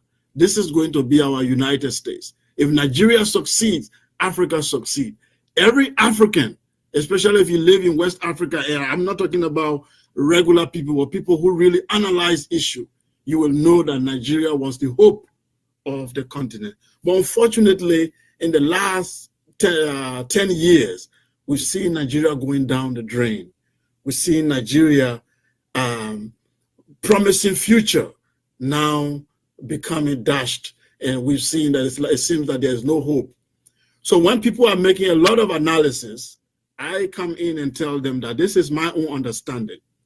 The problem in Nigeria is a summary of what is happening in all of African countries, which is number one, the way we got independence, the institutions that we inherited were not decolonized. It's like the colonial masters made a deal with people we call... Wait, hold on. Doesn't this sound exactly like Tariq Nasheed? Huh? This sounds exactly like Tariq Nasheed. He said when they signed those treaties, they basically validated white supremacy. Baltimore? They acknowledged white supremacy as a real entity that they should respect and take seriously. Okay, he said that they did deals with them without decolonizing first. This is exactly what Tariq Nasheed said, but when Tariq Nasheed says it, he's a xenophobic, hating African hater. Okay, this dude, you can look this dude up. Look, he's introduced as Sekou Killer, a Liberian and a Pan-Africanist. So again, if we say it, it's a problem. If they say it, it's just the truth.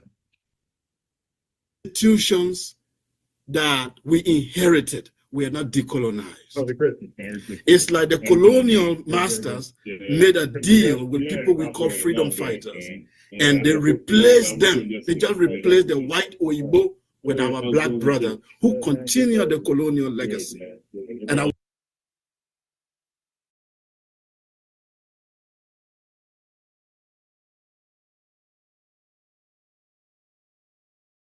God damn, really? I think he from Panama or something like that. Oh, he all fucked up. Yeah, but okay, say if he is. Okay, what's wrong with that? Nothing if he supports FBA. Yeah, we ain't got a problem with nobody who supports us. Like we appreciate support.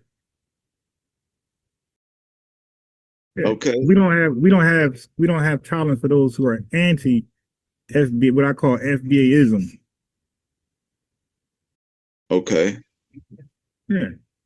Like the person I'm playing tonight. Or Dr. Ancient Mama Maya. From Baltimore? Yeah, they're anti-FBA. She may be, but she is FBA. She might be anti-FBA, but she is FBA. What's the difference? I mean, Larry Elder is the FBA, but he's 100% anti-FBA. So, I mean, just because you're FBA don't mean we say all skin folk ain't kinfolk, right? You believe that, right? Yes. But to me, I got one more thing to say about that. You think Africa should pay us reparations too? Of course. Hell yeah. Right. Hell yeah. We're coming after them next. We're gonna straighten out America.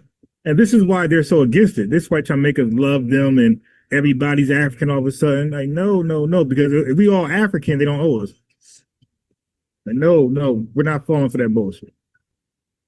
Right. Well, what we need to do, I think in 2026, round about the summer, we need to have a debate between FBA and Pan-Africanism. I'm talking about we do that on my show on a regular basis, bro. They come over and get cooked, bro. They are not, and Tariq Nasheed does the same thing. Jason Black, Afro Elite, bro. They are zero interested in debating us, bro. Yeah, I just had a guy come. Bro, you got to check out my show, man. Yeah, I got so many interviews and debates with Pan-Africans, man. So many, bro. Like more than 100 on this channel, bro. More than 100. Okay. Yeah, so we already did that. They can't refute any of our talking points. And matter of fact, this guy right here that I'm playing, I've been trying to get him on here. Like he agreed at some point. I guess he heard about me through the people I cooked in the circles, and he's been dodging me. And I wrote him again today, like, hey, he responded too, but it wasn't that he'll pull up. He just responded with, "Oh man, you a snake oil salesman. I don't even sell shit." But you know that's just defamation.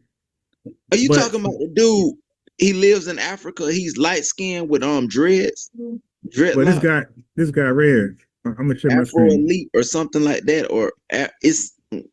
Look, this guy right here is they call him Kwanzaa Teddy Ruxpin right here. Don't he live in Africa or something? I don't know where you live. All right, but you see a little teddy bear on the left? That's what they call him. Kwanzaa Teddy Ruxpin. Oh. Okay, yeah, but that's the guy who we're trying to get over here. Dr. Mayat promised she'd come over here. She bailed out. So, bro, you're like late to the party. These guys are not interested at all in having. Matter of fact, bro, I just left Sinetta, bro. You know who Sinetta is? Yeah, he supports FBA, but I don't think he's FBA bloodline. No. Just stay focused. What we're talking about. We're talking about getting Pan-Africans to debate FBA. I just went over there as the only FBA, or it was me and another brother, and it was a Pan-African crowd, a Pan-African panel, and none of them wanted to do no challenge. Okay. You feel me? So like they're not interested in having a serious debate. They just can't win. So they go to clout chasing and trolling, bro. That's what they do best. Yeah, but Tariq Nasheed, I know he don't run FBA. He not the leader, but the movement is like the cat out of the bag now. So it ain't really nothing they can do. They gonna keep dissing, but eventually, we don't mind. Yeah, but all right, man. I'll talk to you. I appreciate it, bro. Tap in, subscribe, and look, tomorrow it'll be more open panel, and you will get to talk to a Pan-African or a tether. I guarantee you. If you call in tomorrow, I guarantee you you'll be able to speak to one of these Pan-African tethers. Okay. Because they always call in to troll. They're never serious. No serious dialogue. Okay. All right, bro. I appreciate you, man. All right. All right. Peace. He's a xenophobic, hating African hater. Okay, this dude, you can look this dude up. Look, he's introduced as Sekou Kella, a Liberian and a Pan-Africanist.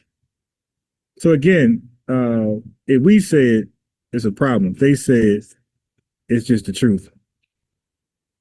Institutions. So you might be that we inherited. We are not decolonized. It's like the colonial masters made a deal with people we call freedom fighters, and they replaced them. They just replaced the white Oyibo with our black brother who continue the colonial legacy. And I will give you an example. Your police is a typical colonial police. During the colonial era, the police was meant to protect the colonial elite. The police was there to beat up the people, subdue them, and terrorize them to protect the colonial masters. That's what the African police do now. That's what the Nigerian police does. The elite of the colonial era, they were bourgeoisie who lived in Africa, but then their real home is London. Their hospital is Paris. When the colonial masters get sick, they take them to Lisbon, they take them to Paris, they take them abroad to go get treated in what they call the metropole. And the Africa was the farm, was the place they work, was where is where you extract the natural resources. The London is where you go to enjoy it. Our elite are following the same pattern. The educational institutions were designed to make the colonial masters to look like saviors and tell the people who have been exploited to appear as if they are being indebted. They have to be grateful to the colonial masters for giving them education. Why that education was actually a miseducation. If you watch our education today, it followed the same pattern.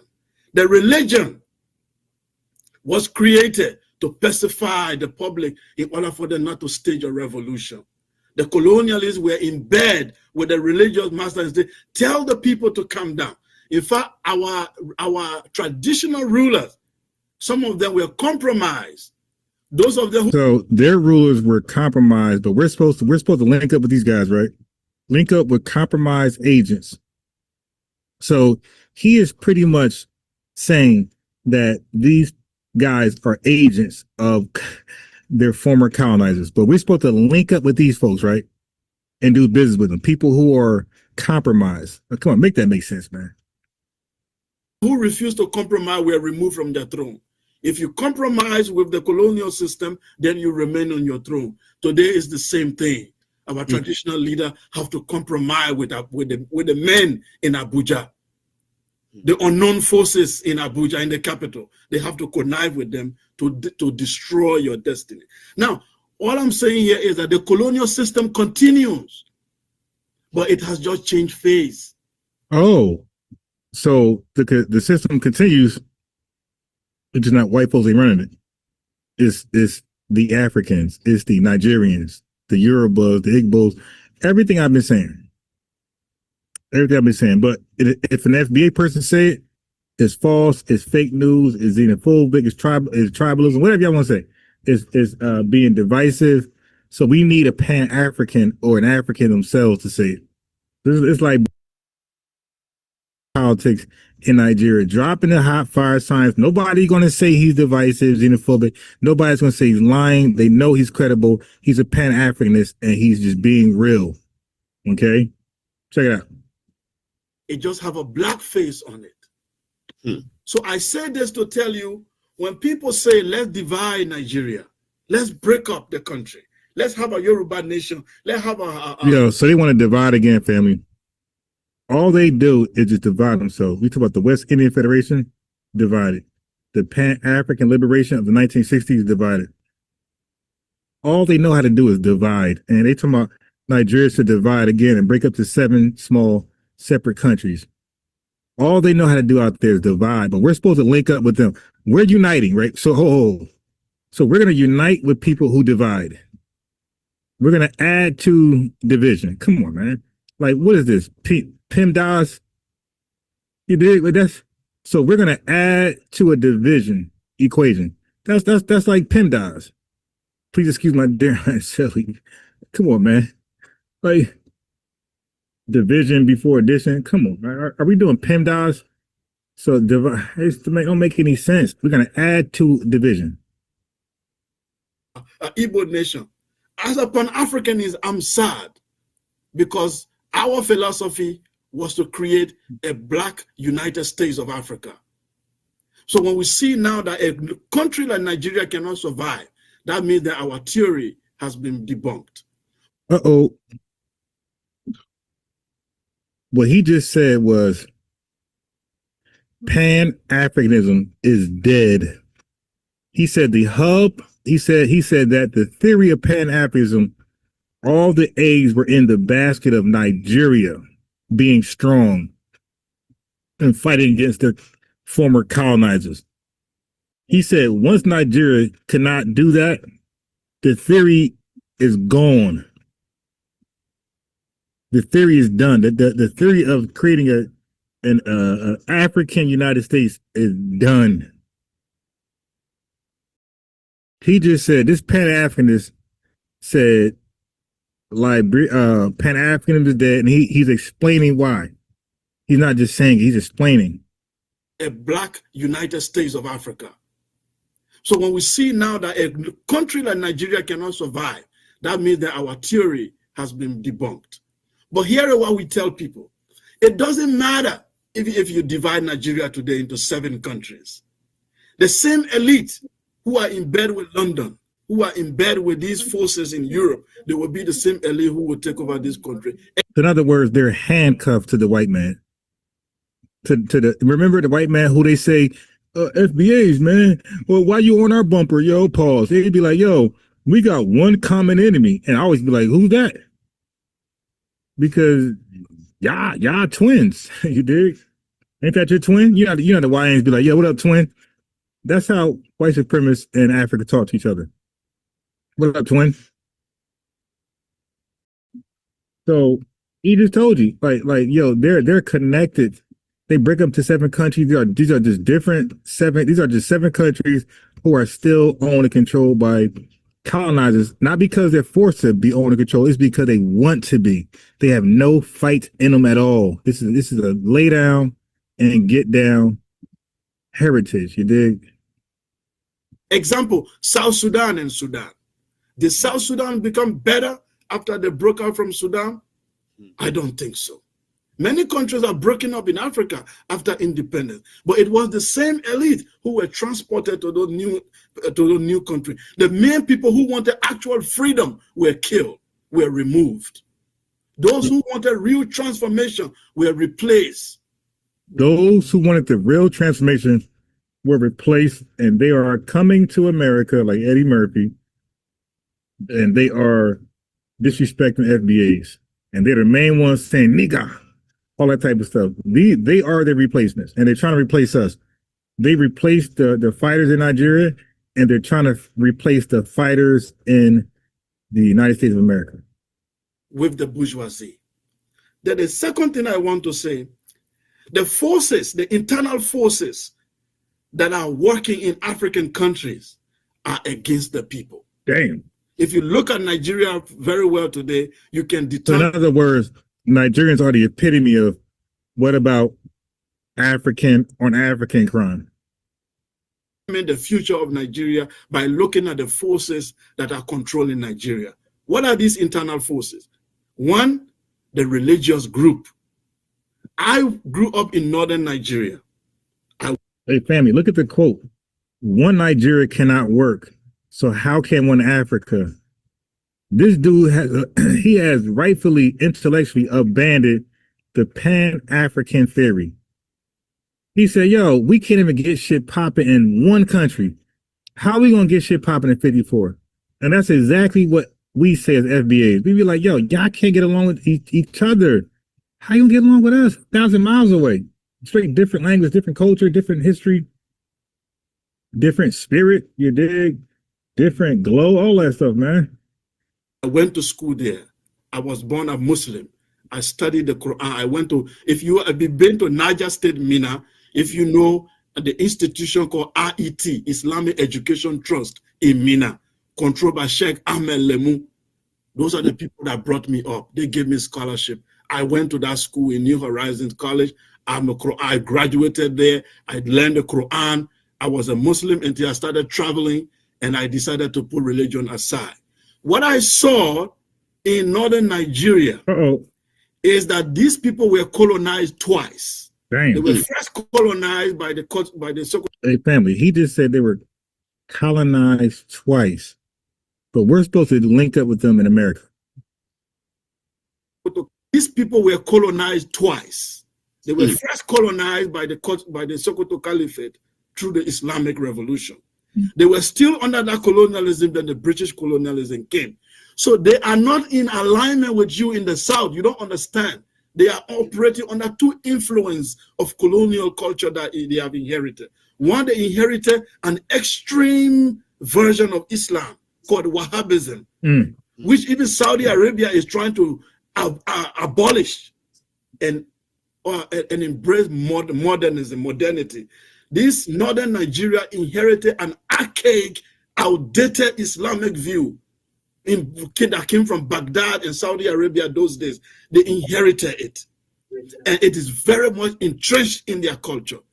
They do not believe in Nigeria as long as they are not on top. As long as Islam, for them, the vision for Nigeria is for Islam to triumph. That's the understanding for them. The destiny of Nigeria. You heard that? He said Nigerians just care about Islam being prosperous and fruitful. They give a goddamn about Nigerians being prosperous. It's all about Islam. It's about bigging up Islam. That's it. Islam. That's the goal. That's your Pan-Africanism. That sounds more like Pan-Islamism. Pan-Islamism. Must lean toward Islamic revolution. That is the Islamic, man. They trying to get these folks. Ibrahim, isn't his name Ibrahim Traore? Ibrahim sounds a lot like his Muslim, his Islamic thing. He's killing it. Ibrahim Traore, all these guys are trying to get y'all selling Pan-Africanism, but bringing that Quran everywhere they go. Here you go. Just read a chapter a day, my brother. The elite. Then next you know, you have bow ties in your hand, selling bean pies, everything, man. Sleeping on carpets, flying carpets, everything. The agenda. I'm not talking about the ordinary people on the street. They don't know what's going on. But the elite, that was the thinking of Usman Dan Fodio. That was the thinking of Sir Amadou Bello. That was the thinking of all these elite that came up. The design, when they took over the army, you don't understand why they influenced the army in Nigeria. Their vision is to lead what Islamic revolution. Now, for you guys in the South, you had only one colonialism, which is the European. That's why there are people, Chris, John, Johnson. Frank Zanou, all these American names. Yeah, you dig? Fire with European colonialism, you fall back to your culture. They don't have no culture to fall back to. Oh, damn. So they ain't got culture. Sheesh. Only have Islamic extremism to fall back to when they are angry. That's why every riot in the North take an Islamic tone. Any fight, any fighting has to take an Islamic tone. They do not have any ideology or philosophy to fight with other than Islam. Wow. And this make you guys to live in two different planets, but yet you are trying to build a country. For me, even as a Pan-Africanist who want Africa to be together, I can tell you that northern and southern Nigeria cannot survive. God damn. That's a mic drop. Hey, yo, man. Y'all can't do that with me, yo. Y'all can't do nothing with me. But now let's hear this clown. So I want y'all to hear that first. A guy who lives there, who know the politics, Liberian, speak the language, know the religion, know everything about everything. All right. But now let's listen to a dude living in goddamn California somewhere. Listen to this clown. But still, they're operating on behalf of the oppressor because their minds are sick. In fact, sometimes it's not even about sickness. It's trying to, you want to get away from the pain. As Brother Diallo said, everybody, and I said that for years too. I mean, people want to be on a winning team. So so now we listen to a real Pan-Africanist. These cosplayers in America that don't want to live in Africa at all. Now, dude told you he's born in Liberia. He's a Liberian that moved to Nigeria. So he lived in Africa. Right? Know the politics, speak the language, know the religions, know the culture, all that type of stuff. Would join the religion. So he knows the in and outs. And he's telling you, as a Pan-Africanist who want Africa to come together, he just don't see it. He don't see Nigeria ever getting close to that. North and South is too split. One is colonized by Arabs and the other, that's the North. And Southern Nigeria is colonized, or let's say people are under a colonized white supremacist mindset in Southern Nigeria and Upper Nigeria, North Nigeria, Northern Nigeria. Those folks are influenced by an Islamic Arab colonial mindset. So he said, basically, I've been there. I've seen the differences. They can't get along. They war with each other. They're tribal, North versus South. It ain't gonna happen. He's saying as a Pan-Africanist, he would love for it to happen. He said it ain't gonna happen. And he's saying it needs to happen. He said Nigeria is the hub. Nigeria is the link. He said and Pan-Africanism in Africa cannot happen if Nigeria can't come together first. You know, you get tired and you get sick and tired of being sick and tired. You just give up. And I know a lot of our brothers and sisters who joined onto the team in the moniker of FBA. Lots of them mean well. So that's why I wanted y'all to hear that guy first and then hear this coon. And then hear this guy. Listen to the guy who's a real Pan-Africanist and listen to this cosplayer. This pathetic failure in America. Wishful thinking. Let's go into FBA Ideology 101. Building, you know what I mean? And so it's going, we might as well just add Professor Shabazz here as well. You know what I mean? So I got some things for us. And I say it's social about. This is about this idea that this is just a lineage, that FBA is just a lineage. Okay, as you can see, he got a lot of work to do in Africa. But this dude is focused on us. That's doing that. We're moving, right? But when we're about what he got to say, like we're moving, Teddy Ruxpin. You got a lot of work to do in Africa, and he's running from where the real work is needed. They call themselves Pan-Africanism. Well, okay, well, shit. A real Pan-Africanist told you the work's in Africa. You got to get North and South Nigeria united. Hey, family, which one of these boneheads will ever? Which one of these booty scratchers will ever take that mission? Which one of these people, these bone-nosed people, will ever take that plate in their lip? People will ever take that mission and try to unite Southern and Northern Nigeria. He worried about us, who's galvanizing, who's uniting, who's signal boosting on one accord in spite of our religious differences. We're on one accord in spite of our political positions, in spite of our origin stories and everything else. We are on one accord. The code, we have a code in spite of all of those major differences. In spite of all those major differences, we have one code, and right now we're on one accord, and it's growing, it's getting stronger, and we're galvanizing and we're multiplying very fast. We even got fake Pan-Africans from America changing their mind and embracing the code. You dig? So we're gonna listen to Teddy Ruxpin. The FBA is just a lineage. Like, so that is the escape clause that they put out there, and they think they're. I don't know. Do they think they're smart? Do they really think they're smart, or they just don't understand what they're talking about, and they don't understand who they're talking to? I don't know, but one thing I can say is you're wrong either way. I would rather you be lost than disingenuous. I would rather you be lost than disingenuous. So that's why it's time to teach. Family, he just led with ad hominems. He just disrespected. You ain't teach yet. Your family, we are 10 minutes and he ain't teach yet. And all of them take this position. Every last one of them, from Dr. Ancient Mama Maya, all of them take this position. There are teachers, you even heard Prophet Smalls. When he was talking to those tethers, he was those African booty scratchers. He was saying,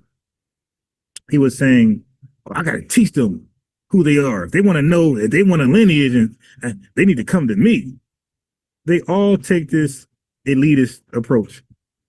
We got to come to a Pan-African for guidance and leadership, and they have produced absolutely nothing that can warrant such a demand or a command. What have you guys ever done in this country or abroad to make us feel like, you know what? Yeah, let me come to you for some advice, because you didn't accomplish so much. Stop it. I realize that if you are disingenuous or you there's no waking you up. But this isn't for those who are disingenuous or just hurt. Okay, because it's not only that disingenuous people refuse to wake up. people who have not healed or unwilling to heal or unwilling. Yeah, right. Oh my God, yo, you did an excellent job on that, sister. UNSLSLL. Hey, yo, y'all was doing a great job with the sister, yo. Then, yo, y'all had her pretty much admit what she ended up admitting what she didn't want to admit. Like she was trying to come here and be reserved and not really tell much about herself and what she got going on. You guys broke her down, but she was transparent as hell. She gave like full disclosure of her whole life. Man, y'all did a good job. But I remember you asked the guy, the head of state of Jamaica, the dude didn't know, and then he gave the wrong answer, then try to act like you asked something else. He just going all over the fucking place. Yeah, these guys are idiots, but they want to project that foolishness onto us. Now we're dumb. Like they always say that. They can never prove it. They click links, they talk to you, they talk to SL, they talk to Lex Vortex, they talk to myself, they talk to so many people who hop on, Ex-Architect, V4, Vengeance, they talk to us, and who else? They talk to Sincere Love was on here. They talk to Sanchez.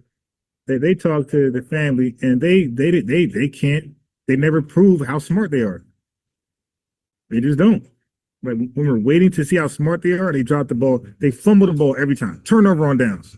First and goal on the 10-yard line, FBA, every time. To look at themselves in the mirror. You know what I'm saying? It is, this is what I'm going to do. I'm going to say, we got lost somewhere along the line. And I'm saying, I don't know how we got off course. I mean, I think we can speculate on, certain people's and personalities and social media and different things have come about. But somewhere along the line, we have gotten off course. So I wasn't going to do that, but I think I'm going to bring an ancestor, an elder, warriors. In fact, her name she also goes by Sekhmet. And the name was given to her by Khalid Muhammad, if I remember correctly. So I'm gonna bring it. Hey, bro. No, thank you, man. Yeah, we don't look at y'all African ancestors as a holy, some type of person who deserved reverence and an ear. Like, stop it, bro. We'll pass on Sekhmet. Like that name that's an Egyptian name. I'm good. Like y'all can't even make your mind up. Are y'all African or are y'all West African or y'all goddamn Kemet? That's our problem. Yo, make your mind up, my guy. 2355. So let's get on right here saying some stupid shit.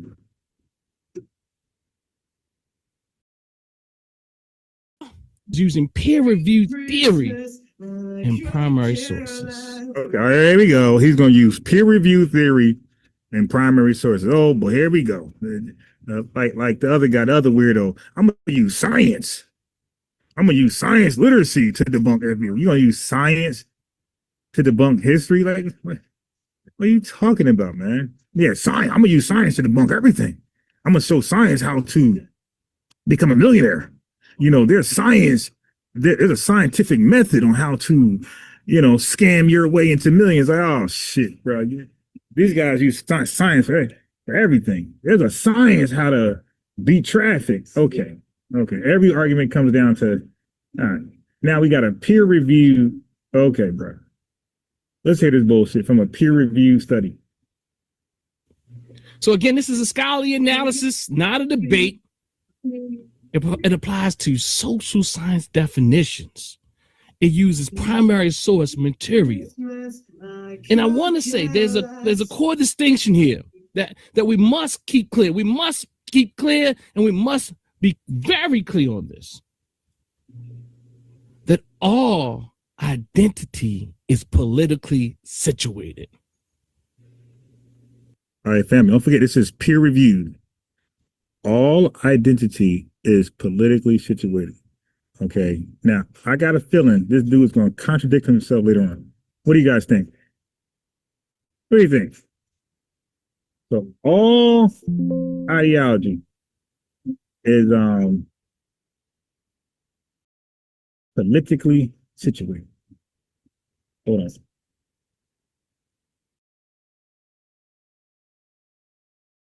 Very clear on this, that all identity is politically situated.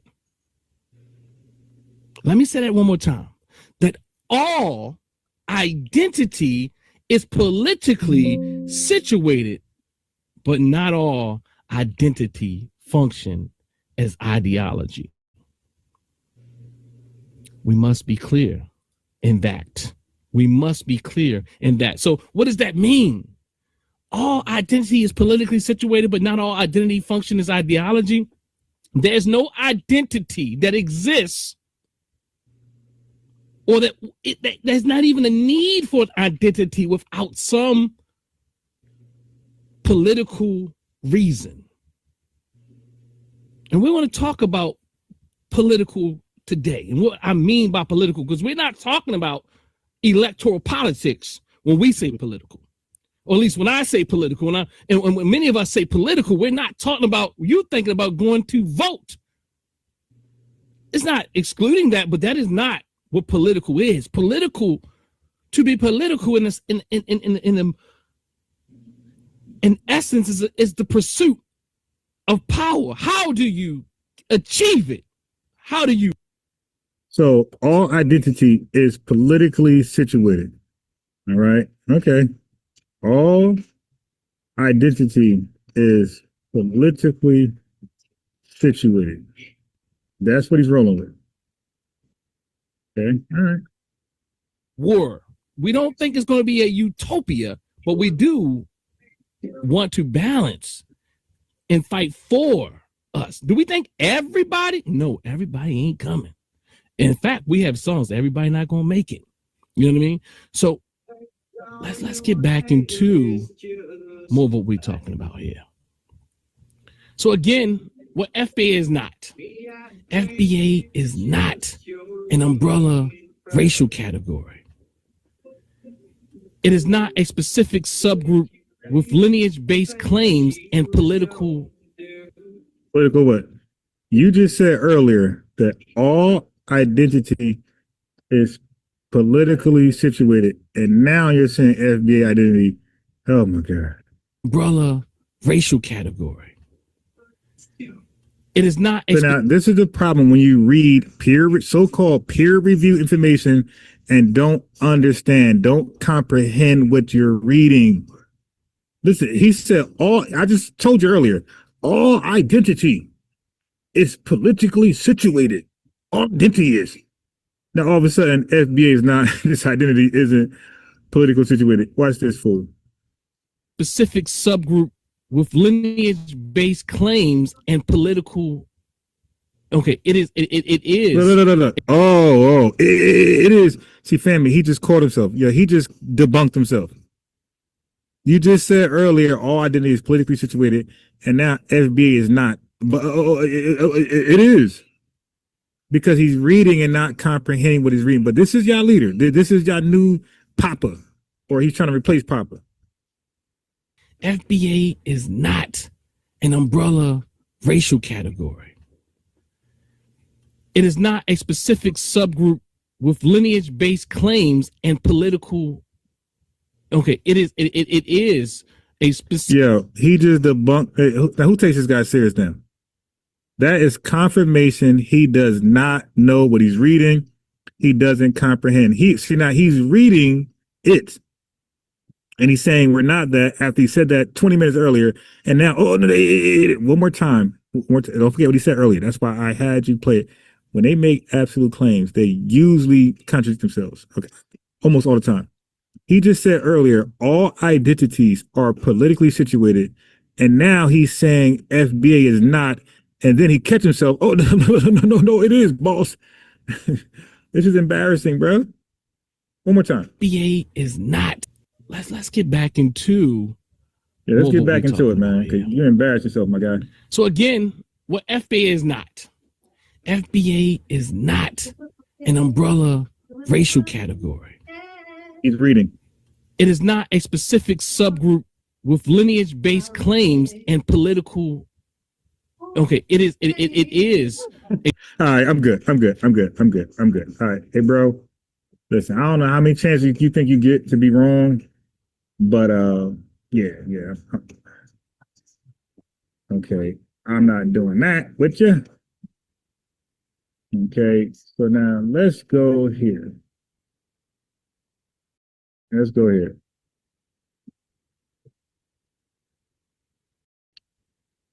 Okay, all right, brother. Oh my gosh. That's what happens when you go live and you don't thoroughly have your information put together. You dig? You debunk yourself in real time. FBA is not a political. I'm sorry. It is. God damn, bro. As a doctor, you would think that he would fact check his information before he start to bring it to the live, right? Dude didn't even fact check his own information. All right, let's go here. But this is Teddy Ruxpin. This is the guy you guys think is so smart. Talking about tethers and Pan-Africans. Like, this is their guy. They put all their eggs on this guy, in the basket of this guy. But after tonight, no more. He claims he was in retirement and he's out of retirement. Well, brother, I'm gonna put your old ass back in retirement. Racial identity. I often say that what with pain that has been inflicted upon us by this society. So again, let's move. So now let's look at, I often say that what we call FBA is an identity. And more specifically, it's a Black racial identity. And a Black racial identity is a set of attitudes regarding oneself, other Black people, and other groups. Okay, this is where I put it. I don't put it as what they call a lineage or ethnic group, as they claim. I don't know. I can't see FBA being used. FBA cannot take the space or place of what they call African American. I know lots of us don't even take that. We say African, period, or African in America. But FBA, I will argue. This guy really said Africans in America. Hey, bro, if you can find an African in America, please deport him. FBAs can't be deported. You and maintain it would never take the place of. Hey, how many Africans in America got caught with scams and got deported? You did. Come on, man. If we decide to scam, we're just going to prison. We're not getting deported. So we're not Africans in America, my guy. African American, and we know who we're talking about. No, we don't. When we say African American. No, we don't, because I just showed the college kids and many other people we know, revenue these guys, they check the box of African American and Black American. So how does DEI? Because you said we know, right? We know. No, we don't. And the people that matters the most who allocate resources, they definitely don't know, because their resources are based on that damn selection.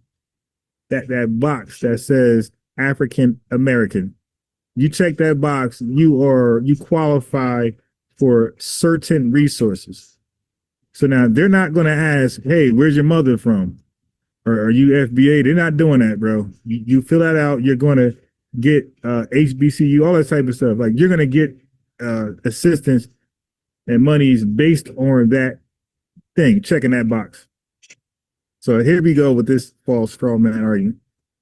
At best, FBA is a subgroup within the African American population. And I'll show you why. And I'll tell you why. It's not just a lineage, as they say. They say it's a generic lineage. It describes us and who we are. It helps us delineate from other African people here in this country, from the diaspora or the continent. They might not want to use the word African or other. They might even want to use the word Black, because to them. Okay, so now he's Black. Black is our name. All right, so let me help you out, buddy. Let me help you Okay, so he says, what did he say? He said FBA isn't an ethnic group. It can't replace African American. At best, it's a subgroup. He said that. That's what your boy said. That's what Teddy Ruxpin said. Okay. But okay. So now what's wrong with that? He treats ethnic group. That's why we keep defining ethnic group. You had Prophet Smalls separate. When Sanetta asked him, are we the same people as Africans or are we different? Prophet Smalls said two things. He said, no, two things. He said, we share a race category, right? That's African American, right? That's something America made up and bunched up everybody of African descent. But he said, ethnically, we're different. He said they are Zimbabwean, Jamaican, blah, blah, blah, and we are Black Americans.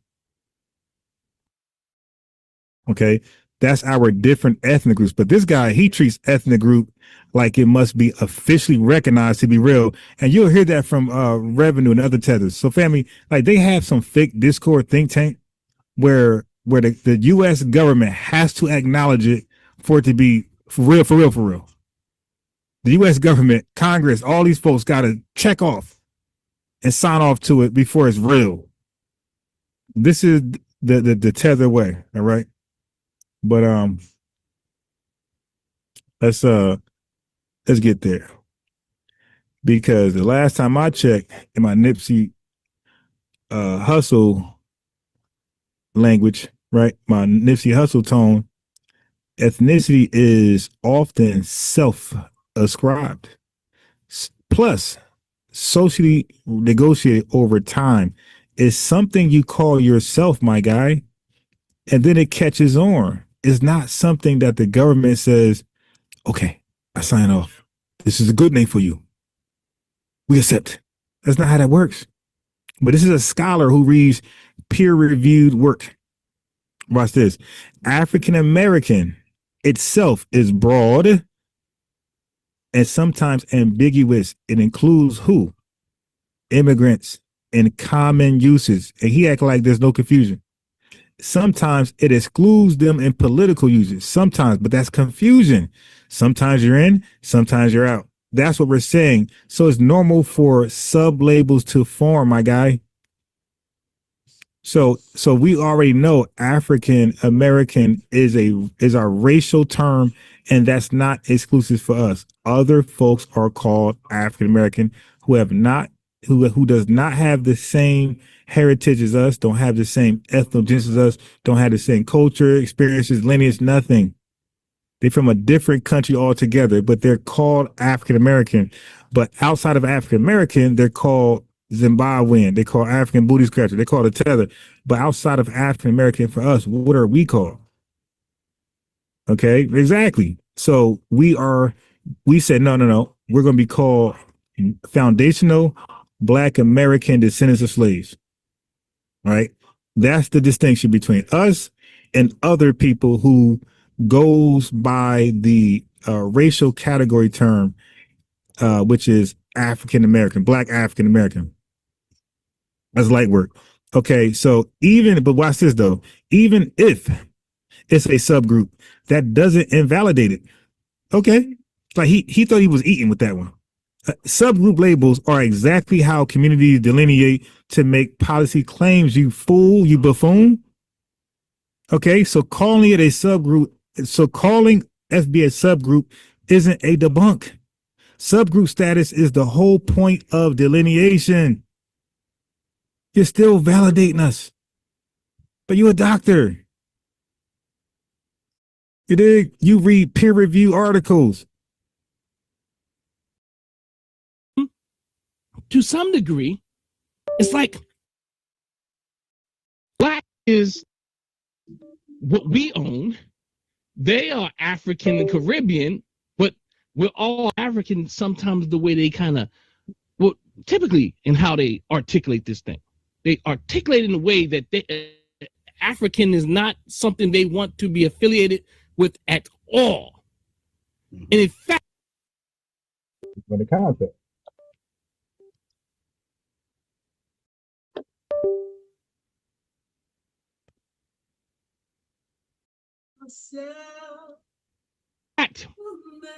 I might gotta buy a new wire right now for my mic. It's tripping. But he made that up. So it depends on a category. If you're calling this African, we'll say in what context. If you're saying African ancestry, sure, some of us got African ancestry. Okay, that we're not African though.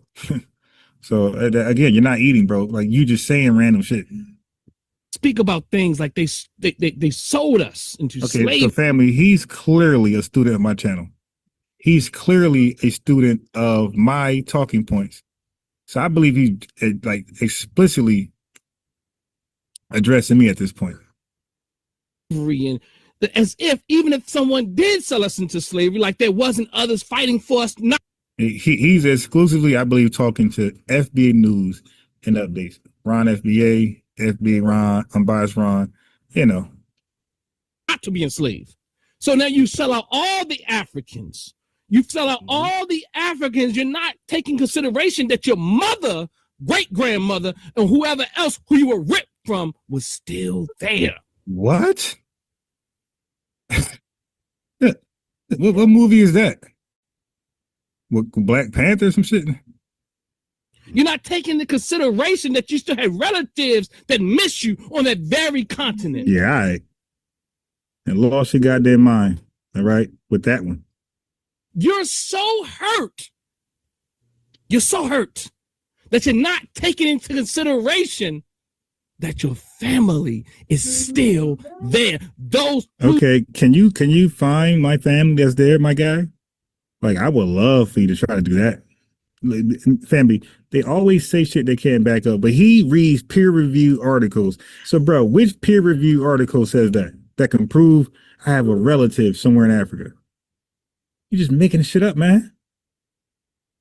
who did not want to sell you into slavery. What? Those who did not want to sell you into slavery. All right, okay. This the best you can bring? Yeah, you better not click that link over here, bro. We don't know how we got here as far as who did what. Oh, the hell we don't. And family, this is how they back off the slave trade in Africa. This is how they avoid African accountability, West Africa accountability, Central Africa accountability. This is how they do that.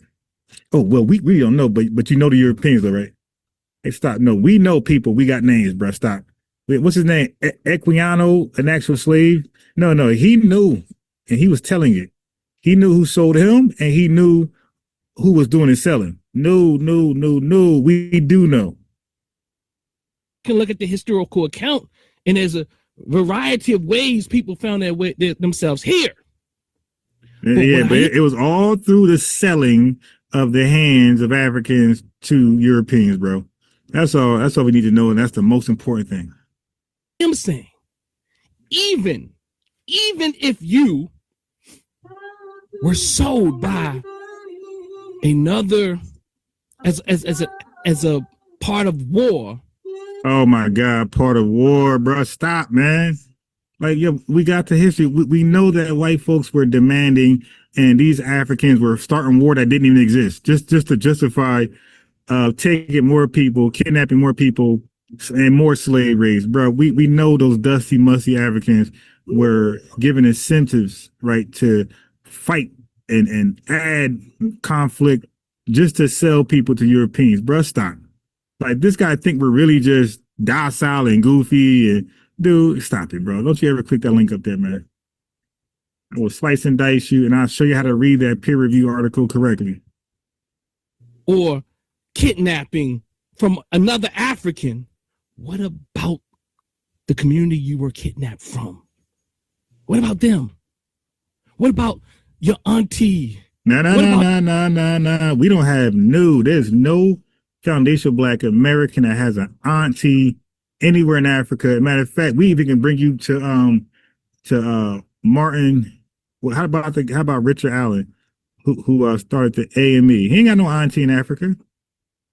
You dig? So no, my guy. We don't know of any aunties and nanas and grandmas and big paw. We don't know none of that shit in Africa, my guy. All the aunts, aunties, and aunts and nanas I ever known We're all here in the USA, my guy. You're talking to the wrong group of people. Okay, you need to just go talk to Frank Zanu and those guys.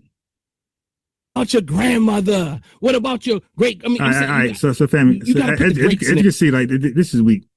I mean, like that's just a weak argument. Okay, so what he's doing, family, he's generalizing everything unfairly. All right, he's mind reading, right? He's reading our mind and blanket diagnosing millions of people with trauma responses without any evidence. Where's the peer review to that article that we're just traumatized, we're hurt? I mean, like, dude, like so when are you a doctor, a responsible researcher, doctor, and when are you just as crying tethered, bro? Like, bro, make your mind up. Like, stay professional, stay, educated, or come into the mud, man. But you can't keep doing both. At one point, you want to read peer review, and I have a standard of how I communicate with you FBAs. But then you start making shit up. Man, you're y'all traumatized. Where's that peer review article that we're traumatized? You just making shit up, bro. So obviously he cherry picks like they all do. He cherry picks the worst rhetoric. They are the exception. He cherry picks the worst rhetoric and applies it to the entire category. That ain't scholarly, bro. Okay, a lot of FBA adjacent arguments are not "we hate Africa." Okay, but what we argue is this: our U.S. political category is distinct. Our material interests in the U.S. are specific. Reparations claims require eligibility boundaries. Those can be debated, but they aren't automatically anti-African. You made that up. Okay. So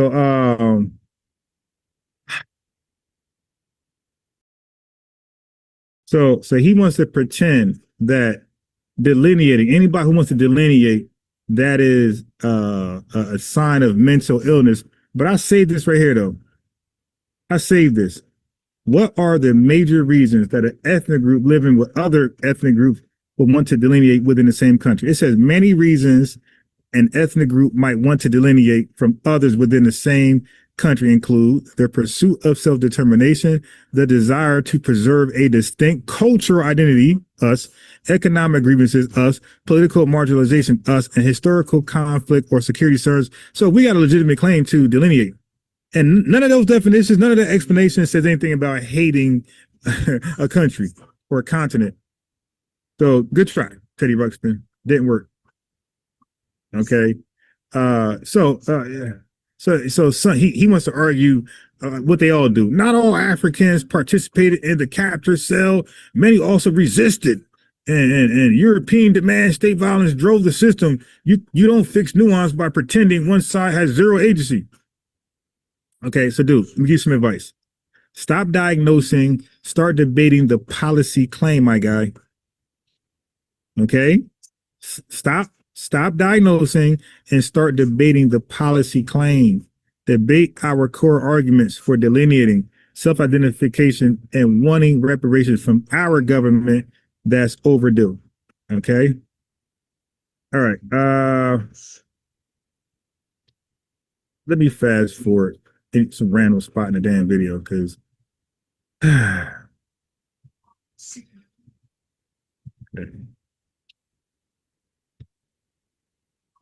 This is a 3-hour video. We're going to skim through it and we're out of here in maybe 20 minutes, hopefully. Okay. Okay. Let me skip. Where we at? Let me skip a little more. Let me skip a little more. I ain't going through 3-hour videos.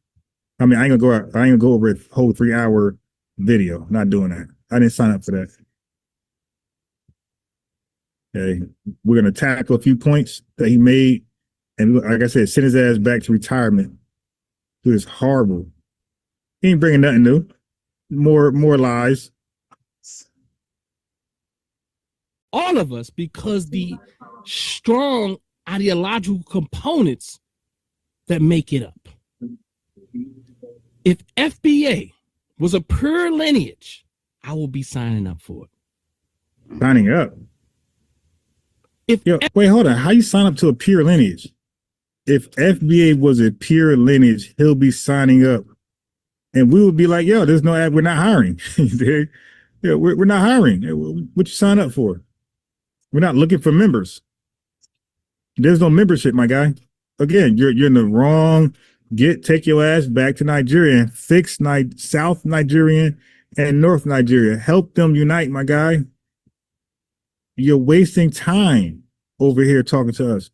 Go talk to those who really need a hand, who could really benefit from true Pan-Africanism. The easy work is to ignore them and talk to us and get cooked.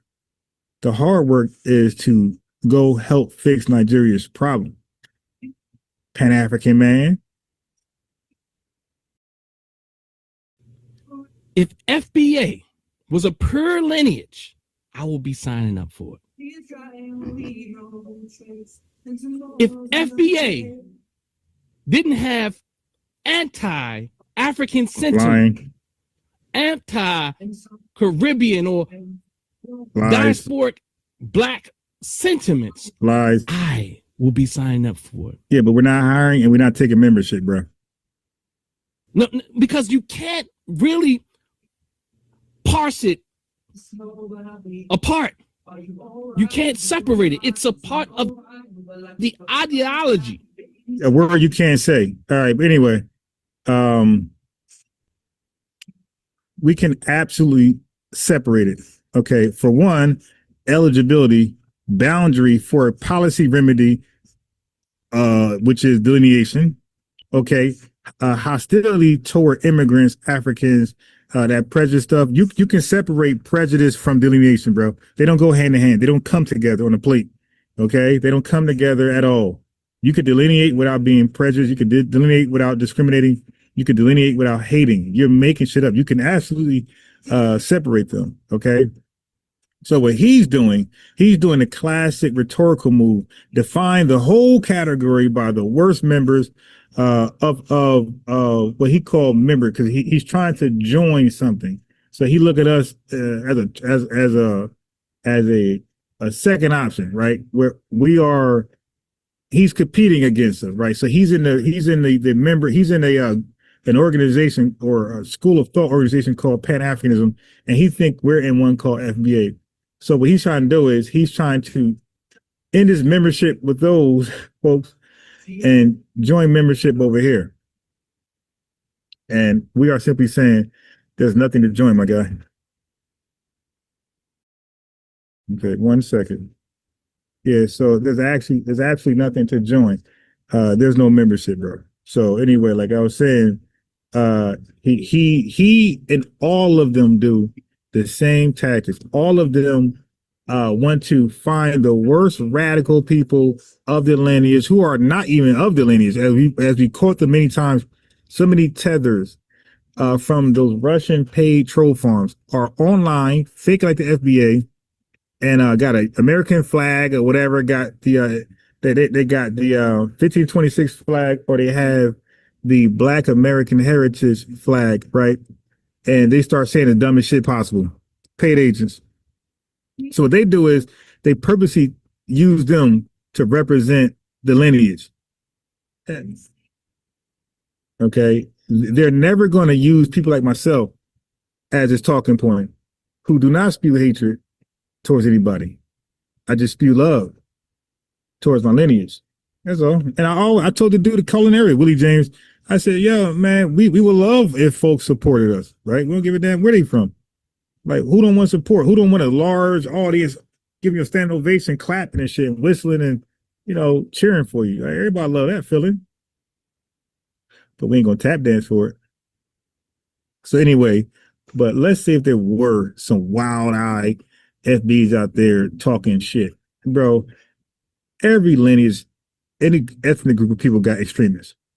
Okay, and these guys, they definitely don't define Pan-Africanism by its grifters that I've been talking about that show up on these panels, and those are all grifters. They were talking Egypt at one moment, all Egypt. That shit fell apart. That got exposed. All those Egyptian names. They left that and went straight to West Africa. Now all of a sudden it's all about West Africa. Okay. But you don't define us by people who, and they might not even truly hate nobody. They're just trolling and having fun. And don't forget, it's usually those damn African tethers who start shit, and some of us defend ourselves. We join those spaces and defend the lineage. And then we start cooking and roasting, which we just trolling, we just having fun. But no, we're not gonna allow you to take us roasting y'all and trolling y'all as the representation of the serious representation of the lineage. Okay. Okay. So now what else? Where we are. Where we are. Let's go somewhere else. Good. This guy's boring. Okay. Oh my God. All right.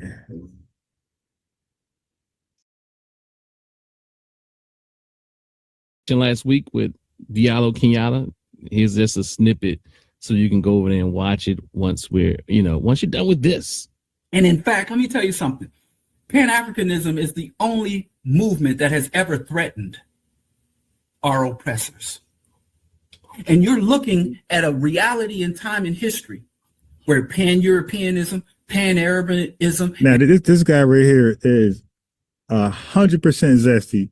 He said Pan-Africanism is the only movement or force that threatened the oppressors, right? They use these funny names. And now this guy is zesty as hell. Like I called him out several times, but I'll give up with these guys because nobody knows they even exist. Channels are failures, no numbers, no likes. They can't get other Pan-Africans to watch them. They can't get no other tethers to watch them. They just failed channels. Nobody ever gonna find out about 10 likes. Dudes be having channels. They be having videos that's like 2 months old with like 20 likes on it. Like, dude, really? So like I found myself like, you know what? Some people just ain't worth even exposing and debunking. But this is content, it's the internet, and we are using these people as teaching moments. So sometimes we'll entertain. But Pan-Africanism, he said, was the biggest threat to, I guess he's trying to say white supremacy, right? Because they don't want to say that. They don't want to say systemic racism because you just talk about this country.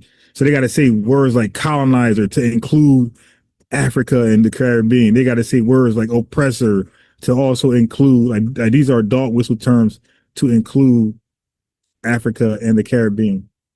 But they can't say, they will not say systemic racism because they know that that's pretty much just here. And Pan-Asianism is flourishing. White folks go to Europe and make these international agreements. NATO is Pan-Europeanism. The World Bank and the IMF is Pan-Europeanism. But you're going to fight. Yeah, so you're going to fight. And ye who has little faith. Okay, that was garbage. I mean, that just, like, he just propagandizing that whole thing. He's trying to make that a thing. Like, dude, stop. Pan-Africanism is a major threat to white supremacy. Okay, sure. Guys absolutely did nothing. Okay, let me see. Okay, now watch this.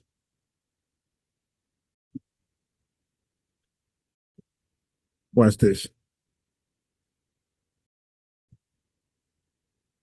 Oh boy. Higgle more strawman stuff. And political action.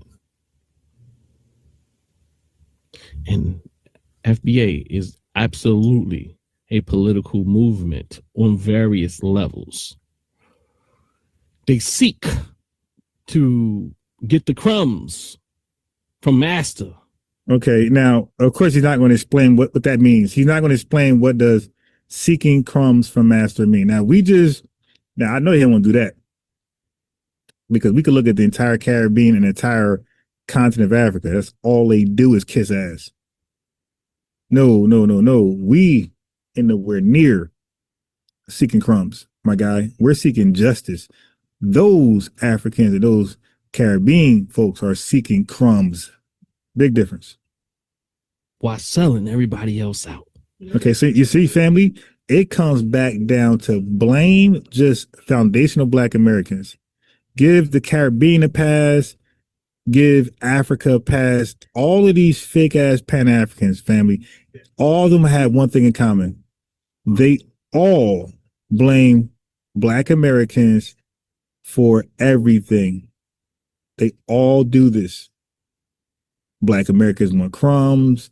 We're going to sell everybody out. But people who are actually documented signing treaties with white supremacists, validating white supremacists, giving them a voice, honoring their voice, listening to their voice. That's not called selling out.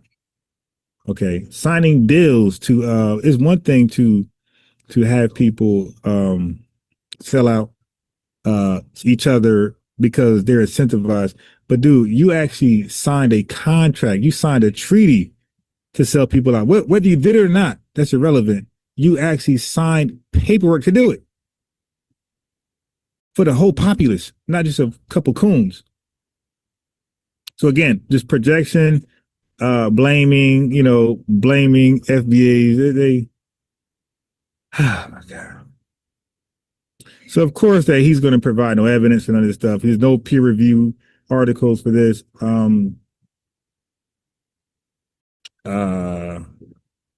This is their slick way to call reparations crumbs. Okay. Hold on. Let me look in the chat real fast. In case somebody's trying to click the link.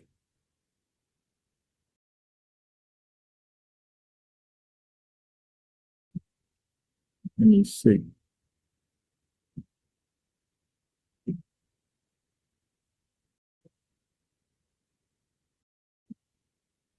Okay. Yes, we got a hater out there. Yeah. So buddy just be gaslighting, saying the most random shit.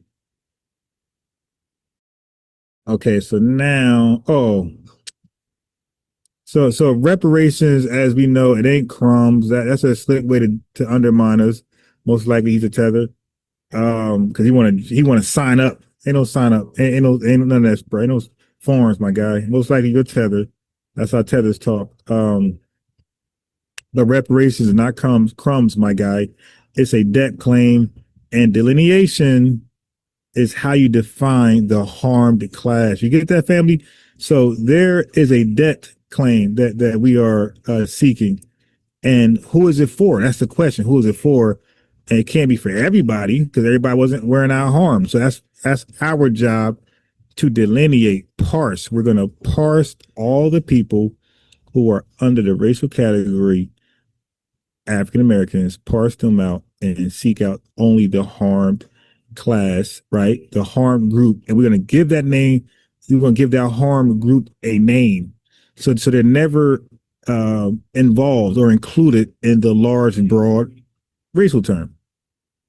And that term right now, that word for that group that's going to be parsed out separate from the broad, the large, is going to be foundational Black American descendants of slaves. Real simple. Okay. So now he about to say some ridiculous stuff. Of course, they got to go to tether. So now he's going to address tether finally. This is very shameful.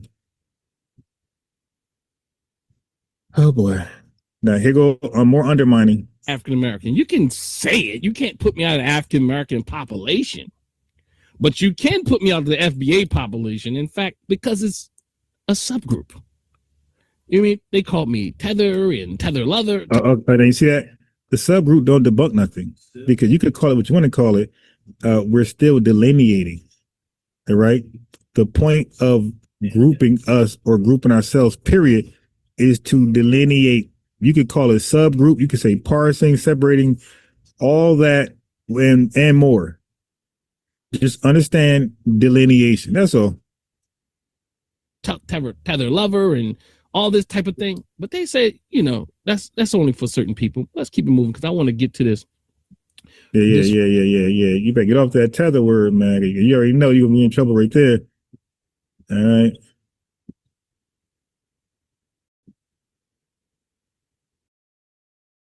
Oh, really? You're legitimately lying about the intentions of the FBA Renaissance. Either way, Okay, see, so now we know this sweet guy right here, I already cooked him. you are misleading your audience. Tethers, shaking my head. Now again, it just proves the point. First off, anybody that is against them, anybody that just become a tether. But okay, so then they lie again. So anybody who come against us is a tether, right? Anybody is what they say. But what are you coming against? That statement could be true, but what are tethers coming against? Are they coming against our major talking points? I'm talking about, first of all, you can't be of the lineage and be a tether, for one. Let me just get that out the way. You would have to be non-lineage FBA. Once you're that, and you speak against our major serious talking points like reparations, delineation, and self-identification, yes.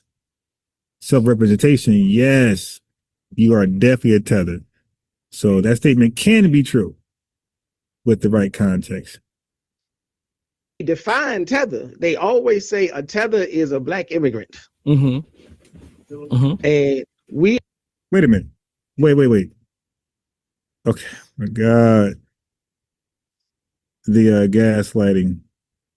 This guy said we define tether as solely just a black immigrant. The word black not even in the definition. They say a tether is a black immigrant, but they define tether. They always say a tether is a black immigrant. And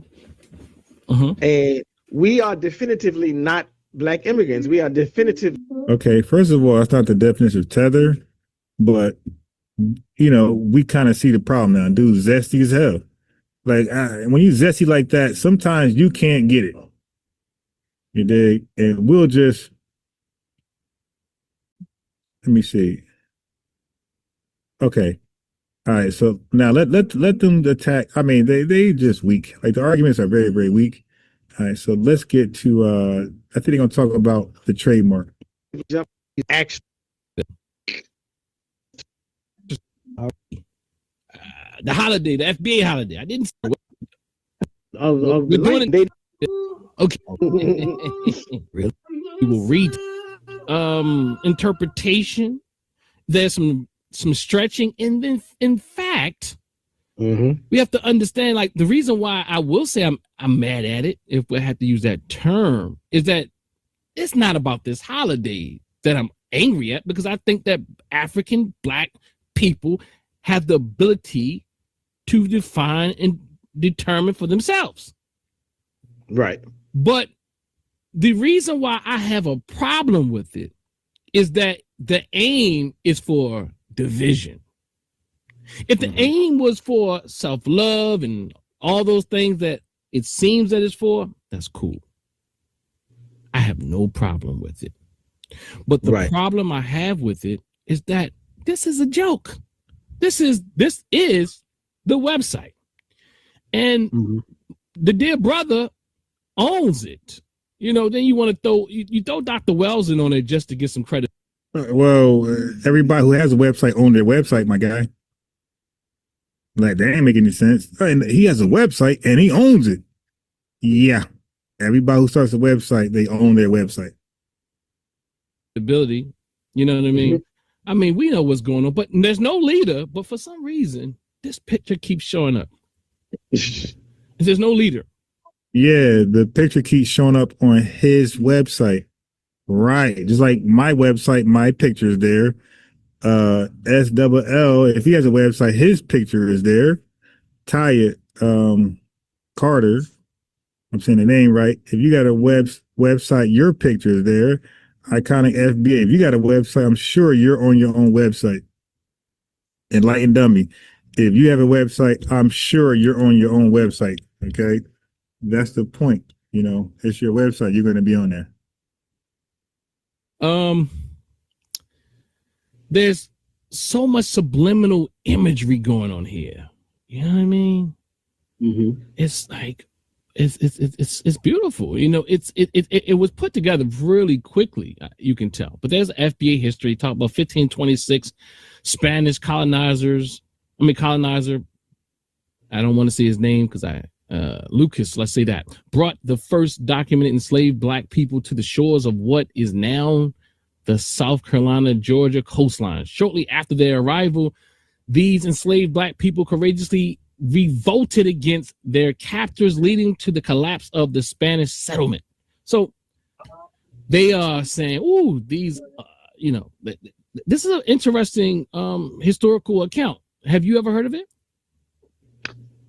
Oh, yeah. For this guy to be a doctor, which he calls himself doctor, so I'm thinking he has a doctorate degree, PhD of some sort.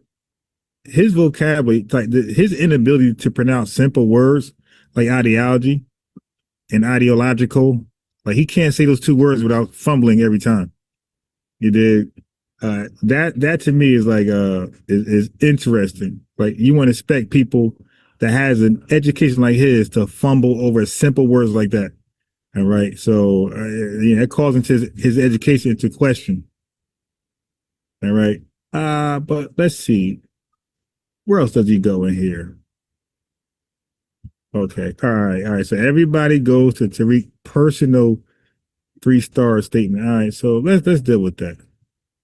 We ain't gonna run from it because they borrow the same talking points. By the way, they always say that we borrow Tariq stuff and we're just Tariq clones.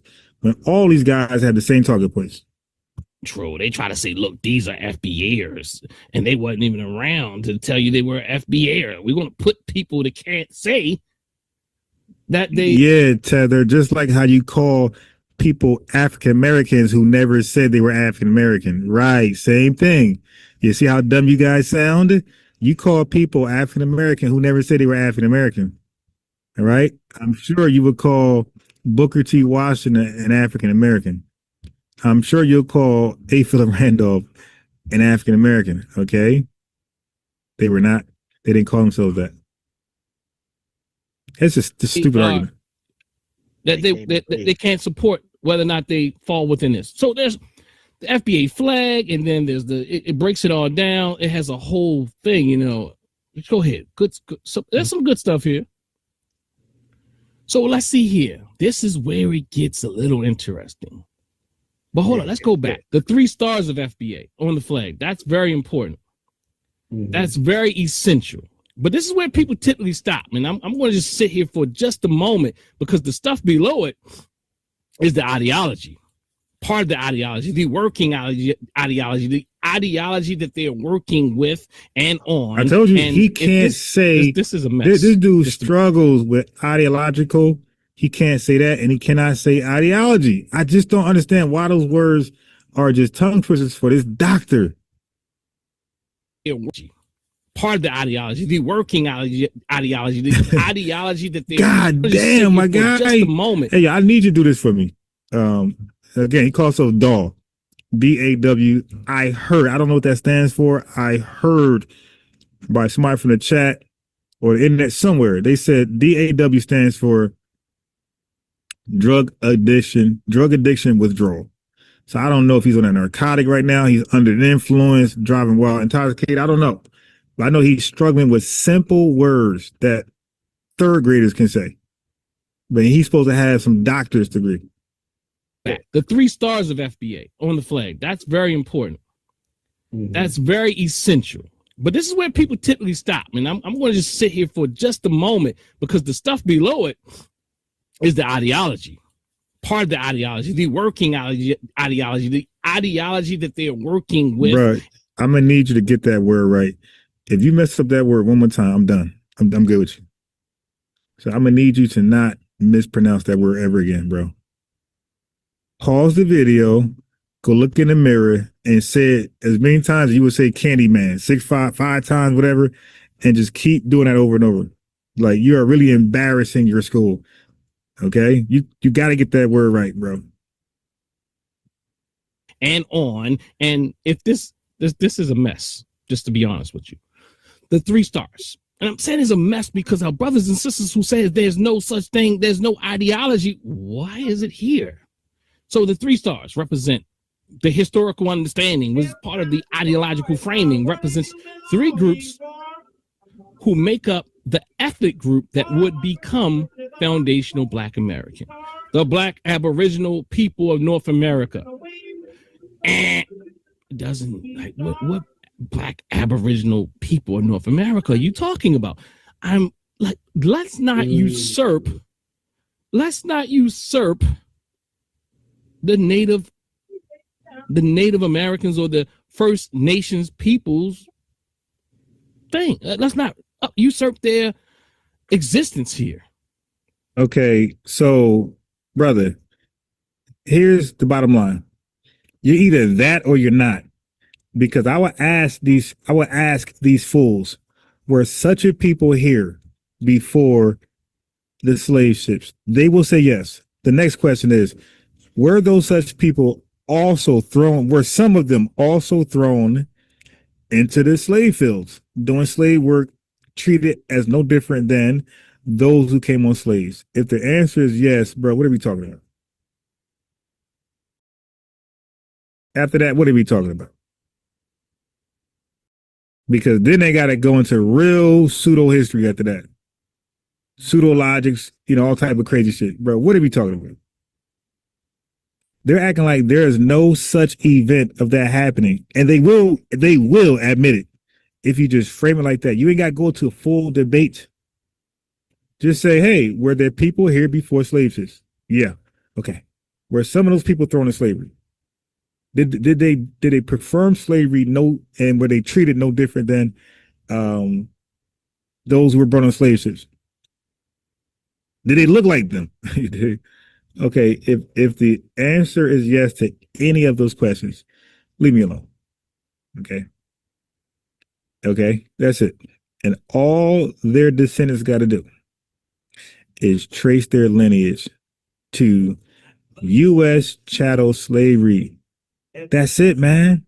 Whether you were here already, whether you came on a ship, you have to prove and show that you were tied to U.S. chattel slavery. That's it. That's the only requirement. You don't got to prove you were here already. You don't got to prove the slave ships. You got to prove that your ancestors experienced U.S. chattel slavery. I'll say it again. The requirement is not to prove you were already here. The requirement is not to prove you came on a slave ship. The requirement is to prove that your ancestors, your lineage is tied to U.S. chattel slavery. It's that easy, Dr. Dahl, whatever his name is. See, that drug addiction and withdrawal, that can freeze your brain cells. It's simple, man. It's not that difficult. I just explained it easily.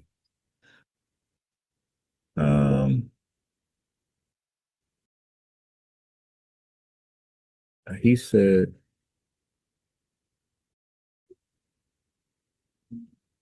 let's see.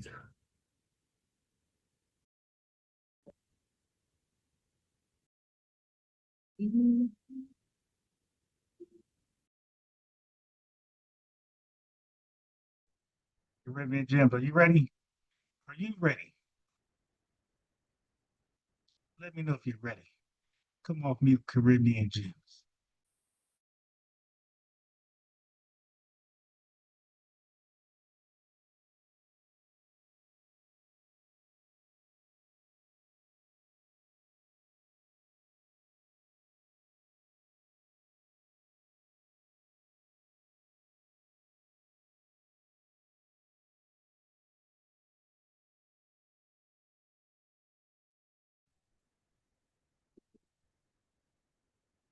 All right.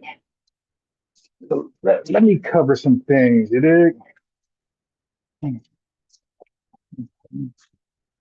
Let me cover some things real quick. Caribbean Gems, if you're still there, wake up. Yes, I'm here. Okay, cool. All right. How are you? I'm fine. How are you? Merry Christmas or a belated Christmas. Season's greetings. Oh man, this thing put me on mute. I'm talking to you and I'm on mute. Yeah, happy holidays and all that extra stuff. Um, so hold on 1 second. Hold on 1 second. Shit. Hold on. I must do this one thing. So you heard some of the show, right? From that guy, that Pan-African guy. You heard some of his foolishness? Yes, I did. You ever heard him before? You ever heard that guy ever before? No, I don't watch shows Right. that frequent to know like every viewer, but I never heard of him. Well, you haven't. Well, okay. Let me ask you this: if I say name a Pan-African, what name in America comes to your mind? If you could think real fast. If I said name one Black American Pan-African, who comes to your mind? Akon. Who? You know, I said Black American. I do good. I do any damn Black American. Is that a bad No, one? Akon? no, yeah, he's not a Black American. I said if you could think of a Black American, he's from Africa somewhere. That's not a Black American. Oh, I thought you said Pan-American. Yeah, no. A name. If you could name one Pan-African who's Black American, right? Who comes to your mind? Like, who's the first person you think of that's living today that proudly boasts they're Pan-African? Cardi And B? they're gonna build schools and things like that. Cardi B is the Dominican tether. I'm talking about, they say they're gonna build schools. You never heard of Umar? Doom Doctor? Yeah, exactly. So my point is, you say you don't know those channels or those people. I'm saying nobody knows none of them. Like there's a person we know of is Umar. Like you don't Yes. know of another Pan African. Yeah,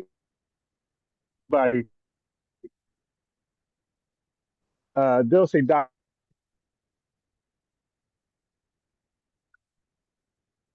I can't hear you properly.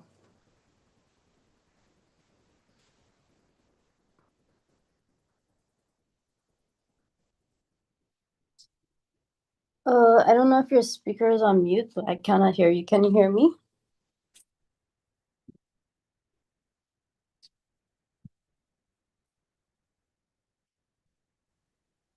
Can you hear me? Yeah, I could hear you now. Okay, yeah, because this area I'm at usually is bad with the reception. Can you still hear me? Yeah, I can hear you. Okay, so the guy chef we called earlier, who act like he didn't understand when I said the Sudanese people are not Black. Okay, did she hang up? Yeah, I'm here. Okay. So what I was saying to the dude was he tried to act retarded, like he don't know the difference. I said, dude, Sudanese people were called Black, and the outsiders who called them Black, they attached a definition to the Blackness they ascribed to them. The Sudanese people took on the identity and the definition, Chef. That's called an exonym, my guy. How is that different from us? The Black, they try to call us, and the definition, we rejected it. So we didn't take on an exonym from them, from outsiders.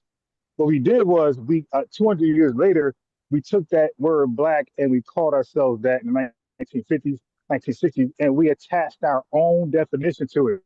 That's called an endonym. All right. So stop playing retarded. I listen to the playback. I'm like, why am I going back and forth saying the same shit over and over? Bro, you get it now? When you're called something by outsiders and you take on that name and their definition, exonym. If you call yourself something with your own definition, endonym. You got it? Okay. Now, sis, what's going on? Yeah. I don't know how, but he act like that was just so difficult to understand. And this Teddy Ruxpin guy, he can't say ideology for nothing. Yeah, what are you doing, bro? All right, so that would Maybe he was nervous. maybe, but that's why I say you're not ready. If you're nervous, work that out and then get on the net. The net does not protect you. Okay, once you get out here and click that live button, it's over. You got to stand on what you stand on. And you act dumb, can't understand X and M from end on end. It's recorded live, man. Okay, so now, sis, you said I like to clip voices. What did you say earlier? Yeah, because someone said Caribbean gems. So I saw the comment and I kind of went back to replay it, and it was talking about Egypt. So I didn't hear the That full. was, but you already talked about that. That was a replay of you coming in. So I was playing the one guy I'm saying, like the one weirdo I was calling Corey. I was going over the dialogue because you came on at the back end of him. After I got done with schooling him, you came on at the back end and you said you had a question for Egypt. So that's all you heard. I didn't want to play your part. I just wanted to play his part. So I stopped it. That makes sense now? Yeah, it makes sense. I just saw someone said, "Oh, not Caribbean gems." Yeah, because they thought you were being double-minded. That's what. Yeah, I thought so. But were you being double-minded? No, I was genuinely interested in knowing what you guys thought about I don't Egyptians know who because they were Egyptian. asking questions. That's why I'm clarifying. Yeah, continue. Well, Sorry about that. we already talked about that and we got past that. Now, would you agree when they first started talking to you, they was kind of stern a little bit, a little firm? The gentleman. Or you think it was nice? At first, like, I thought it was a little harsh, but I understand like all that pent up anger. So yeah. So no, what changed? Because when I heard the replay, I see what changed the conversation. What changed to make them go a little softer on you? Like after I left the call, I heard them talking about me, and No, then that's not why. they just giggled a little bit and was saying something. So that's why I made a comment, and then they changed their attitude, and they was like, What "No, but I comment have was to." that? I just told them I didn't even leave, and you guys are talking. So No, it wasn't that. It wasn't that. Because they were still well, I cooking. can't remember exactly. Can you remind me if you remember? Yeah, no, I'm gonna remind you because I teach it. And I started laughing. I said, "Oh, that's what changed everything." Now they all of a sudden nicer. Okay, yeah. So you had used something, and they took it more easier. Eh, That doesn't work with me. But what Not was that I it? go more about that because you either know it or you don't. So either you know it and you're not telling us, or you don't know it. No, And you're I trying to get don't know. Like, if I don't remember, I don't remember. So if you do okay. remember and you can tell me, that would be great. You know. All right, I'll let you know a little later. Okay. So now, what other questions you had? I don't have no questions. I just saw like earlier on, you guys were speaking, and this guy was talking, and sometimes they're trying to speak and some other people are trying to cut them off. I don't know how to explain it exactly, but it's Nah, like, because you were talking to them at some point, and you was like, "I want to talk to unbiased Ron." Like you were done with them. You said, "I want to talk to unbiased Ron." So I felt like you took me like I was softer. Like, oh, I was gonna lie.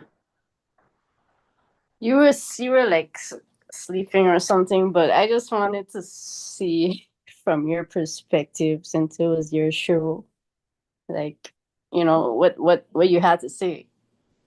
What were your About what? comments about About the whole the dialogue? situation? Yeah. Okay. So let me try to think of some things. you guys were talking about. Okay, so you said, oh, so they asked about like dating, right? And you was like, they said, would you bring a like your parents, like your parent or whatever, like they have an issue with certain people you bring home. And then you said you you dated a WAP for like 6 years, something like that. Is that true? What was your last question? You asked the last question? Yeah, you said you dated an Italian guy for like 6 years. You never brought him home. Yeah, like 4 years. God dang. Oh, how long? 4 years. And you never brought him home? No, to my dad because he didn't treat me so well. But the guy? Yeah. So you date guys who don't treat you well. Well, you know what they say about daddy issues. And I say, you know what they say about daddy issues. And I had some problems with my dad that wasn't Oh, resolved. so you're being rebellious. Not really. He didn't treat me well, and me and my dad didn't have the best relationship. So I didn't want to bring him home to encourage any behavior, like bad behavior between him or my dad, because that's not what I'm about. Yeah, that ain't making any sense. So you hit him for 4 years instead of like being thorough, standing on your business, your purpose. You hit him for 4 years. I told my dad I was dating him, but you know, like we just didn't work out. That's it. Like he but who he didn't hides? treat me the Look, best. right. But what I'm saying is, what woman and what man will go into hiding for 4 years rather than just saying, "Yo, it is what it is, man." Like, yes, I mean that's crazy for you to think of that, and that's crazier for him to agree to that. Like, 'cause most FBA women would say that's not a man. Like, that's a guy. That's a coward who really wants. He really wants to stay hidden. He didn't want. Because there's another way. There's another way to look at it. Maybe he didn't want anybody to know he was dating your ass. So he was okay with hiding. Like, yeah, hide my ass. 'Cause I'm definitely not trying to be seen with her ass. No, I knew his parents very well. They treated me well. He wanted to come meet my dad and stuff, but he didn't treat me well. And if I'm gonna be with somebody in a long-term relationship, I'm gonna be with you, not your parents. So You don't you think need 4 years to. is a long time? Excuse? You don't think 4 years is a long term relationship? Well, yeah, but I Yeah, would have but you liked. did it though. You just said I don't want to be in the long term if I ain't gonna do this, and you was in the long term and didn't do it. Those standards you You got. see, the thing is, I don't want to just get married to somebody like in 1 or 2 years, and I don't really know them because people can change and shift. Yeah, but you had That's four just years though. reality. So you had double time. So you Well, had yeah. 4 years and didn't even. Yeah. Like, so some people see that as like you just confused. Like you just out here just doing any old thing. No, I didn't want to get married to him, but he didn't treat me well. So Yeah, but that how long does it take to realize you're not being treated well? Like most people know that in like 6, 7, 8 months. Like most FBA women can figure that thing out in 6 to 8 months. It took you 4 years to realize, you know what? This guy's he ain't the one. Let me do something else. That's 4 years. no, Hey, look, I, and you know, like you 4 years older at that point. Like, god damn, that's a long ass time. yeah. Well, the dating scene is rough, my guy. It's not so Yeah, but easy. 4 years, like, God, nah, it is easy for 4 years. The average SBA gonna know right away. 6, 8 months, less than that, most likely. And, you know, we're moving on. But, you know, So it's like a your coach bad might thing be that I here. spent 4 years with somebody. Yeah, because it's always bad. It's bad, period. It's bad dating somebody for any length of time and it doesn't work out. Because that's wasted time. You could spit on somebody who's right for you. Well, So it's a shame. 4 years 4 years like give off like clueless vibes. Like, you know what I mean? Like they say what they say, what they call those women? Um blondes, like a blonde type ideology. Like you don't know what's best for you. No, I know what's best. I just chose a route for myself, and I'm not judging women who do whatever they want with their life either. Like, like, or men either. Like, some men, they have kids, drop them, treat women how they want. And I'm traumatized by seeing that, like, in different scenes and stuff. So, like, I'm, I just, 4 years, I tried to give it a go. His parents were really great. That's what made me like Yeah, stayed a but long they were time. white. They were white, right? Yeah, they were. Okay.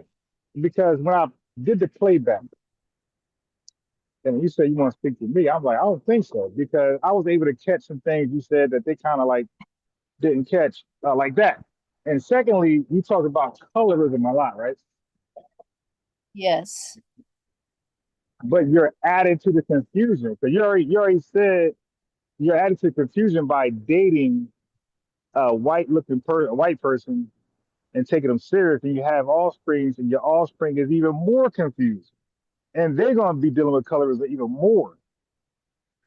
And then they're like, "What the hell am I?" Like, first of all, mom is already something weird, and now I'm something triple weird because mom dated a Italian guy, right? And now this child is white as hell, but it ain't white. It's like a super duper mulatto child.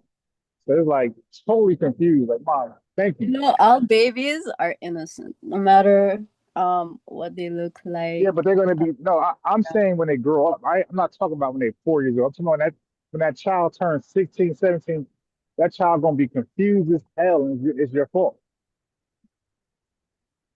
I don't think people who are confused should be having children. I So said the I'm well, trying to. shit. Yes. No, I'm saying I agree, but I'm saying, but then, but why even date? Like, it's okay to just say I'm gonna be by myself while I figure this life out. Like, what kills me is when people date while they're confused. Because you're just wasting your time, the other person's time. And then you have kids. Now your kids are screwed up forever. And I mean, like now you got some old Nicki Minaj ass kid growing up now. Now you said this. You said that you never been to the States, right? That's correct. Okay, so this is the hypocrisy that they caught you on that I want to speak to, right? You said you never been to the States because the States, they're violent to you, right? So your standards, this is a violent country, correct? Yes. And then I did say everywhere else. So yes, I was because the States is close and we're in the West. But um I was a little bit biased on that. Drunk? You drinking? Are you drinking? You're asking if I'm drinking right now? No. That when you said that, were you drinking? Were you influenced or impaired? No, I'm not. I don't really drink like that. Okay. Or So pop pills. okay. So the reason why I asked that because you said the United States is violent. And from what I heard, like you're from the eastern part of the Caribbean. Now, I have no idea what that's at, but how far are you from Jamaica?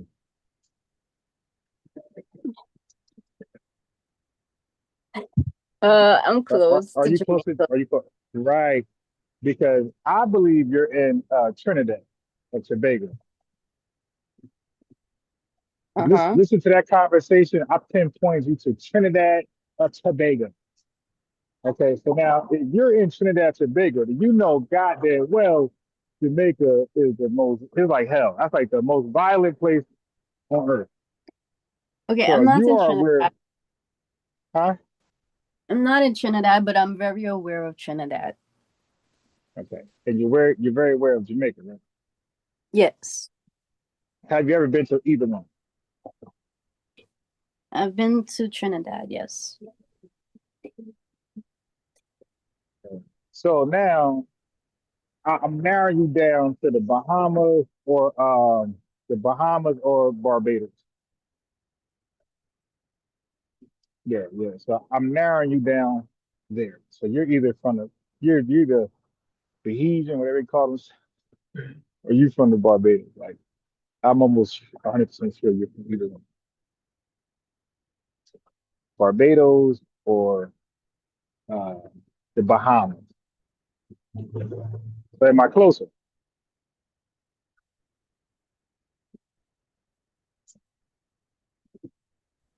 Hello? Yeah, you're close. I would say you're close to Queens or Atlanta or I don't know. Where you So let me from? ask you this. I'm from the United States of America, the greatest country known to mankind. Okay, great. Now, are there great opportunities in your country for as far as like education? I think the best thing about the Caribbean region is meeting different people across the globe, and you cannot be so tense. Sometimes you can meet people and have authentic exchange, make great business opportunities with Right, foreigners but who meet and have open minds. right, but if you're not really educated, like that networking ain't gonna work out for nobody. Like when people network, like they like people to be experienced or like highly experienced or highly educated. Well, You dig it? Americans work here.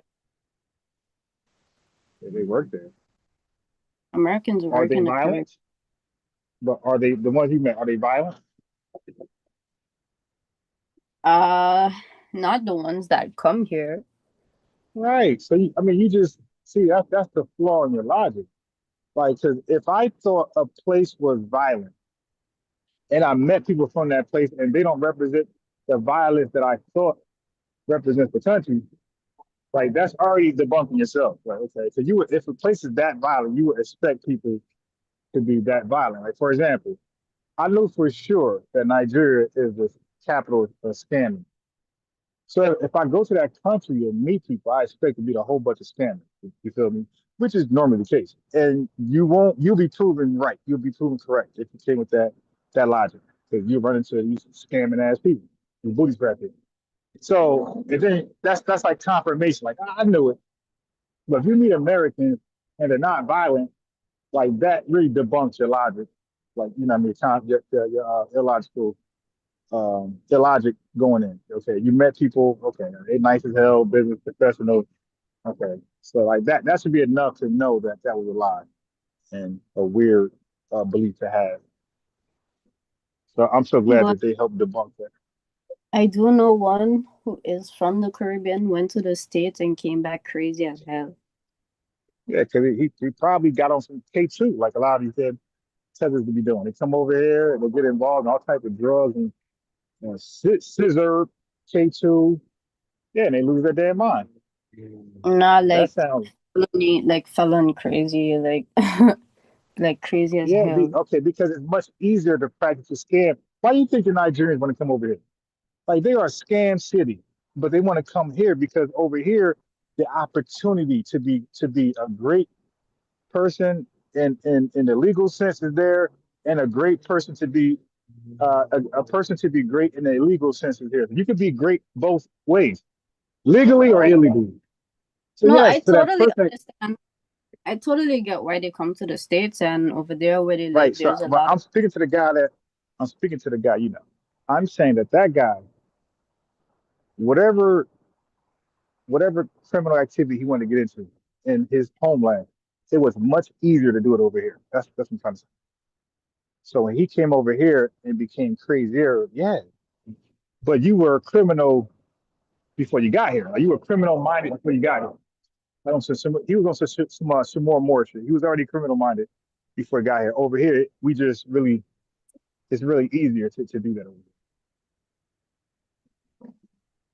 Ron, can I ask you, do you know that they do try to get colored folks kind of crazy in Say that again? society? Or uh do you think that they try to get some colored folks crazy in society, like not colored folks? Like, do you think that some of them do try to target colored folks on a large So scale if you say color, internationally? what is your definition of a colored person? I might believe they just born like that.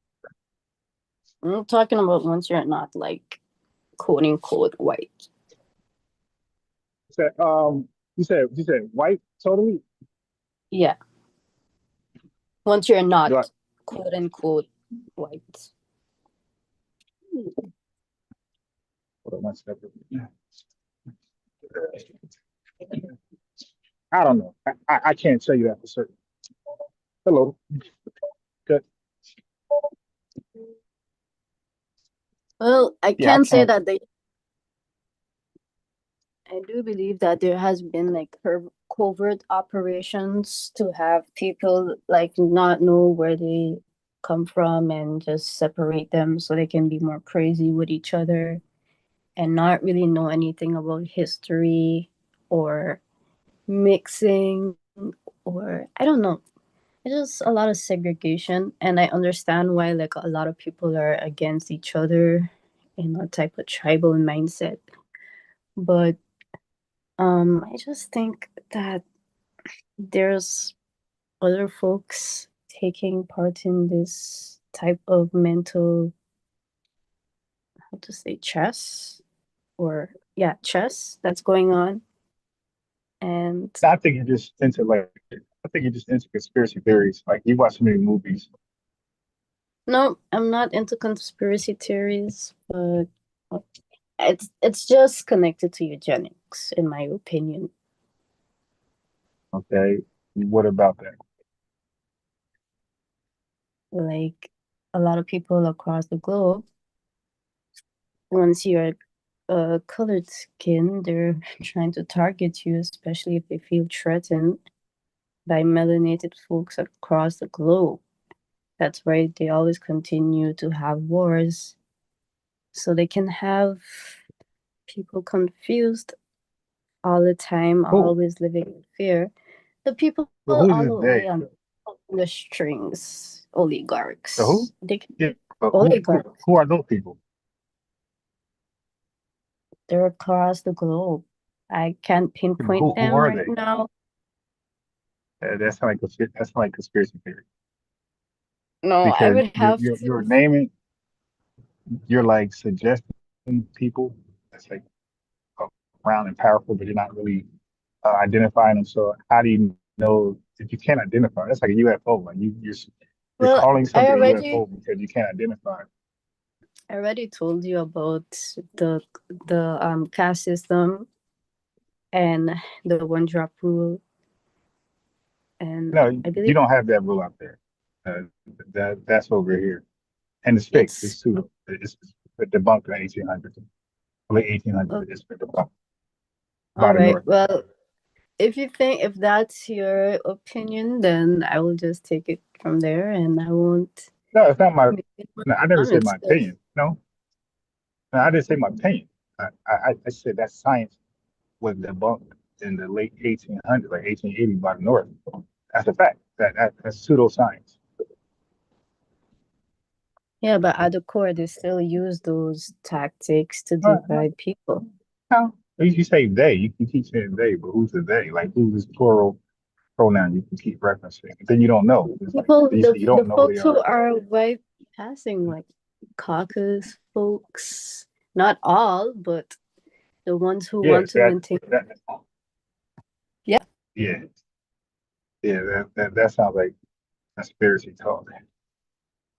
So like the way it works is that usually when somebody does something and is wrong, like people identify that. Like you got the Epstein files, right? Epstein is a human being that people are pointing out and pointing to. That they're not saying he, him. They actually give you a name. You got Diddy. Diddy did some things. he's locked up. Okay, so he's not he or him. He has a name attached to his dirty work. So when you're saying those words right there, if you can't attach a name to that, that's usually called conspiracy and it's pseudoscience.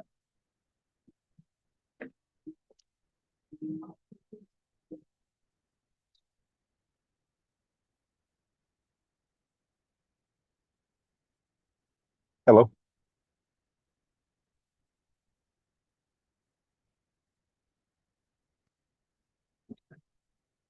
Yeah, thank you.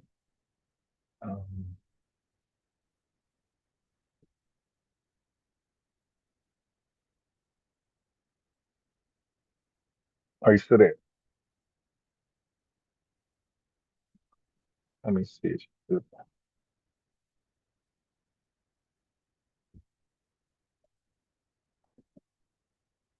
I think she lost the signal. Yes, where did I stop? Okay. You stopped at when I said when you can identify the culprits of bad behavior that goes into conspiracy theory. Okay, I said people like the Nazis in Trump in Germany, places that want to be pro-whites again and not have colored folks in power. So you're talking about like particular groups. You're talking about particular groups in that case, right? Yeah, particular groups. Yeah, well, but that's those a groups got global names. thing. You know what I'm saying? But those groups in those countries got names. You can just name the organization. So you got Al Qaeda, like that's the real group. Okay, the Nazis are still active and they're part of it. Germany wants to be like pro-whites again or have their nations but go back like, to but you see what happened to him last time when he tried that, right? yeah, well, it's happening again because the same tactics that they use to divide people are already divided and it's the best time. Nah. And when they tried that last time, they were split into two, East and West. That didn't work out well for them at all. That country became like really, really bad. Like I know East Germany was starving because the Russians can't really feed them like this.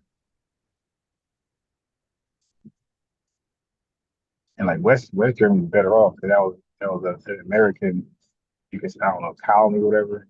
So like they were better off for us food and clothing.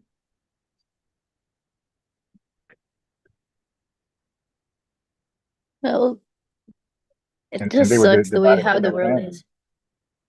Huh?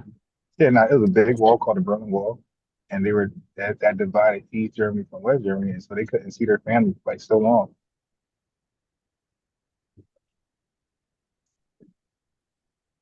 Yeah, And then the that's what wall a was lot knocked of down, wars. and then the wall was knocked down, and they were so happy. They don't want to go back to that. Like that's a dark history.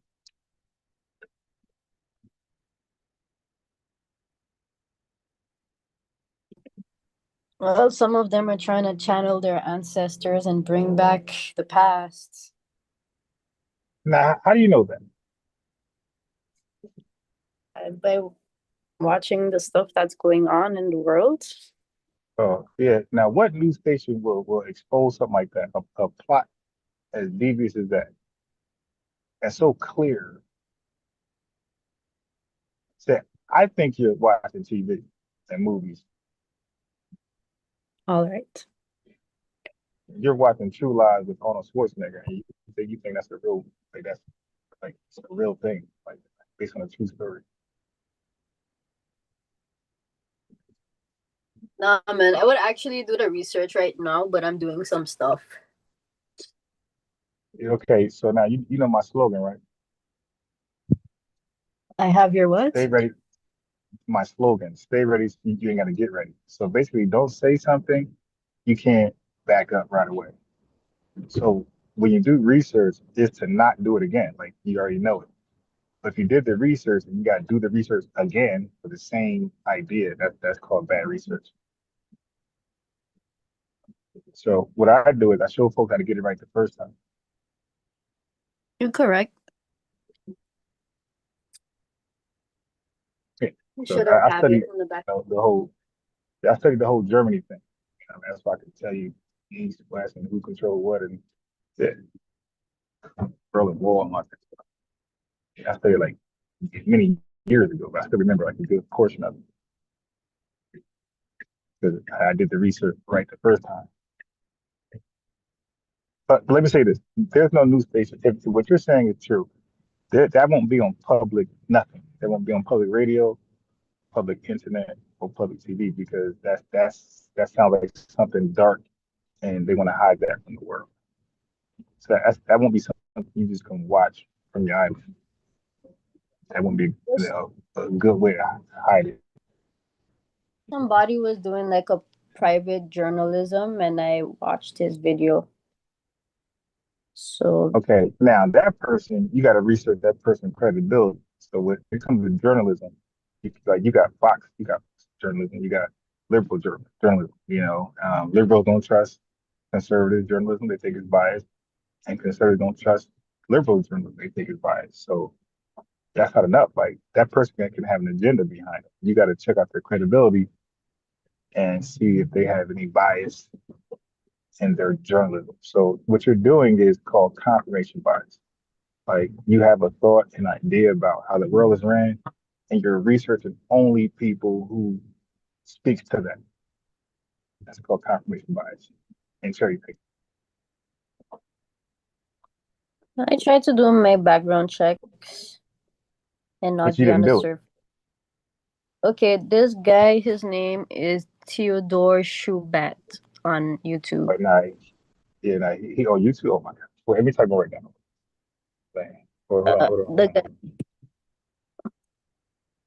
Dude, a name like Theodore, I already know this is gonna be some crazy crap. Hold on. You said his name's Shoemaker. God damn. Schubat. He makes shoes too.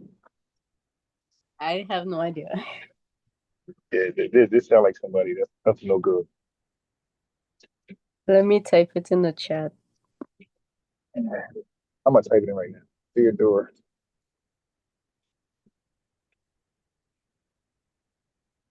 Theodore.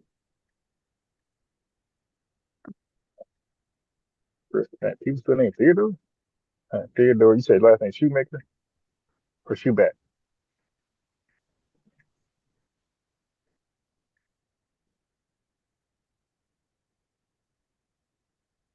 Oh, you talking about this guy? Oh, come on, stop it.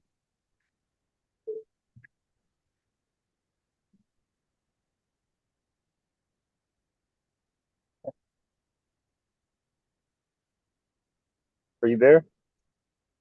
Yeah, he posted You said his something name is, 8 days ago. hold on, is his name Theodore Shoebat? Yeah, I posted and I posted his YouTube No. name in the. It's okay.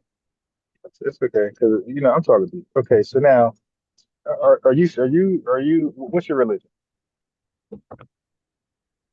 Me, I would call myself a follower of Christ, but I'm not perfect Christian, right? follower. Yes, Yeah. mostly a follower, not really Christian because the Christian, like they messed up the Christian name. No, okay, that's no problem. But this guy right here, yeah, right here. This guy right here had wrote books. You read his books? No. Okay. Oh, shoot. All right. Thank you too. Yeah, don't get caught up in that snow. All right. Okay, yeah. So he wrote books, and he's not a unbiased journalist like myself. Okay, my man is into all type of wild conspiracy theories. So, do you believe Satan is walking the earth? If he walks on the earth or if he's welcomed on the earth. Do you believe he's walking or he's present right now on the earth? Satan. Oh hell yeah. What okay, is he an entity? Like is he like a like what nationality did he come in? Is he like African American? Is he Zimbabwean? Is he Italian? Like what nationality did he take? Doesn't have We're a talking about six. specific doesn't have a specific nationality, in my opinion. It Okay, can. so when Eve was talking to him, like she thought he was just a because she recognized him as a man, okay, with a nationality. So this time he gonna come without a nationality. You're saying he gonna do a little differently because she's seen him as attractive, very handsome. So that means that he came as a nationality the first time. So you're saying this time he gonna come as like a spirit. He ain't gonna take no human form. Jesus, you're talking about? I'm Satan. I'm talking the devil. When Eve talked to the devil, right? She talked to the devil, right? Huh? Yeah, the devil is gonna come as something that. Hold on. Hmm. Yeah, you're a religious conspiracy theorist. Oh my god. Yeah, the devil will come as something that you want to hear sometimes. It will give you what Okay, you want to so hear. wait. So those Nazi groups, you believe the devil is with them? Well, those who are only for eugenics and want to be ignorant to history. Okay, Yeah, so yeah, you didn't. Okay, what about the jihadists out there in Africa? You think the devil's with them? They out there killing people, and especially in northern Nigeria, they're killing those southern Christians, southern Nigerian Christians. Are those Muslim jihadists? Are they of the devil as well? I believe so, yes. Damn. So the devil coming as a Christian, Muslim, shit. Um. So now the Christian Nigerians, are you think they're the innocent? They're they're in favor with God, right? I don't know how they operate exactly. I haven't met them personally, so I cannot Well, tell you. the jihadists say that they're Satanists too. So you got two Satanists fighting, and Jesus said, "If Satan destroys Satan, how can his kingdom stand?" So you got two devil worshippers out there killing each other. And you think that's godly?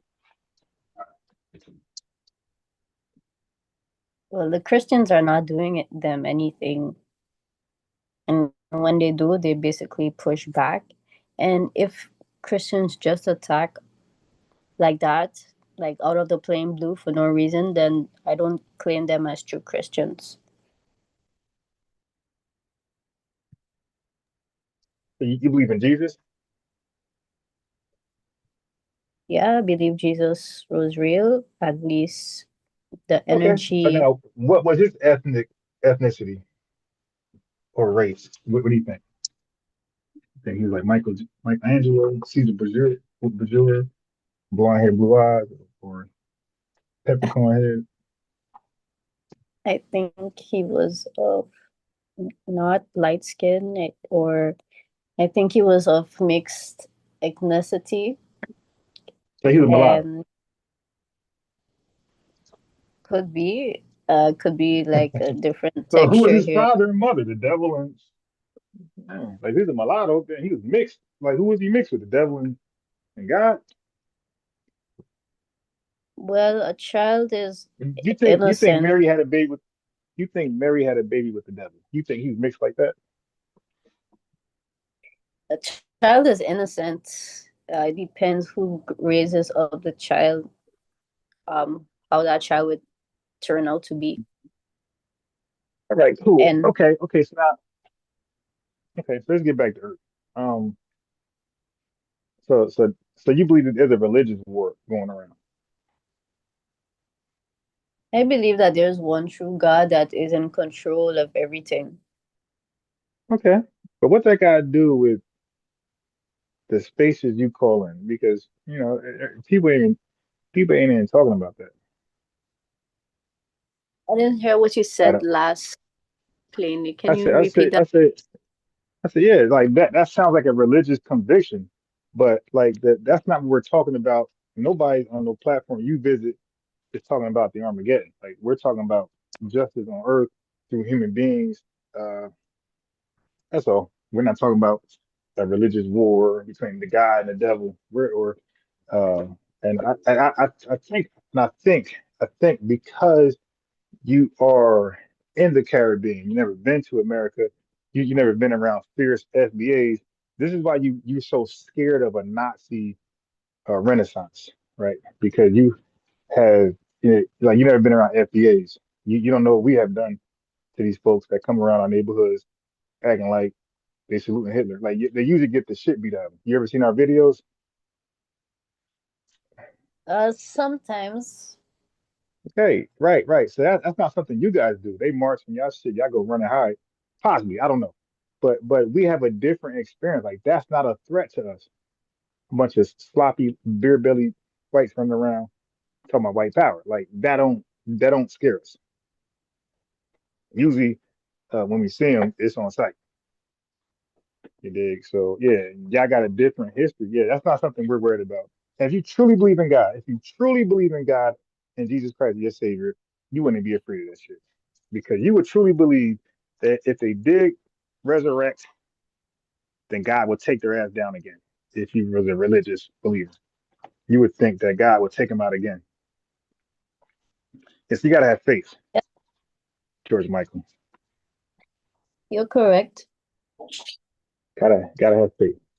You ever heard that song "Gotta Have Faith" by George Michael? Maybe if I hear the song, I will know it. Gotta have faith, faith, faith. Ooh, gotta have faith, faith, faith. Baby. Yeah, you can check that out. Gotta Maybe give I some heard it once in confidence. my life. Gotta give some confidence in your Lord. You dig? So Yeah, anyway, God is gonna bring justice. all right, yeah, but listen, we ain't waiting on God to bring justice for us, right? We're getting our own justice, and we're doing something phenomenal and historical, right? So are you aware of uh, people in America who call themselves foundational Black Americans? I'm starting to be more aware of it, trying to Hmm. educate myself. Right. Well, it's simple. It's just a bunch of um, confident, resistant, thorough, militant, education, educational, intellectual Black Americans who are set out to demand respect, demand justice, and a check for the harm, inhumane activities that was happening while we was in this country, right? So we're just say, hey man, um, we're gonna make another strong stance, another historical strong stance that the world can learn from, because the world learned from our civil rights, civil war that we joined. We gave the rest of the world confidence that they could do the same thing. Then our civil rights movement, we made the world confident that they can go and face their oppressive government and demand justice and tangibles. And now we're this civil rights thing we're doing now with demanding reparations, number one. Then we're telling them we're not asking. We're already we're not even demanding this part. We're self-identifying, right? We don't need nobody help with that. No demand. We're just doing it, and we are delineating. Now, are you familiar with self-identification is? Basically, you're saying what you think you are and not No, what not someone. I would think you are. No, the way self-identification works. Okay, are you familiar with the country Ethiopia? Yes. Are you familiar with the new country now, Eritrea? Yes. They are the same people, right? So now when they came up, when they said, listen, we're not going to be called Ethiopian no longer, we'll be called Eritrean. That's the same. They were formerly called Ethiopian. So they didn't say what they think they are. They said what they actually are. And they're now recognized as Eritreans. Nobody confused them for what they were formerly called Ethiopians. All right. So it's not what you think you are, it's what you establish yourself as, and that's it. So it's not about what we think we are. We're telling you what we are. And we're not going to acknowledge nobody if they don't call us by the name we're said we are. The same with the Eritreans. They're relatively new, but they're saying don't call us Ethiopian. Call us this name going forward. And they're not going to acknowledge being called Ethiopian. And they'll look at that as a form of hate to call them something that they delineated from. Now, are you familiar with the term delineation? Yes, it's when you stop dealing with certain groups of people. No, that's not where you get that shit from. Yeah, yeah, you either, yeah, I don't know what you're doing, but yeah, you gotta stop. That's not what it means. It means that you are showing a distinction between you and the larger group. Okay, so you're saying, hey, this is a large group, but we are somebody within this larger group that's different from everybody else. So we're saying we don't, okay, at some point you can, call us something, you could call us part of the large group. Like, for example, Americans. American is us. And there's also white people. That's the large group. But inside of America, you have blacks and whites. You see, now we're delineating. And then we break it down further than that. Because amongst whites, you got whites who are immigrants, Italians and things like that. And amongst melanated people in America, you have folks who are immigrants. They're not native. They're not called nativists, right? And nativists is people who were the first Americans under the United States of America. We're talking about Aboriginals. We're talking about the title America, 1776. These people are called nativists. All right. So yeah, so that's what it means. We're saying, hey, amongst Americans, like that's a flat out nationality, but then you got delineate from there. There's white Americans and black Americans. And then there's immigrants that come over here from European countries that's not white, they're not nativists. Okay, then you got melanated people coming from other countries who are not black natives either, nativists. And we white folks have stirred the pot up, mixed the pot up, and added them into our ethnicity and made this one big Negro. And we're like, wait, you just diluted all of our heritage, history, culture. Nah, that ain't cool. That's disrespectful. So you know what I mean? Like, if they come to the country, fine, but let's not do that. They come into the country as immigrants, and that's cool. We can talk to immigrants. We can build stuff with them. Business and have friends and stuff like that. But we're not going to pretend we're the same person. That's where we're delineating from. We're like, no, because the government don't want to pay us or give us justice. So they want to act like we didn't go through any harms because recent immigrants didn't go through the harms we went through. But if they bunch us all up, then those immigrants can kind of represent us. They can say, hey, man, listen, ain't no harm. We just got here. You're one of us, so ain't no harm for nobody. And that's what we're speaking out against. We're saying, look, we got no problem with immigrants, and we hope they be successful and be great. But and okay, I understand that there's a melanated category for everybody that's melanated, but outside of that, for Foundation Black Americans, they're not. They're immigrants. We're not. Not that's a bad thing. We're just not immigrants. Are you an immigrant of your country?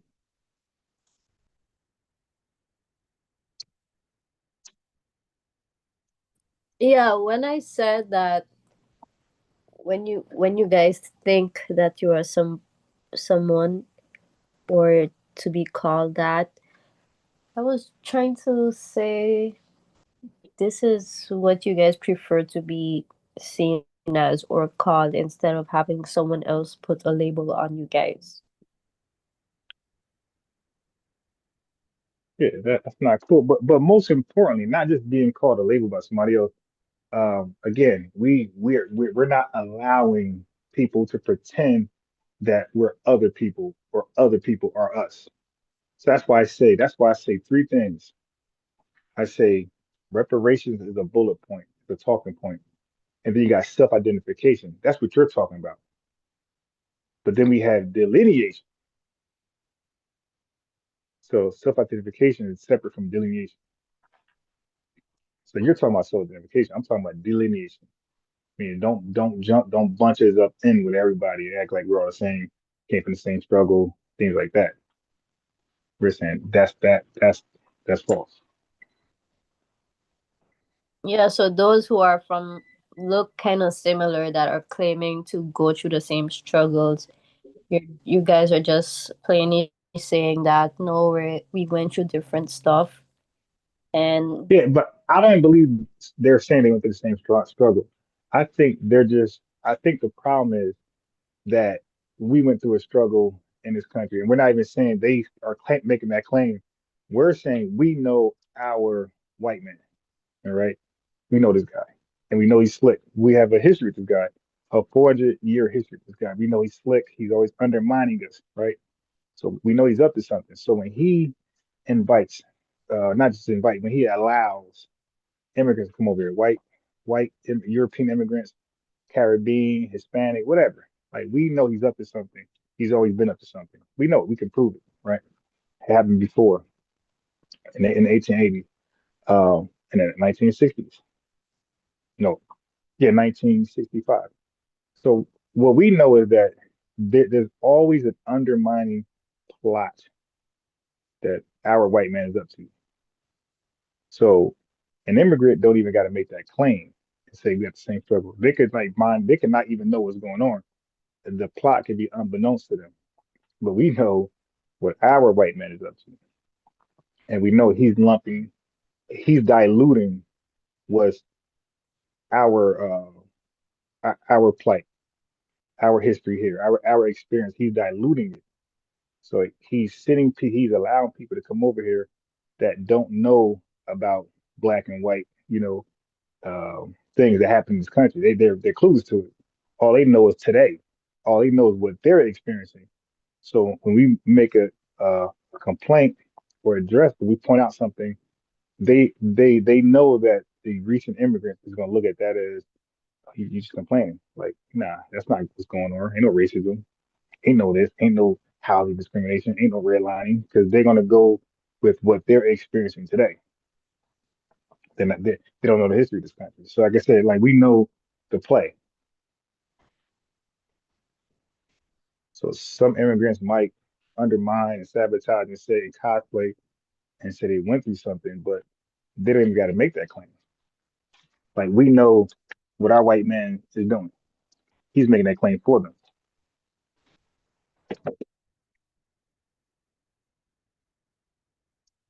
So we're saying, no, we're going to delineate where that won't even work as done. So you said chess earlier, we're playing chess too. So he's allowing these immigrants come over here and in his mind to undermine us naturally, to second guess, and to stay away from our protests and things like that. And we're saying we're making a chess move too. And we're going to counter that move with an action called delineate.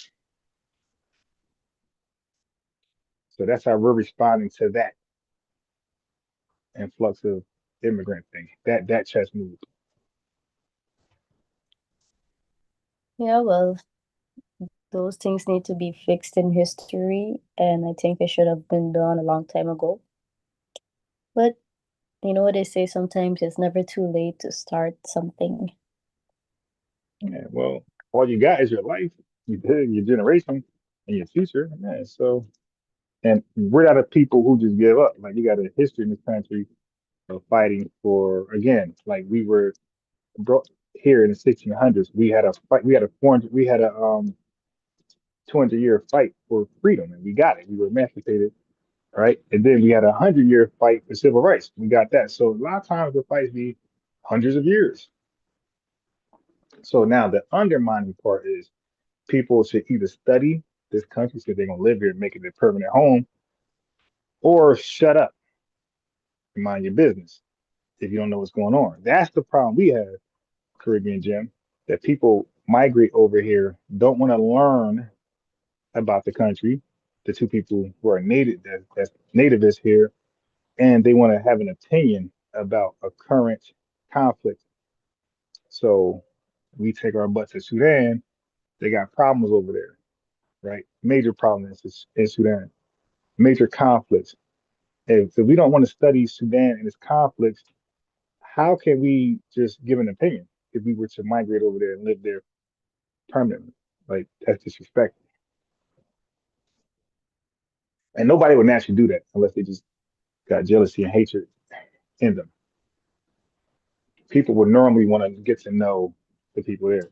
Like everybody that's going to like people, not everybody, but people who would go to Hawaii to live, they're going to wear the Hawaiian flowers, whatever, around their head and waist. Like that's something that you just do. You just, you know what? Let me embrace myself in this Hawaiian culture, or Chinese or China. You go there, or Japan, you go there.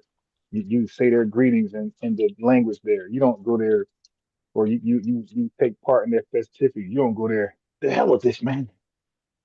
I ain't into that. Nah, that's not a normal reaction. Normal reaction is to embrace the natives. And look at white folks when they go to these jungles in Africa. Don't they wear the kente cloths? And you know they get, you know, they be sitting in like those little crown, those king seats, and the Africans just carry them everywhere. But even they participate in the festivities of another country. They don't disrespect them. Like, I'm in hell with this, man. I'm an American. We don't do this. They go over there and become the king of Zamunda. That's how they treat it.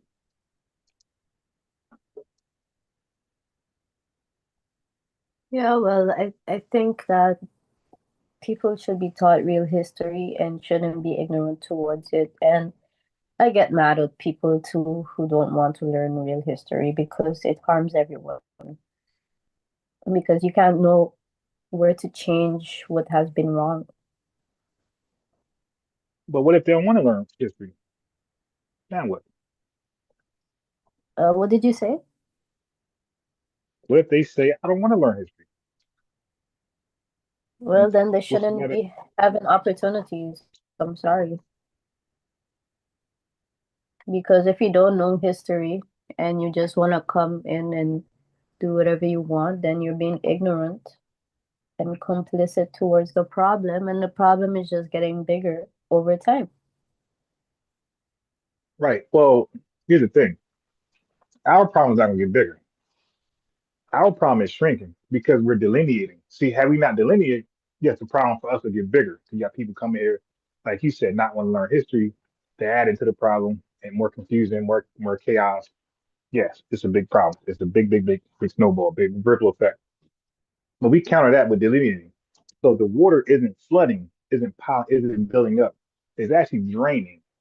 That's what we're doing. We're draining the problem. But that's draining our problem.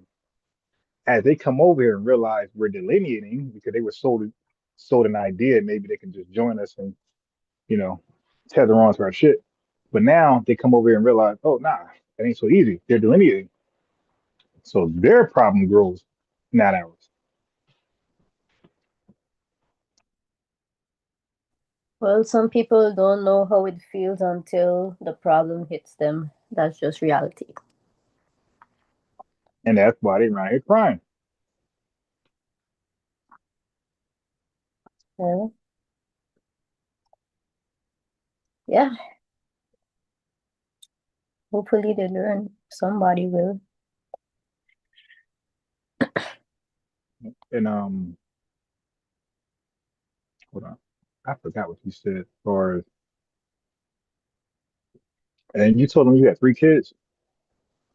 Who? You told them the crew that you had 3 kids. No, I don't. Maybe I was joking when they asked me a question and they made an assumption, but no, I don't. Okay, cool. Um, let me see. So you're in your country, your homeland, that you don't want to say, right? Um, and you said that they called you a racial term, right? With a C. Yeah, coolie. Okay, so who called you that? Is it who actually called you that? Is it the Jamaicans themselves or the natives themselves, or is it Asians or whites? Who actually called you Uh, like some quote unquote black dudes. that? Yeah. Okay, so well, they're not black. Black people are Well, in America. in the no, well, in the what you call it, the collective term where Yeah, yeah, folks I'm like saying, have but I'm saying, listen, what I'm saying. In what country are you called a coolie? okay, I would say like Afro-Caribbeans would call me a coolie. Right. So, but aren't those particular islands and countries? No, they can Like, for be from example, yeah, okay, listen, what I'm saying. If you were in Jamaica, would somebody call you a coolie?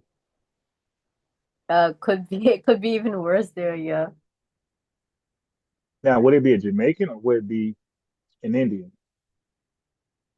or a I white don't guy think or it an eight or Chinese person? I don't think I think it would mostly be like Afro-Caribbean because that's Hold on. the Wait, most. wait, wait. But I just said if you're in Jamaica. So if you're in Jamaica, there's Jamaicans there, right? If you're in Trinidad, there's Trinidadians there, large sum. If you're in Barbados or Barbadians, whatever you call, so they're there. St. Croix are there. So wouldn't those people be the ones to call you coolie? The St. Croix, whatever they call themselves, the Barbadians, wouldn't they be the people to call you that? The Bohemians, because that's their country, right? Hmm. So wouldn't a large population of them call you coolie? Honestly, I would have no clue because where I come from is so diverse, and I haven't really like tallied it up. I know Oh, that so I know a God, dark skin. dang, you Uh-huh. you from a country where there's a thousand ethnicities there? That's crazy. Yeah. That's crazy. Now I I mean, think, huh? I like it for the connection type. And when things are good, they're great. Like when there's good communication and working together, things are amazing. But after like COVID, a lot of things change. So Okay, in that country where it's diverse, would certain people see you as an outsider? I've been called many times an outsider by other people of my island. Right. They don't think you belong there naturally, right? They think you're like tethering, something like that. Yeah. Okay. So I felt like, like a tether on my island my whole life, even though like I have so many family members here.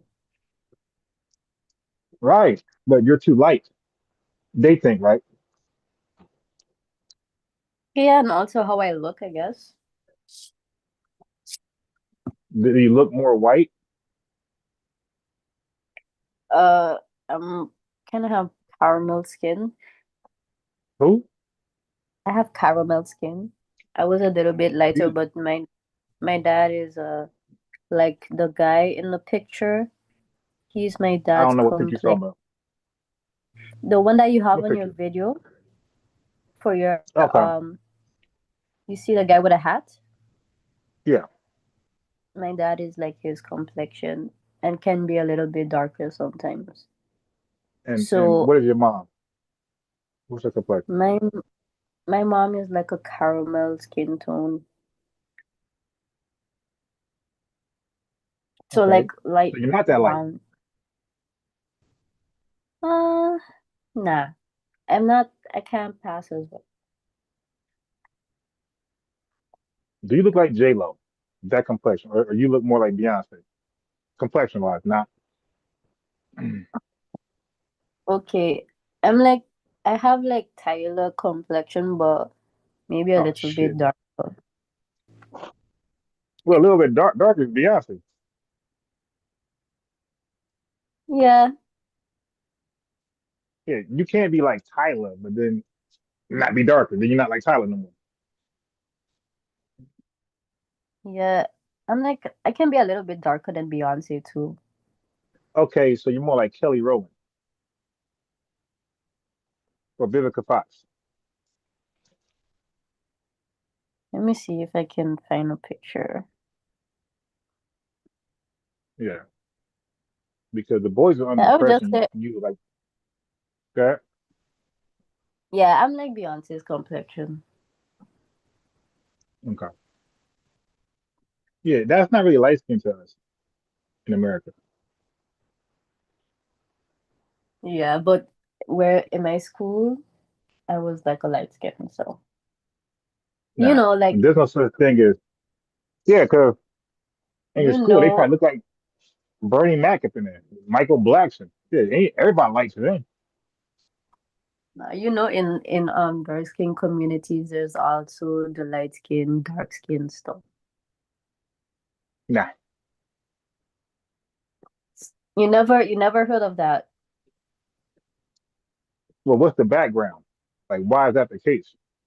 It it like it doesn't have to be a specific background. Like it, Yeah, yeah. like Well, obviously, well, listen. What I mean is, like, the people who were originally there were jet black dark. So if people became lighter, that's because something happened. That's called the background.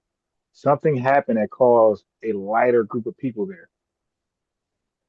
no, there Whether it's wasn't. admixture, what? The Caribbean has always been a diverse place. Are you serious? Before, yeah, before all How do these you think they things that got there? No, no. How do you think they got there? no, I'm talking before these people that are here right now. Yeah, but I said the background part. Oh my God. How do you think they got to the Caribbean in the first place? Through travel. You're talking about the ones that are here right now? Are you serious? I'm talking about the origins of people being there. 'Cause you said it was always like that. I'm like, no, the hell it wasn't. The slave trade, man. The slave trade. Yes, but before the slave trade, there was people here too. That's what I'm saying. Yeah, you know how many people came through the slave trade though? Yeah, a lot of people came here. Yeah, they became a majority. So and Right. yes, And they then were then dark. they huh? Yeah, and some of them were dark skinned, but there are also different type of Some. groups. No, no, no. I'm talking about the slave trade. They came over here, they all fucking Michael Blackson looking. They Yes. were all dark. Okay. Yes. And then some of them Especially. and then they okay. Mhm.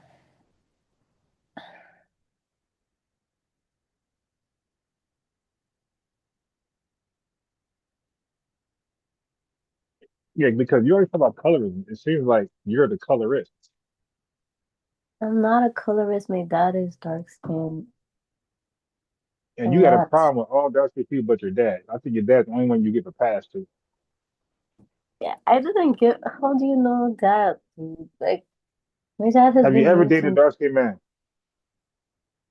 Yes. How old were you? I was in my younger years, but I felt like I needed to be in a secure relationship for that to work out because if something went bad, then yeah, I would have to be stuck with whatever decision I made. Is Jesus dark skinned? Your Lord and Savior. Is he dark skinned? What did you say the last time? Is your Lord and Savior, Jesus Christ, is he dark skinned? Lawyer? Your I didn't Lord hear. and Savior.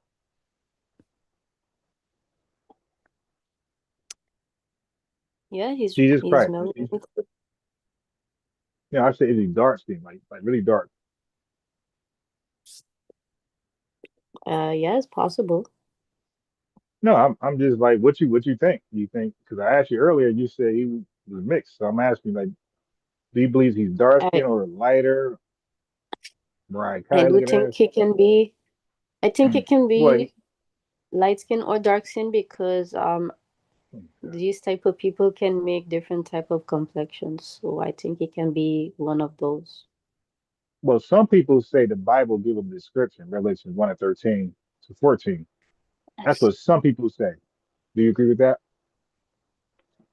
Yes. Okay. So if he has, if that's true, I'm not saying it's true. I'm saying some people say this. So if it's true, then he can't be either or. If he has a description already, then he's one thing.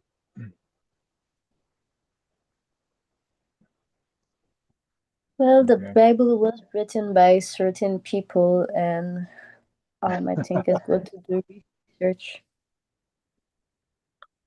The Bible is written by who? You think white people or black or dark skinned people? White folks. Yeah. So if they were going to describe God's son, a white folks were going to describe white son. Do you think they'll describe him as white or dark skinned?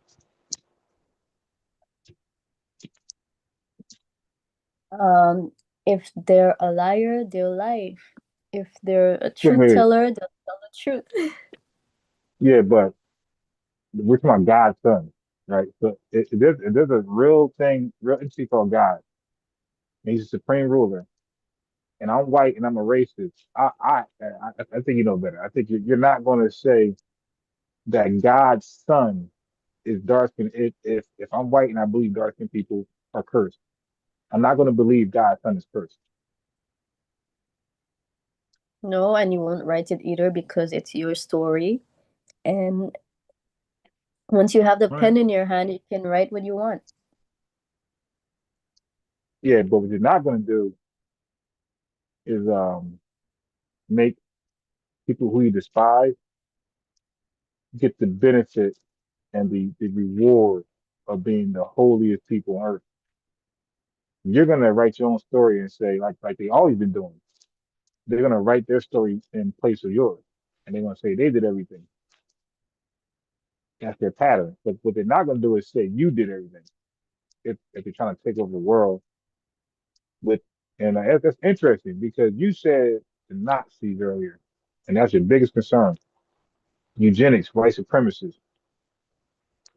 But then you kind of backtrack just now. Because I'm like, well, what do white supremacists do? They normally rewrite history and say dark skinned people did everything bad, and white looking lighter people did everything great. So I believe being God's son is a great thing. So I say, keeping with their pattern and their logic, they're not going to describe God's son as the people who they despise and think ain't do shit. I think they would describe God's son looking like themselves. That's their pattern to whitewash history. I'm just saying. Okay, but do you believe every white person is the same?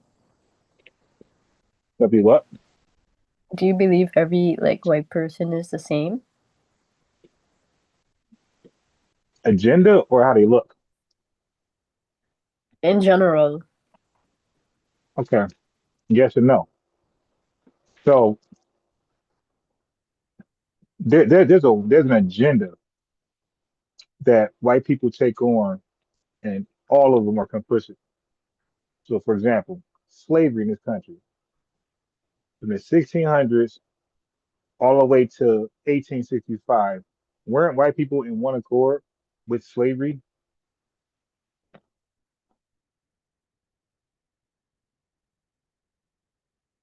Hello, Yeah, you asked me if they were on one accord. right? But for 200 years, 250 years in this country that practiced chattel slavery, weren't white people on one agenda that slavery must be done to build this country up? I do think some were opposing to it if they had But you just some made that up. No, family. you just made that. No, you just made that up though. Like you Yeah, can't just I make up didn't an finish idea, talk. right? I didn't Because finish you're talk. like, okay, that's false. Because the people who were invited to this country were from Britain, and they were trying to make us a colony. They had 13 colonies, and they all was on a pure like people got recruited to this country to do one thing and one thing only: make it a colony of Britain and enslave people and use that as the main source of money. Like so, Yeah, no, but I didn't everybody who finish. came here, yeah, but I'm saying everybody who came here was on board with that.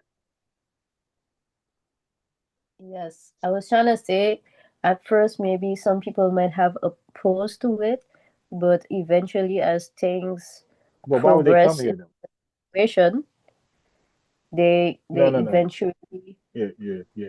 Remember you do said what they earlier you had don't to like the do. people. I remember earlier we talked about history and you said people should know history and they shouldn't be dumb and ignorant to it, right? Yes, but it happens in almost every race. Like not everybody is for the crazy leader, but sometimes when Slow down. sometimes the crazy leader You're make you jumping do too what you far. have to do. No. It's not what happened. Like, okay, in America, are people forced to join the military, or do they choose to join it voluntarily? Some of them voluntary because of the ideologies No. and You said some. The question was, are they forced to join the military? Yes or no? And in this great country, are we forced to join the military, or is it free will? you have free will. Right. So, but is anybody forced to join the military? It depends on who you Okay. have No, as a no, no. ruler. All right. That's it. All right. Okay. We can't have that. See, what I don't do is entertain conversations that's just stupid and goofy. Okay.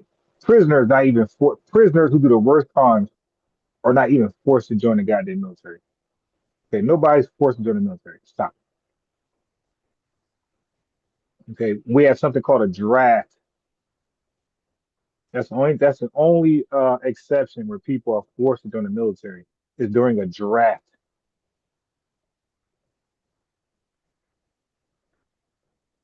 Yeah. So you're your own worst enemy because you said people who don't want to learn history, they're problematic.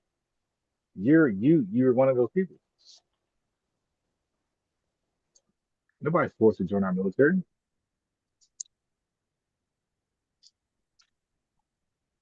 You know what happens when you force somebody to join our military, if they try to, without it being a draft reason. Do you know what could happen? What likely to happen?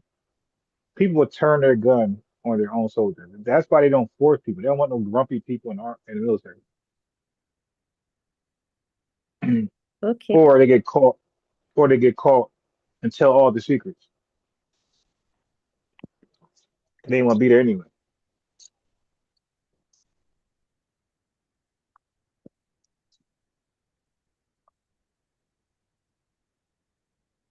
Uh, um,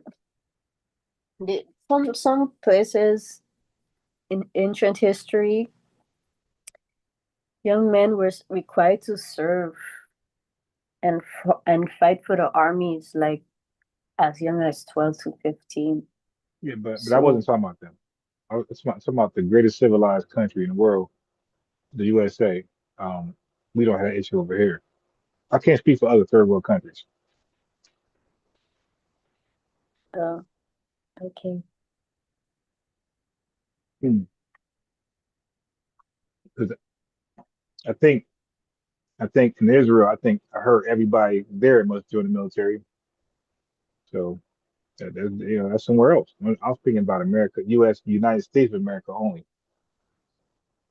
USA. I'm sure a lot of people with US passport maybe have been through Oh those boy. type of stuff. Okay. All right, you win. You gonna just make it true. Okay.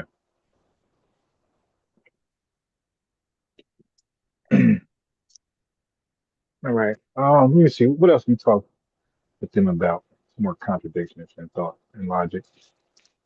Um, and how old you say you were?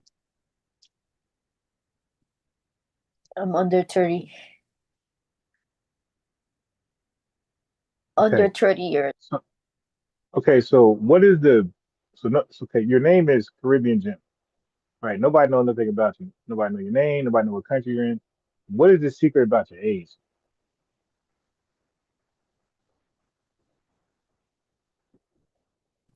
There's no secret about my age. I just Yeah, choose to so be how like old are you? this. Just like I'm not asking you about your age and those type of Yeah, things. but it's public. Okay, let me just say that no, I mean you could be anonymous. I don't care about that. But that's just weird. But somebody's anonymous, but they're questioning you, not me. But anybody that's inquiring things, it's like it's normal that they are known as well. Well, that's the American way. I don't think they do out there in your country. They probably eat. You probably got cannibals out there. I don't know what goes on in your island. All I know is I watch Bugs Bunny, and they be showing you people as cannibals over there. Is that true? Cannibals? Cannibals can Yeah. be all over. I You watch. never know. No, but Bugs. When I watch Bugs Bunny and Looney Tunes, they specifically just show your shit as cannibals, and they don't show nobody else. Well, Ron, if that's your opinion, I can't do anything to change that. I Do you have a bone in your nose? Yes or no? have the flu. I I got that from TV. I'm just asking, is that true? didn't hear what you said. Do you have a bone in your nose? No, I have the flu. Okay. What is a bone Do you in have my a? nose? I got that from the cartoons. The movies. Oh, Do you you're have a talking about the plate? tribal stuff? Yeah. Do you have You a big touch plate me. in your lip? I'm just asking because both of us watch Yes, I movies, have. right? I have one in my lip, and I have some big holes in my ears. Do you, do you let cows shit on your head?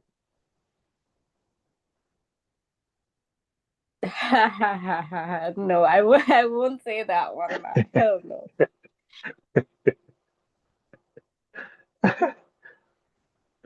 You don't have no Okay. crackheads in your neighborhood, right? Yeah. We used to.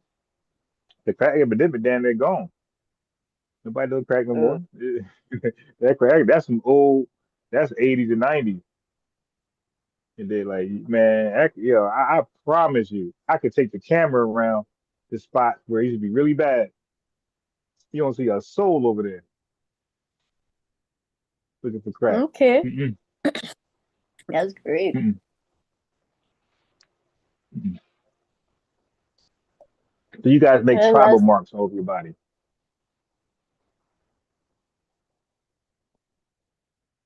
good.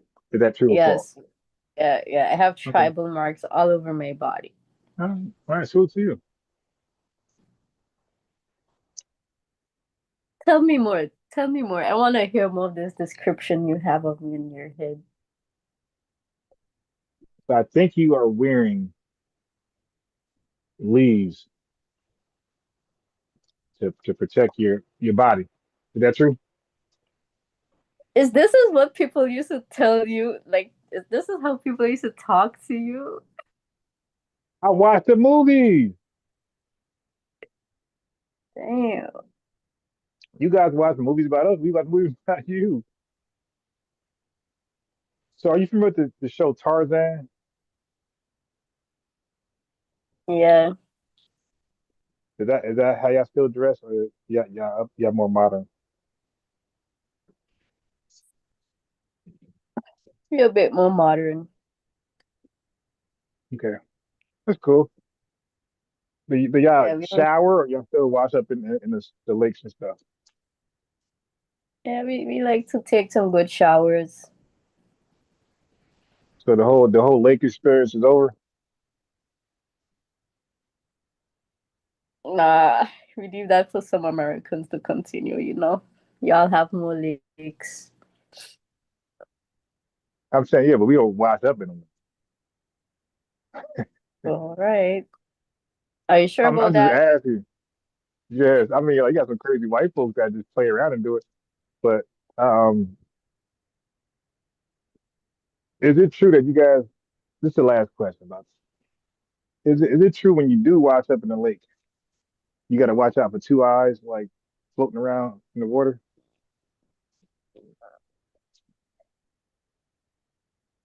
Nah, Is that true? if you go to the lake, you enjoy the the. I don't go to the lake. We go to rivers in the Caribbean. Well, in the river, do you wash up there,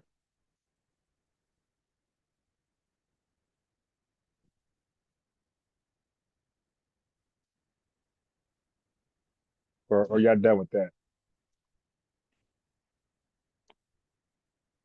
I'm just asking. I'm not sure what goes on.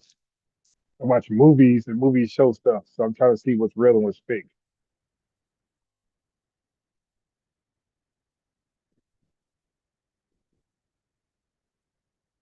Were the movies real?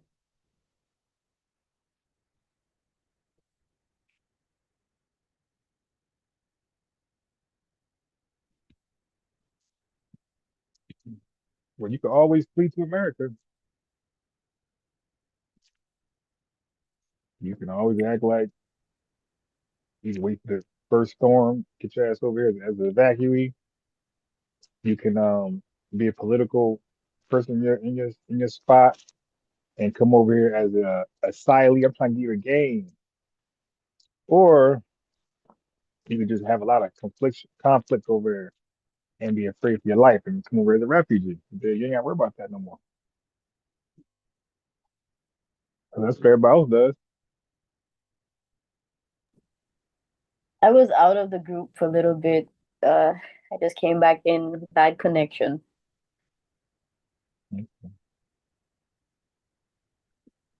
I was gonna ask you that. Okay, that was on my Mm. mind the most. Y'all got Wi-Fi?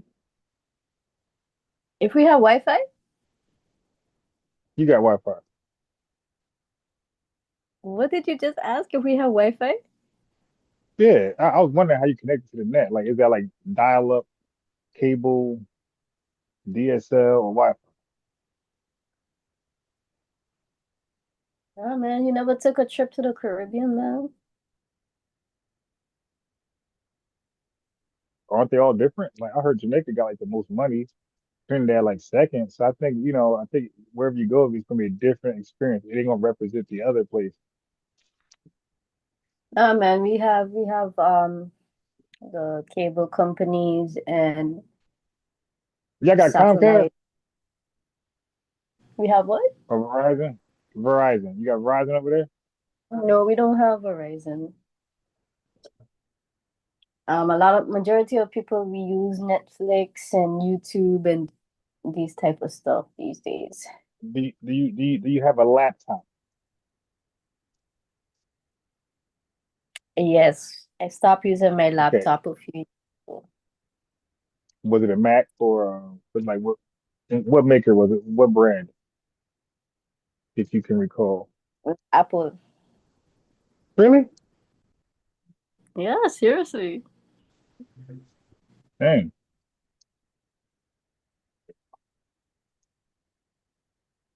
Interesting.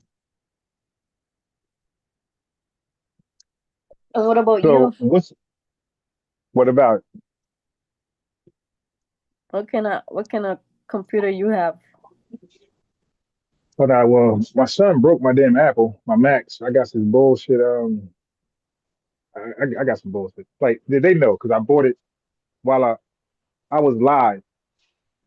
I went to Walmart and bought it live. It's some cheap $200, $300 laptop. It was like straight garbage.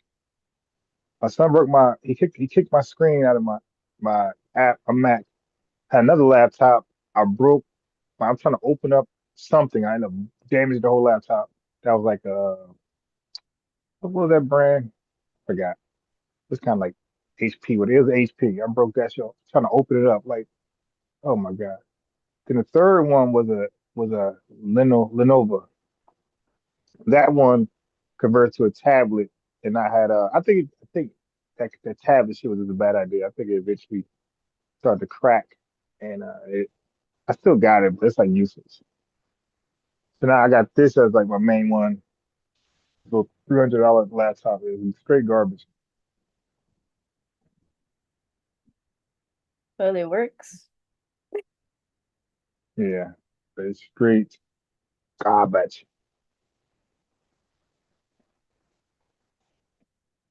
Well, at least it works for now. I had my laptop for like 8 years and it stopped turning on. Still need to go fix it. Hey, ain't that now? You can fix it. No, I think I said no. You can't fix that. It's outdated.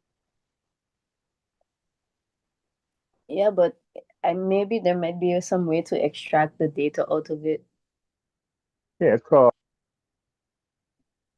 Yeah, check your power supply, but you gotta invest in a external hard drive, and your power supply might be garbage. Yeah, it doesn't matter. I made some music and I would like to get it out of my computer.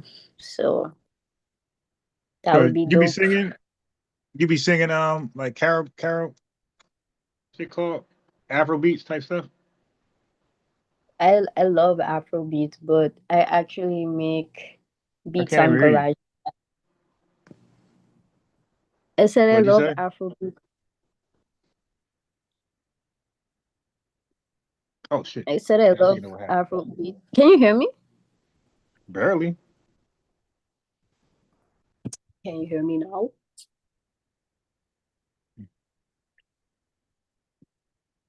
Yeah, yeah. All right, say it again. Can you hear me now? When you say you love Afro beats, Yeah, but I make beats with GarageBand. really? Yeah. They ain't got much of a selection.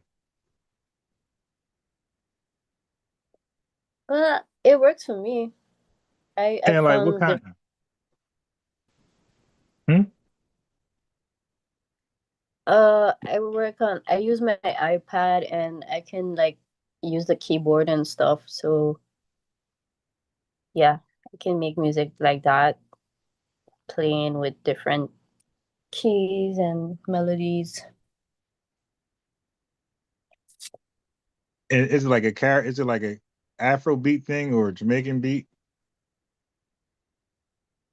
No, it's mostly a go with the flow type vibe. I make Yeah, but what do you find yourself making? But you like, was it like salsa, is it drill beat? Like what kind of music, what kind of beats you do? Like, I made some like hip hop R&B type beats okay. and a little bit of Caribbean vibe. And my latest beats I made some symphonies using violins and piano and stuff like that. So I make different stuff. Interesting. Do you like Yeah. the former artist Shaggy? Yeah, I like him. Like I'm familiar with his music, so yeah. Okay, okay. So you make beats that he would like or no? Pardon me? Do you make beats that he would like or no? Like based on his music?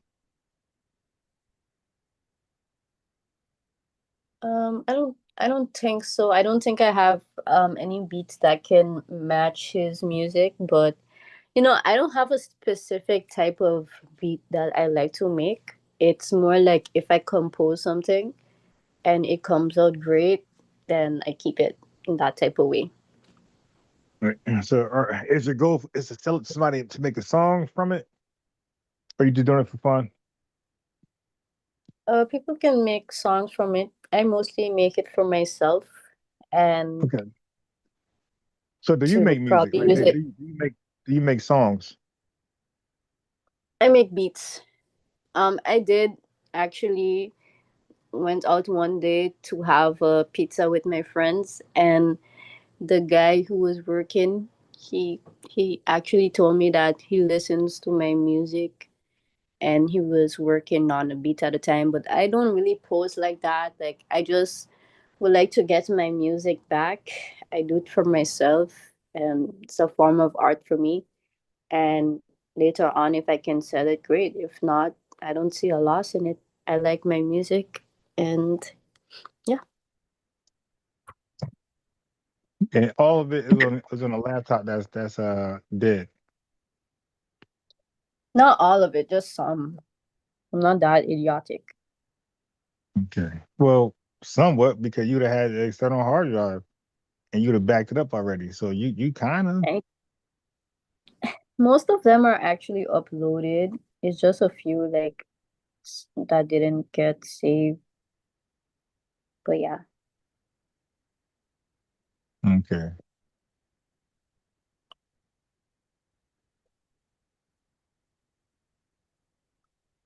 Very, very interesting.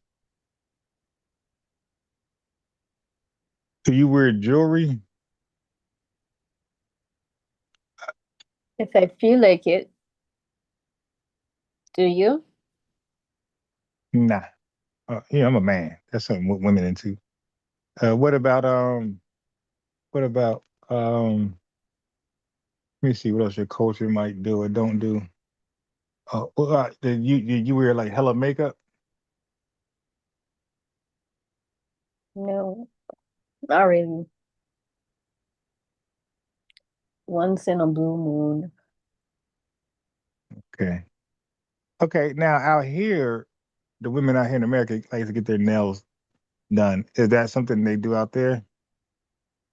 Yeah, they like to get doll up here and stuff. I prefer to do my own nails. Okay. Okay. What else? What about hair? You got locks? No, but my friends have I have some friends with locks.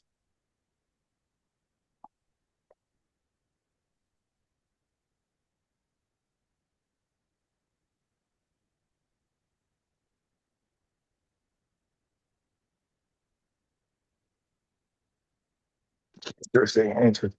Interesting. All right.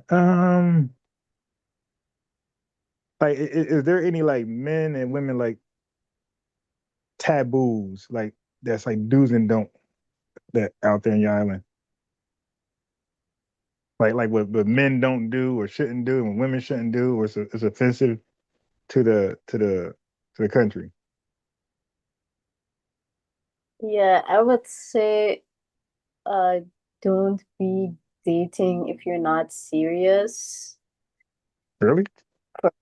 Yeah, whether you're a guy or woman, like you can do it, but I think like when people come to the Caribbean, they just try to hook up, and it's not nice. It's like some Yeah, women and but I men. heard the Caribbean women that's what they prefer from like the passport brothers. Nah, real women don't want to just hook up. We actually want good men. And the Okay. men, we want good women for our men as well. And we encourage. Uh-huh. But is any truth that the men are abusive? Yes, it is. Hmm. I heard from some Jamaican women that they'll date any man but a Jamaican man. Is that like true in your island? I mean, yes, after you deal with certain people, you don't want to go through it again. You already learn it from either seeing it secondhand or Yeah, y'all gotta stop judging. Y'all too judgmental. You can't watch three Jamaicans screw up and then blame all of them. Yeah, but you also don't want to do the mistake and fall into the same, like, nah, it doesn't make no sense to do the same mistake and find out consequences, or do something with somebody. You're trying to be a good partner in the relationship, and I don't know, some people are just aggressive, or they just move how they want, because when there's a lot of people coming or traveling, you Yeah. get to hook up with different people, and then it becomes Right. like a culture. Right. Yeah. They try to say that y'all for the streets. Well, it's bad for both genders. It's very unhealthy. And I think the do's is just to treat people the way how you would like to get treated. Is there a lot of And the cross don't, dressing out there? no, not really. It happens, like, but not as much as the States, from what I see. But it happens sometimes. Wait, so how you mad at eugenics and you dated a white supremacist? Well, he told me to go and read and stuff, and I got mad because he did move a certain way after, and I just, I don't know, my dad was a certain way to certain people, Well, in and America, we call that bed winching. yeah, so I tried to be with a person for who the person was, and they just wasn't treating me You well, don't so have no preference. You don't have no preference in ethnicity. Like you'll date them all: Japanese, Italian, Congolese.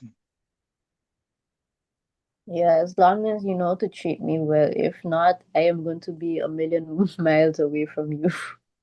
Yeah, but you keep saying that, but that could mean treat me well. I mean, some women, that could be unrealistic. You saying treat you well, but that could mean, feed you cherries every day and give me all your money. Like, that don't really say nothing. Or because I think that Italian man was treating you like a damn queen, and you just went crazy on him.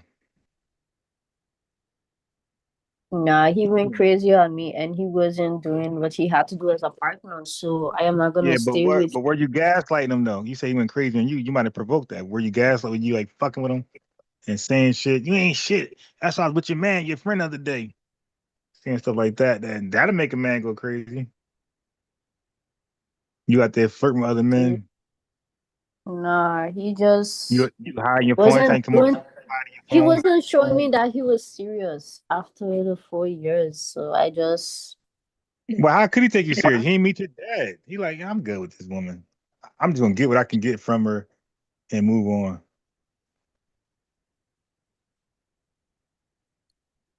yeah. Well, that's great for him. I had my problems with my dad, and me and my ex didn't work out so well. Like, I saw his attitude towards me, and I just couldn't go forward with it. Like, if you can't respect me, I don't think it makes sense for me to bring you towards my dad. Like, when I just got my business and thing, he tried to disrespect me in front of my clients. So Well, I'm not yeah, gonna you're not listening. that. Like so that's called checking you. Like he trying to talk to you, get your attention, but you trying to nix him off, like brush him off. He's like, yo, fuck you. Like, yeah, so he gonna, what I mean, he gonna straighten you out for your clients. Yeah, well, You that's you good. can't brush them off in 'Cause public. I'm not gonna be with That's not somebody right. like that. I don't care where you from. I don't care your background. I don't give a damn. Once you're a man, and because if you have your business, I'm not gonna try to do that shit to you. And you my I can't. partner. I don't know, man. You come off as cray cray. Okay, dude. But don't come off cray at my business and think that I gonna wanna be with you. Hell, Yeah, well, shit, you probably had his phone. You're like, yo, can I get my phone? Like, I'm trying to leave. You probably playing games, hiding the phone. He trying to get out of there. You hiding the phone. So he raises his voice in front of your clients, and you acting like you playing victim. You playing Karen. It was Like, my client, my business. His father made his own. His father came and set up his business. I did my own from scratch. Okay, so get your facts. That so didn't you happen. are you a hard worker? Yes, I am. Oh shit. There we go with this old Caribbean shit. All y'all hard workers, huh? No, not everyone is a hard worker. Just like not every American is a hard worker. Just like Did you everyone across the world is not the same person. did you ever fill out a visa, the American visa? Fill out for an American No, visa? no. That's cap. So you never did that. You never did No, the no, no, no, lottery. no, no, no, no, no. Why would I be capped though? Why is America so great that I must fill out for Everybody American? know this shit is lit over here. Come on, man. You heard Cardi B. No, Everybody want to be lit. why- Everybody want to be rich. no, like yes, it's nice and all, but school shootings and stuff, dude. That's like no shit. Okay. Let me cook you on that. First of all, that happens once in a while. That's like somebody saying I ain't going to Hawaii because of volcano eruption or tsunami. Like these are things that happen once in a while, and they're like light years apart from each other. So when I read about this stuff, that thing be 9 states away from me. So like it rarely it's a rare occurrence that rarely ever happens. None of us ever really experience. We'll hear about it, but we won't be in the vicinity of it. Like we won't be there to witness it. We always usually hear about it once in a blue moon, and these are normally white people. That means that America it's it's kind of it's It's kind of still like bad. no, you're not listening though. Uh-huh. You said it's white people. And I'm yeah. listening. So yeah, so if you plan on being around white people, yeah, you got to worry about that.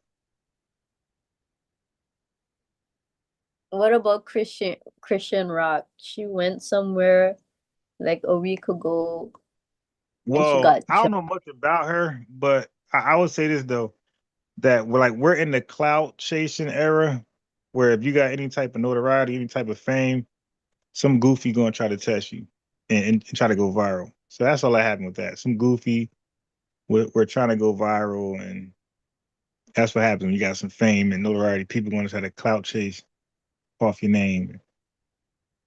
That's what they end up doing. From what I seen the video, that's what it looks like. It looked like she wasn't even like doing that really. I don't know what happened before, but at least when the camera started recording, it looked like she was minding her business, and a goofy had popped up starting shit to clout chase. Yeah. But here's the question: the person that did that matters their background. Was it a tether? You don't know. That's gonna matter because you even said your country is very diverse, right? That's true. And don't certain people have certain predictable patterns? Like you'll see one type of group of people, you say, okay, they're most likely going to do this, that, and that, right? It's a predictable pattern that those people normally. Okay, well, the school thing, like that's a pattern usually coming from white supremacists.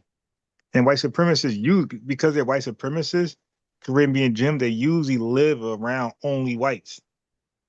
So when they act a fool like that, whites be the recipients, unfortunately, of something so unfortunate, right?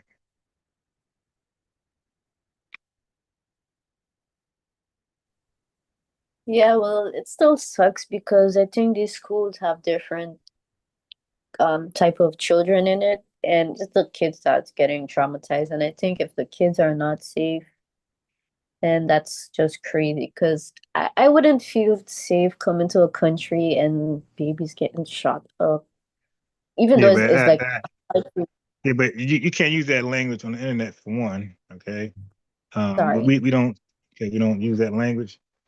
Number two, that's not even a thing. Like, again, you keep saying some stuff, but you said babies. I don't even recall. You know, a third grader is not a baby, right? So somebody who's 9 years old, 12, 15, 18, a baby is like 3 years and down, 4 years and down, something like that. 2 years and down. Yeah, man, I'm sorry, but for me, a kid, they're just kids, man. Okay. I hear what you're saying, though. I know what you're saying, but for me, it's like it really sucks. So I you just just wish, willingly like, been. You was what? I just wish like those things were taken a little bit more serious. They are, And but that's why we trying to resolve our immigrant problem, because there's a rumor that a lot of those folks be immigrants.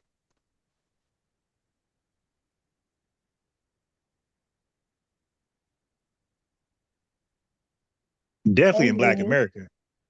Definitely in Black America. When you hear about a guy doing some crazy, wild, inhumane, he just killed all these people. Man, you do the background. This dude from somewhere else. He ain't even like the worst, most violent rappers right now. None of them are Black Americans. They're all foreign, either foreign born or anchored here. Like the drill rappers, man. Not FBA.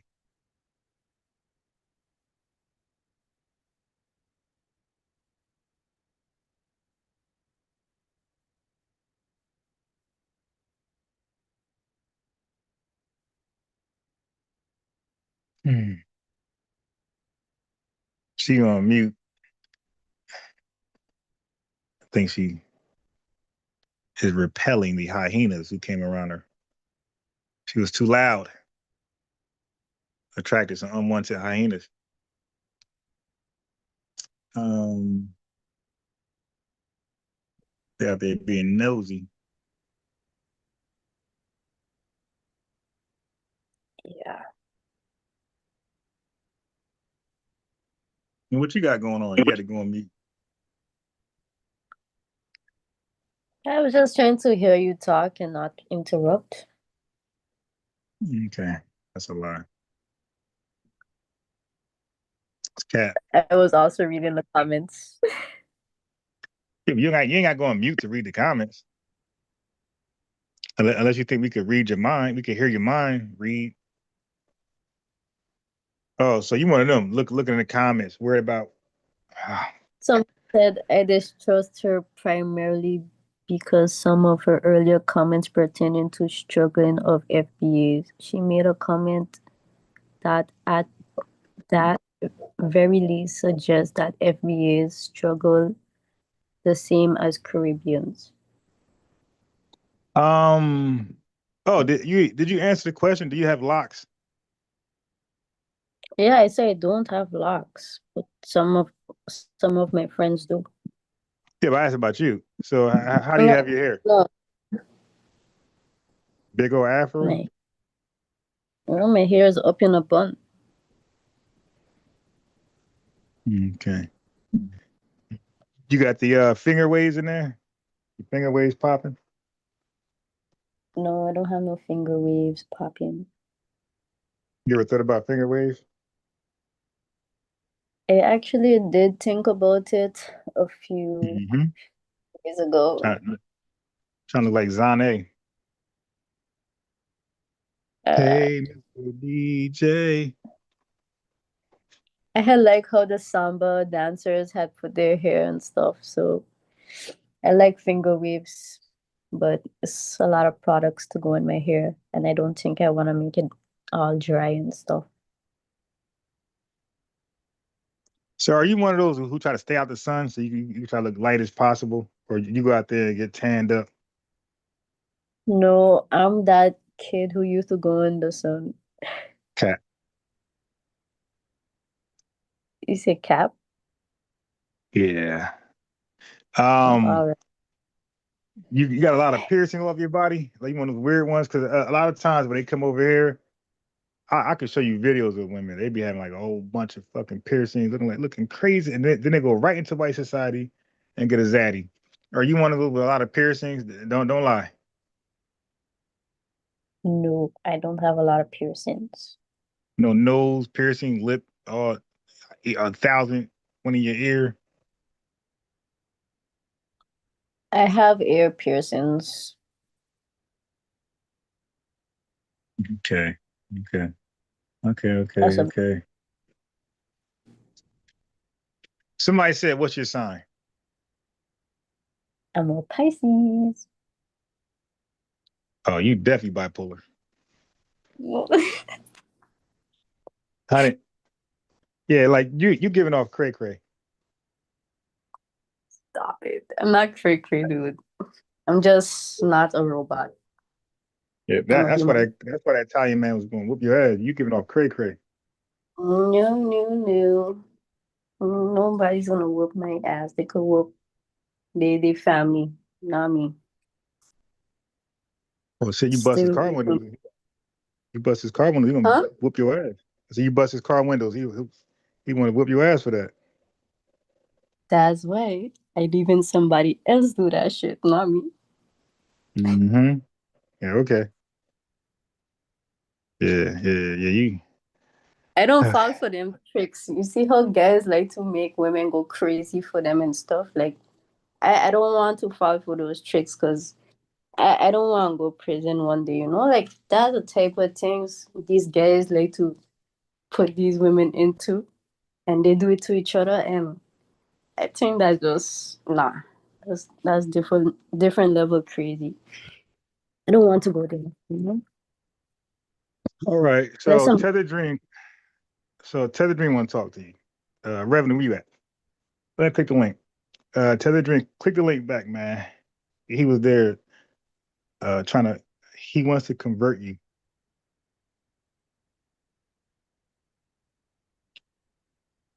All right. So as the first thing they do, you know they do that, right? They do that. Like when they hear like somebody from the island that sounds kind of reasonable, that's not parroting Tether shit, they usually call in. Yeah, I remember Stinky Peas, a dude named Hassan from Trinidad and Tobago. He had called in and he was like cool at first. He was like, I think he called it. Did he call in back to back? But I know this is what happened. He called in. He was keeping it more real than Stinky Peas. Stinky Peas he was lying, acting like the island wasn't doing certain shit, right? And then Hassan called in and exposed that. He's like, nah, hell no. He said, nah, you know, they be doing some wild stuff sometimes. So Stinky Peas called in, right? And he had because Hassan was there. So then they talking, and then Stinky Peas was like, now look, he don't know this dude at all, zero. Like he know me way longer, like 2, 3 years. Stinky Peas asked for that dude phone number. You don't think that's weird? Heard the guy talking, explaining the things that go on in Trinidad and how they view Black Americans and blah blah blah blah blah. Stinky Peas calls in, don't know the guy from nowhere. Gave like a little bit of conversation, but yo, what's your phone number? I'm like, what the hell is this? And like, so they be trying to recruit. So when you say the whole um Nazi thing, well, shit, you got that amongst these Pan-Africans. Now, would you consider yourself a Pan-African?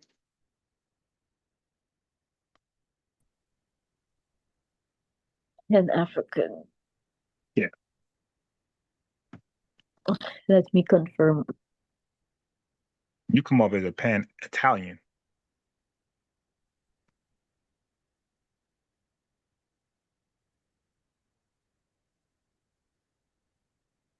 I don't know Do you if want to see? I would be. considered a Pan-African. Well, do you want to see Africa do great, or you like, I ain't even thinking about that, whatever.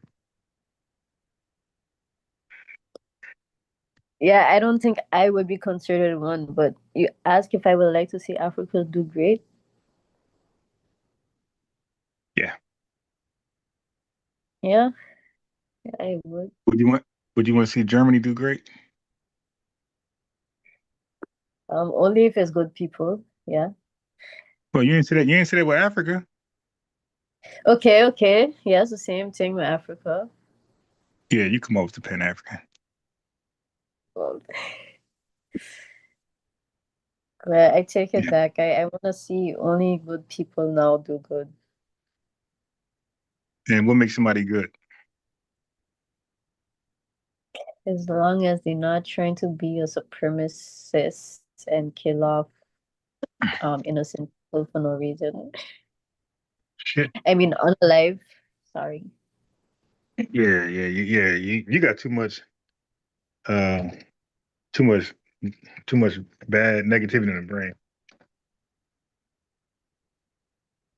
Like I said, you watch too many horror movies. I could tell. You ever watch The Grudge? No. I watched The Grinch. What? I said I watched The Grinch, not The Grudge. Is it true that do you celebrate Christmas?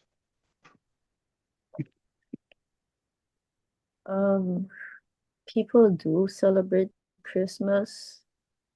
Some people Mhm. aren't because they're starting to know that it's not like the right way to celebrate Wait, the what is Lord. wrong with Christmas?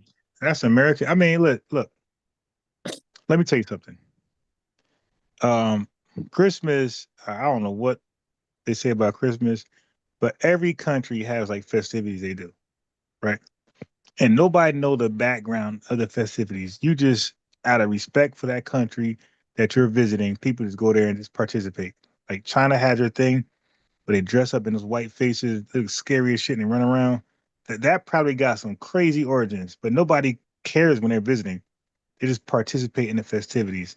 You have white supremacists that go, or suspected white supremacists that go to Africa and they become kings of the moon up for one day, but they'll participate in rituals that's probably satanic as hell. But that's not how they think. They look at, hey man, it's a festivity of the Congo or wherever, and we're just gonna have fun while we're here participating. And America's no different. America got festivities, rituals, customs that maybe have a dark history, dark past, but people don't celebrate it for the dark past. People celebrate it for the festivities of the country. But do you celebrate Christmas? Well, when we celebrate it, we think about Jesus and about giving. Yes, but it's a winter solstice, So and you think that's December 25th is Jesus' birthday? no, but You that's just when we you just think that's when what? that's when we celebrate his birth. On December 25th? Yes, and what he has done, and we give So thanks. so if you celebrate his birth on a consistent day, every one day a year, that's called a birthday. Yeah, I guess we celebrate his birthday on that day. Have you ever read the Bible yourself, or you just go off what your pastor says? I've read certain parts of the Bible. I haven't read it. What, Psalms and Proverbs? Yeah, I've read some of those, but I have Yeah, to go over that's Christian's favorite them. chapter, favorite book and chapter.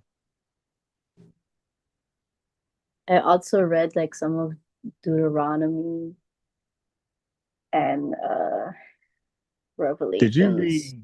did you read Deuteronomy 22:5, where it says, "A man should not whisper pertaining to a woman, and a woman should not wear that which pertains to a man." Did you read that part? I can't remember it. All right. So when when it says this, when it says a man should not wear that which pertains to a woman, what comes to your mind? What clothing? So a man shouldn't be wearing woman's clothes. Right. What's an obvious woman clothing that you look at and say, hell, that's definitely not a man's clothing article. That's woman's. Like, what comes to your mind? A dress, Okay. So when a it says a skirt, woman should not, yeah, when it says woman should not wear that which pertains to a man, what comes to your mind right away? and pants. Jesse Lee Peterson voice. Interesting. Okay. Do you believe that verse, or you like, man, the hell with that, man? Jesus loved me regardless. In technical terms, depending where you are, well, I don't think women should be wearing pants. Because So it's do you? uncomfortable Yeah, but sometimes. what? Okay. So you think the Bible got that part right? It said, do you think it's saying don't wear pants because they're uncomfortable to? But but yeah. But what about a dress for a man? You think that's uncomfortable? A man wears a dress, sometimes it can be comfortable, but it depends where you wear in your like, it can be comfortable when you wear a dress, but it depends what you wear as like undergarments, because if your undergarments is like showing everything what you have under there, like it probably shouldn't be worn like as a man, because men should have respect for themselves, and so should women. So why do you think the Bible will have that in there? Say don't wear what pertains to a woman and don't wear that which pertains to a man. Like what do you think? What do you think God is? What point he trying to make? You think?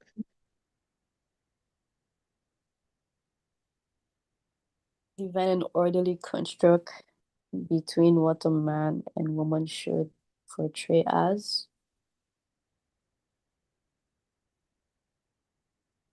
I don't know. That's what I Okay. think. All right. Yeah. Yeah. So you rested Deuteronomy. You know, Deuteronomy got like that shit got a bunch of chapters, like 30, 40. I forgot, man. It's up there. It's a hella chapter. That's a large book. I read it like twice, like probably three times overall. But yeah, it's a lot of chapters in Deuteronomy. That's not an easy book to get through. That Isaiah got about 60 something chapters. I know Genesis got about like 50 chapters. I think Exodus got some work in there for you.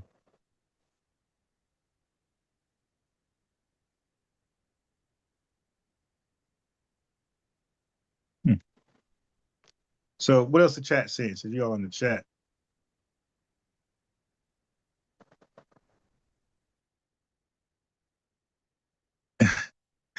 My man said bombs in on Nigeria.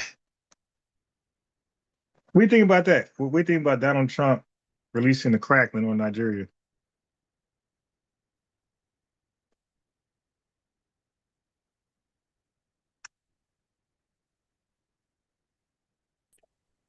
I just feel for the innocent kids.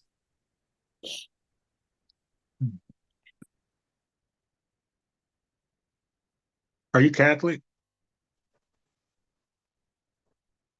Me, I'm Seventh-day Adventist. Well, that's not Catholic. That's Christian. That means that you honor the Sabbath day. Yeah. Yeah, some of them want dresses, some don't. Yeah, it's not mandatory like a Pentecostal church, but some do wear dresses.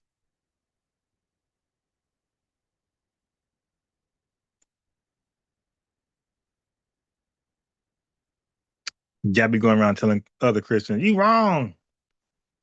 The Lord's day on the Sabbath ain't on this. I already know how I do.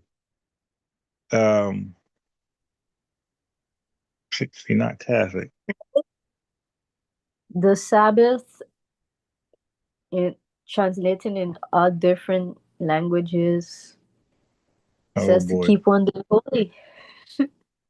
But you know, I can't do anything to tell people how they should live. The best thing I can do is live my best life.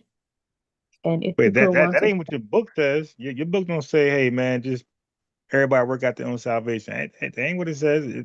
God gave you know what Bible.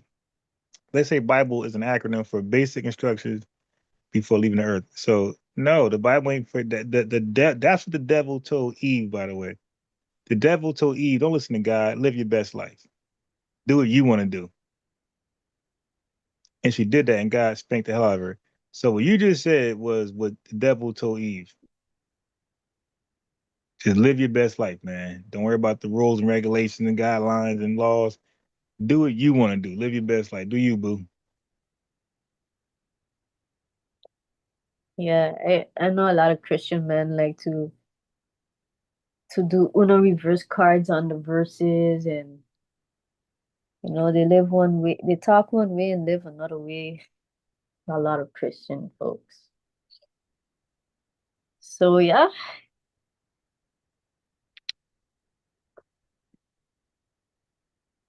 Interesting. Do you own a microwave? Yes, I do. You do? Shit. Do you cook? Yeah, man. Do you cook? For myself. I don't be making. I'm not no cook. Do you make like Caribbean food? I make international food. The Yes, I hell is make that? Korean. Do you make oxtail things like that? Stew fish? Yep. Yes. Do you make stinky peas? Stinky peas. It sounds like the Asian peas. I don't know what the hell it is. Oh, what about dal? Do you make dal? No, I never make dog. I You ever like taste it? dogs. But You ever taste dal? if I ever taste dog, Yeah, dal. DHAL. that's a food? Oh my Dal? God. Oh, you said Dollar with dal. an L. It's With an dal. L. Yes. It's like a soup, That's what I right? that's what I said. It's a P. Yeah. It's a yellow But who split made pea. who made it for you? I made it. That's a lie. That ain't something y'all. Oh, okay. Now I know where you're from then. Okay. I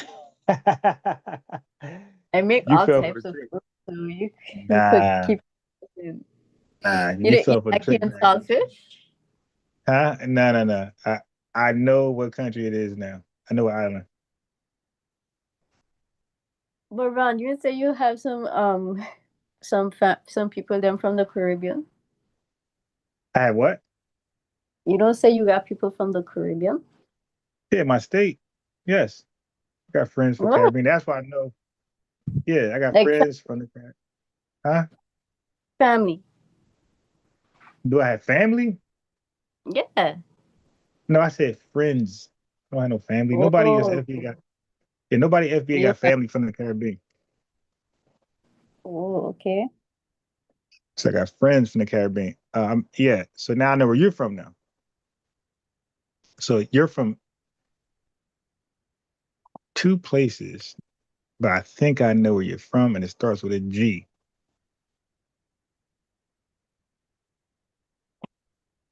Okay, great. Huh?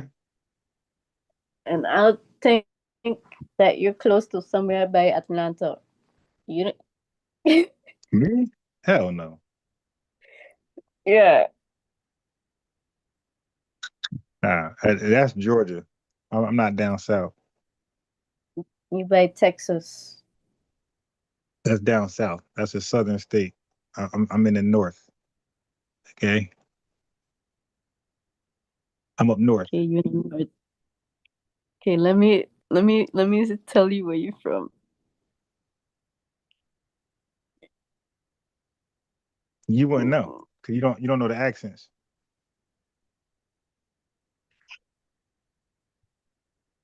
I mean, if I study it, I probably could Nah, you come back can't and study it. You got to experience it. No, you got to like live around like certain southern people and certain people in I'm Boston and from California.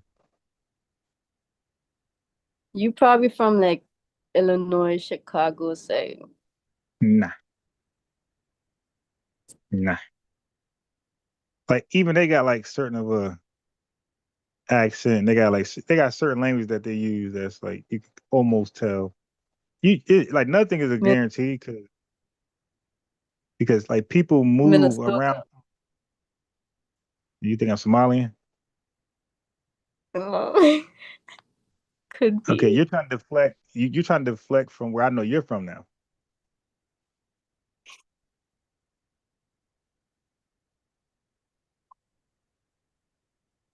Just because now you say you're from the north. Look, since you want to tell nobody, I know where you're from now. I'm gonna type it in the chat. Who said Maryland? Maryland, hell no. I ain't saying do. You know how we do. That's Maryland. Yeah, now I'm from Jersey. Hey, but look, let me do this to you. Cause you don't want to tell nobody. So, well, I know where you're from now. Well, So you're the one who wanted to do it the whole time. Like I just came here on your show. I got it. Look, so read the. I just sent you a message in the chat where you're from. Just confirm that real fast. I won't say it.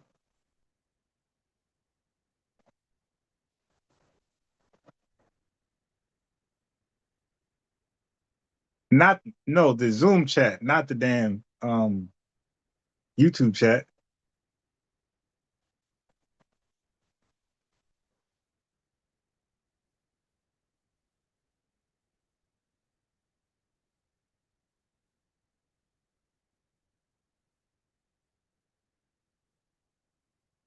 Oh my gosh, she gang goofy.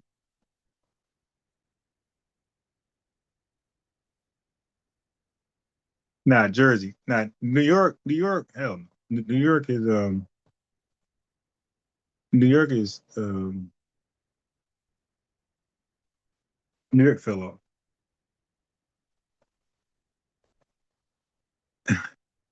Yeah, Emmanuel Bruce said the last living pharaoh was supposed to be Jesus as the son of Cleopatra and Caesar, but it was because he was also the rightful heir to Rome. It was important for them to remove him. Damn. Yeah, he said Granada.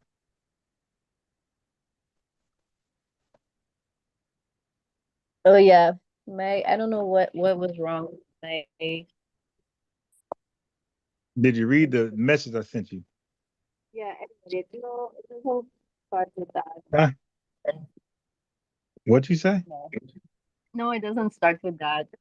That's a lie. But I'm gonna just leave you take it as it, whatever. No. Yeah, I already know it is. Let me read some chat. Now, New York has got a certain, well, like I said, nothing is guaranteed because, like I said earlier before she cut me off, like we move around in the states because our country, so we move around. So now the people, I'll say the natives of that state have that accent, but we move around so much that somebody could have moved to California from Minnesota and been out there for 10 years. And when you just moved out there, you meet that person, you think that's a real Californian, and it's not. So that's why that person ain't got that accent. Vice versa. Somebody might come from the South to New York or New Jersey or Philly and be here for 7, 8 years. And you might come out here to visit or just to move out here too, and you come across them and you don't know that these people ain't really a real New Jerseyan. So that, and you think, hey, they ain't got the accent. So that's why it's kind of hard to tell. But there are accents for like Texas that stand out. California, hey dog, hey square, you like that. They got this weird accent in California, but it's not for everybody. Because when I hear the game talk, you don't have that accent. But I'll say Snoop Dogg. I'll say Snoop Dogg. I'll say the game, not the game. Whack 100. Like when I hear them talk, I hear straight up that California accent, whatever that means. But I know that they're from California. I'm trying to think who else from Cali. But like, it's hard to explain. But like, there's a California accent. I know for sure you're from California. Texas got one of those things too, where you know for sure they're from Texas. Now I think Tennessee accents are starting to stand out a lot, where you could tell people from Tennessee. And New York definitely got an accent.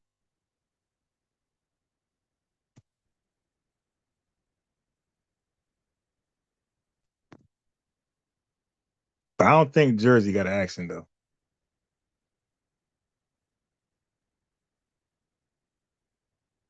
And it's kind of hard for me to differentiate somebody from like South Carolina and Georgia. It's like kind of similar to me. In North Carolina, it's kind of hard for me to tell who is who. They all got a strong accent. And even Mississippi is kind of hard. But I would know that they just went from one of those states.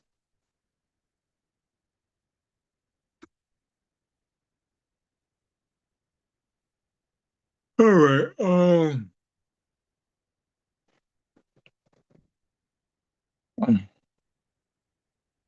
Do you want to talk the revenue later, Caribbean Jim? Sure. If I'm up, we can speak. Yeah. He the Jamaican tether though. So I'll let you know right now. Okay, we can speak. So he gonna say some crazy stuff. Well, he might be on his best behavior because you're on the phone. So on the live, so he might have his best behavior because he might be trying to impress you. He might take his ass back home. You might be the reason why he go back home. Uh, I ain't gonna lie, that screenshot Tariq Nasheed got of him, that's not a good look. Revenue, that's not a good look, my guy. I seen it. Nigga like sticky fingers. With a I need to brush it. Revenue, man. You gotta do something with that hair, my guy. Yeah, cut that shit or comb it, bro. But it's either C or C. Either cut it or comb it. With that little nappy thing you doing, bro, that ain't it.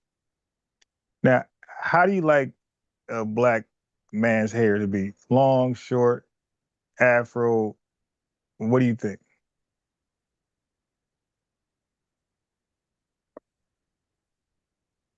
either short or braided would be nice. Braided. So you don't Yeah, like, like in cornrows or something. yeah, Or you definitely. Or what? or treads, but Yeah, yeah. yeah. Just stay your ass in the Caribbean. Yeah, you don't know nothing about FBA culture, man. Like we stay like we gonna have some afros. That's for sure. That's another thing I wanted to say about the Africans. Once they're confident, once they're confident and know how to dress and stuff, like it shouldn't be a problem wearing your natural hair as is. Yeah, what does that mean? Know how to dress. I don't know, some people dress like kind of scary. So if the Like person the, got a good heart and treat you well, but he can't so-called dress, what does that do for you? it's just my preference. I like Yeah, but somebody who Uh-huh. Yeah, all right. Like I said, I know your mentality, man. He been a great guy. Perfect for it, but since he can't quote unquote dress, she gonna look past all that. And that's why she stay with hood dudes. Italian gangsters and shit like that. Cause she got the wrong, like she don't know what she's looking for. Me, I looking to just be happy and content to myself. And yes, that's what Did your people dad need know to how to do. dress? My dad used to dress really good, but these days he ain't dressing so nice. Exactly. So how you gonna demand something from a guy your dad don't even offer? Well, when my dad was with my mom, like he did what he had to do. I'm sorry. She chose him, not me. You know, that was my mom and him, not me. I'm not my parents. I can't just because they did the same thing doesn't mean I'll follow them.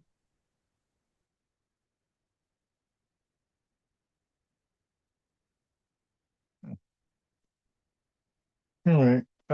What time is it there?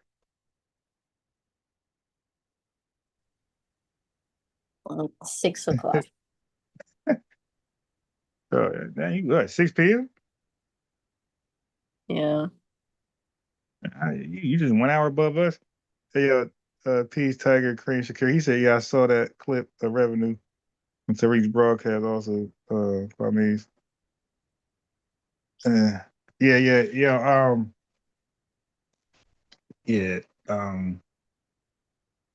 I'm But I just know saying. you've been trying to uh-huh. What? No, I don't say like all he had to do is get his hair right. But like my hair ain't right, but I ain't dumb enough to come on camera like him. But what you say? I forgot what I was gonna say. So you can continue talking. Yeah, I've seen it. Yeah, that's revenue. Revenue. You're gonna cut your camera on the guy. Like make sure you ain't on no Umar shit, and make sure your hair is tight. Like I don't know why he just let it go. Like he didn't even twist it, nothing. So everything you like in a guy's hair, he ain't do none of that. He left it just like nappy. And like, but yo, it could be nappy and neat. Cause like the youth be rocking like the nappy neat stuff, and it looked kind of cool. But he ain't do that. But his shit was just lazy.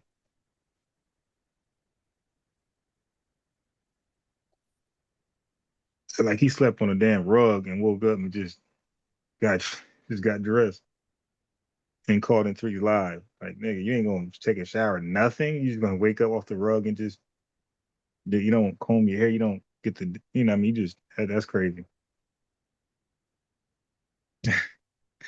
Tariq, listen, y'all gotta leave him alone. Yo, the dude, he's petty as hell, man. Cause he's like, come back on camera, revenue. He try to get revenue back on camera, but he didn't want to do it. He said, "Oh, I got a screenshot done." I thought he was capping. He had a screen. Y'all better leave Tariq she alone. The dude's a comedian, man. He petty as shit. Yeah, when ladies call in, he be like, cut your camera on. They be like, nah, I ain't got my hair. They be like, nah, you good, you good. Shit. Goddamn well what he gonna do to you if you ain't right. Do you sleep with a bonnet? No, but I want to put something on my head. I just didn't buy it yet. So what do you sleep on your head? Nothing? No. Damn. Yeah, that's wild. I braid my hair. And big dookie braids, and you just go to bed. Yeah. I put some products in my hair. How many big dookie braids? 102, or like I put products in my hair and I wrap it up, and then I put a hair tie on it to put it in a Why bun. you get a bonnet?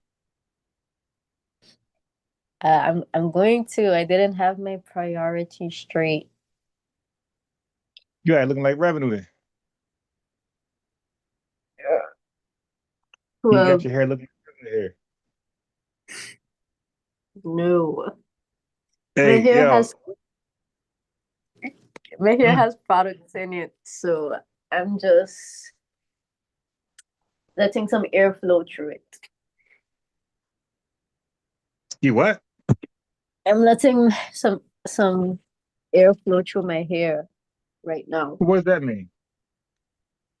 It means I have my hair loose. That's some Caribbean voodoo. Talking about letting air go through your hair. What are you talking about? I said I'm letting some air go through my hair right now. You know, like to let my head get some circulation with air. Nah, that's Caribbean superstition. Okay, dude. You don't let your hair get some like air sometimes. So It's gonna always get hair. I mean, it's gonna always get air. You can't stop your hair from getting air. yeah, but if you have it like tied up the whole day, or like braided or whatever the case may be, it's always gonna be like tight when Yeah, you that's what you come wanted. home. So if you get fresh cornrows, you get the wave cap laid down all day. So when you're ready to leave the house, you take it off. Your cornrows your hair is laid down. It's not spiky, and it looks dope. Same thing with waves. You got waves, like you keep the wave cap on till you want to leave or show it or whatever. I remember when I had waves, man. Um, like I had real waves, like where people like I ain't gonna say it was like crazy. It wasn't the best, but it was that DJ Focus waves were better than mine. But I would say that mines were respected though, because when I go places, people would definitely comment. I almost feel entitled to a compliment. That's how often it happened.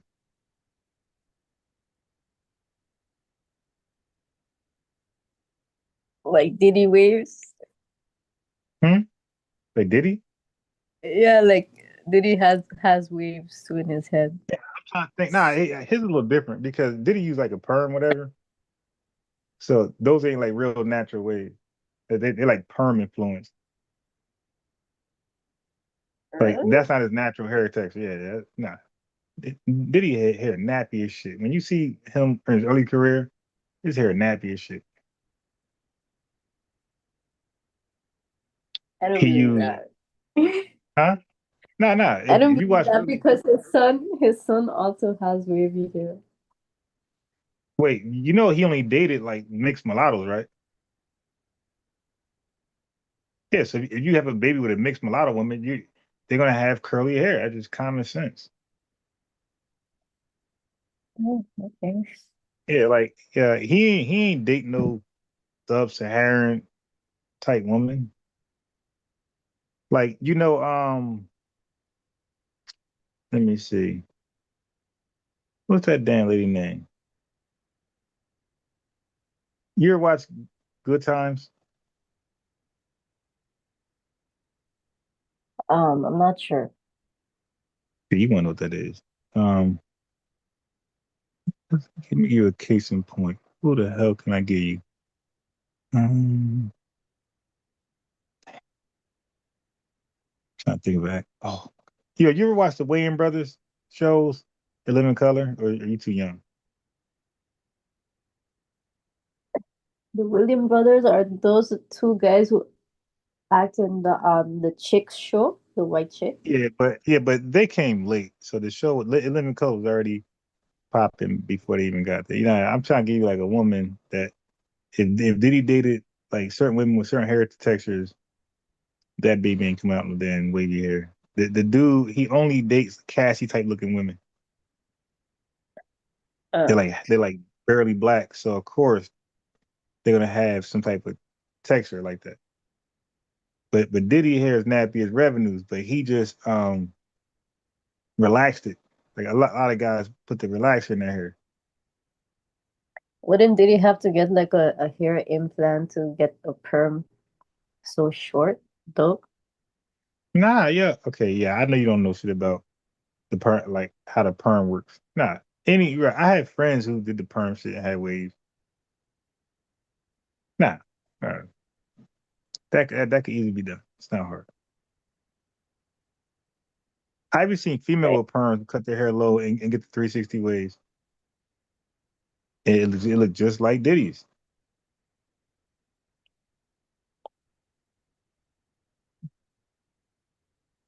It's crazy. Yeah, yeah.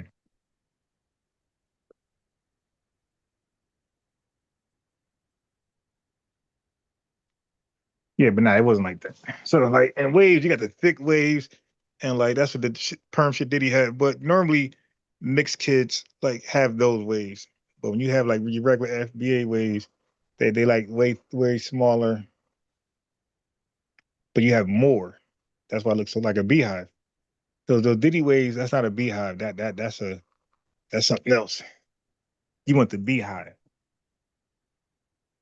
That's what you shoot for with waves, the beehive, not the Diddy shit. Well, if it's their hair, they can style it how they want, I guess. That wasn't in question though. We were not talking about that. Obviously, if they're here, they can have it the way they want to have it. But that wasn't the thing. We were talking about just waves. You mentioned Diddy, I know. A little crazy ass. Yes. Yeah, do you think he's guilty of what they found him guilty of? Well, Cassie already sorted out whatever with him, and yeah, because they have him as a puppet, so it's him and the other people behind him that's throwing him under the bus, I believe.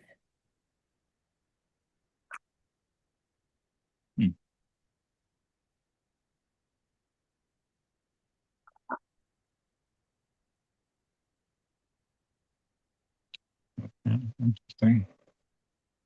What movies do you watch? Comedy, action? What's some good movies you watched before that you recommend to like somebody that you think is real good? I like Catalea with Zoe Zalander. Who? Catalea with Zoe Zalander. They're like that's some crazy shit. What else? Uh, I don't have a specific movie that I like, but I like Denzel Washington. You watch Out of Me and Time? I'm not sure, but me and my dad used to watch Denzel Washington, and he used to have some really good movies. Oh, because Stinky Peas lied and said you guys don't get the good movies of us. He said you only get the negative movies like Training Day. So he was lying. Well, my dad used to watch movies, and he used to get some good ones. So yeah, I guess he was lying. Damn. Or maybe he didn't have access to it. No, they had access. See, Maybe he and just why didn't watch. Go ahead. What was that? I said maybe he just didn't watch it. What? See, that was the question I had for you. Why do y'all feel like this is the disconnection? Why do y'all feel like you just can't be real with each other and just call people out, hold them accountable? I just said you confessed that they got the good movies too. That's okay. So now this guy was lying, which he was. But then you acknowledge that, but then you say, well, maybe you give him an excuse. See, in black culture, we don't do that, man. When somebody's It's wrong, not they're an just wrong. excuse. It's not an excuse. I'm just saying genuinely it is possible. But if not, then if he's just being ignorant, then he's being ignorant. Simple as that.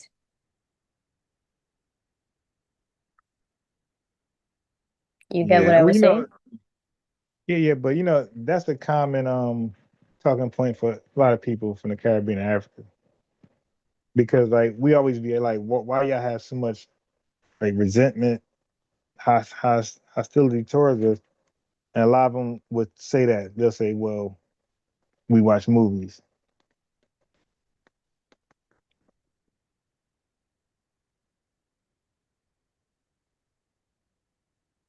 You think that sounds about right? I don't know where, maybe that was his opinion, but I know that there's a lot of good actors in America. And I we see the good movies, we have access to it, so I don't know, maybe he's not fortunate enough to have it. I don't know his case, but yeah, from my experience, I've seen a lot of good movies and a lot of good productions from some films. Makes sense.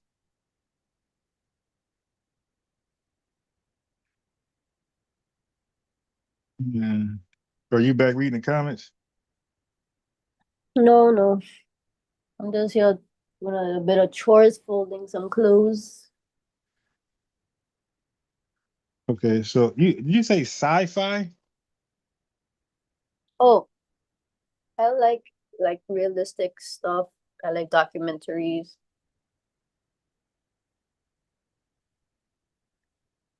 Yeah, I like documentaries. Stuff like DIY, gardening, uh, geology. I like Google Maps.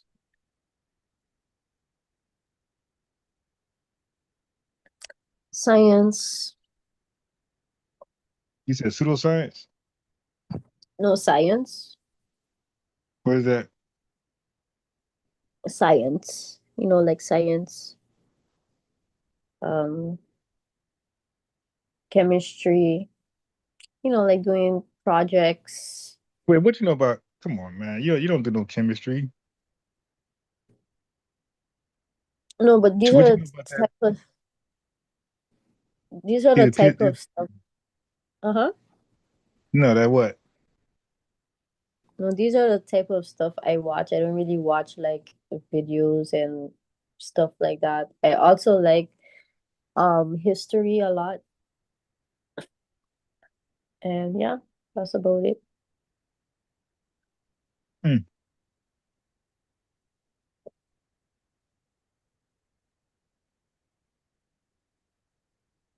I used to watch Netflix, but Netflix is not really my type of vibe.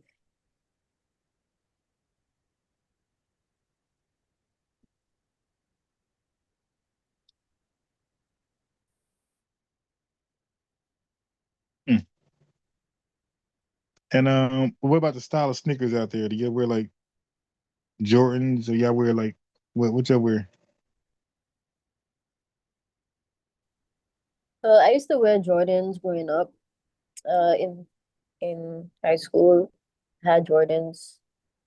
Um,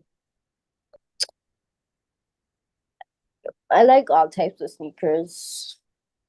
Um, I wear sandals, sneakers, slippers, boots Do you wear sometimes. socks with your sandals? No, unless I'm in the house. Hmm. Why do you think some folks wear socks with their sandals? For comfort, for their toes, I don't know.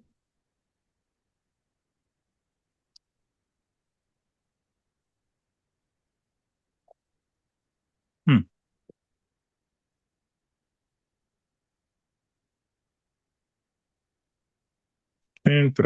Interesting. All right.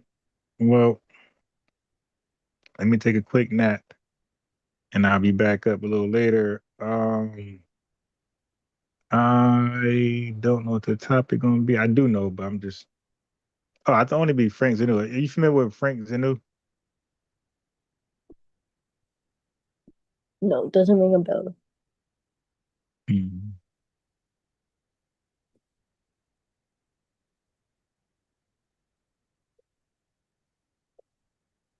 All right. Well, let me do my little nap thing so I get ready for tonight's live. Okay.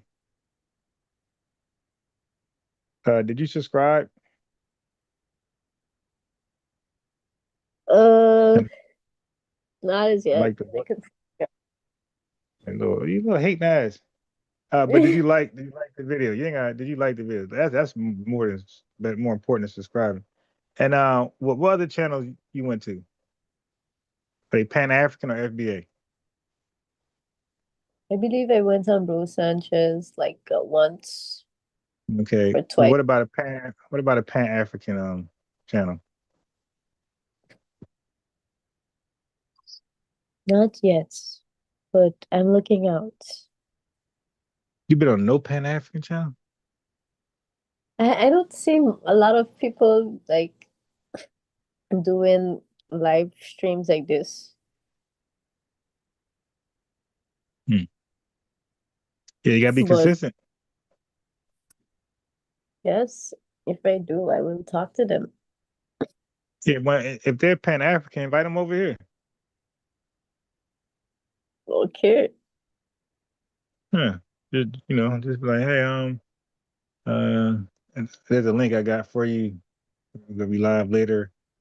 I think you should contribute. Pull up and it'll be a fun experience for that Okay. Pan-African. As long as you aren't trying to diss us, because I gotta talk to some folks too and see how they might think. Because if I just invite them to the show and I don't know them, like what they're gonna talk about, I don't No, want that. they're gonna talk about. No, they're gonna talk about what I'm talking about.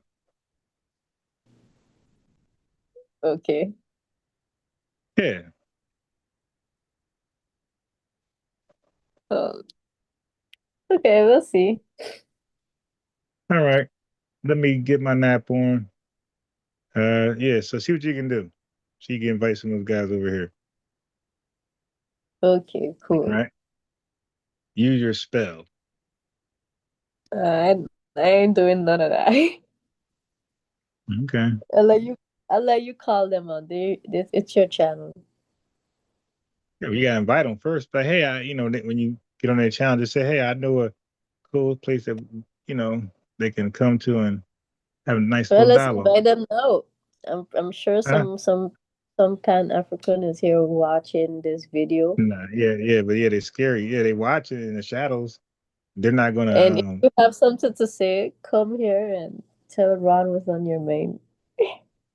They're not gonna come. If I invite them, they're not coming. He's gonna be nice to you.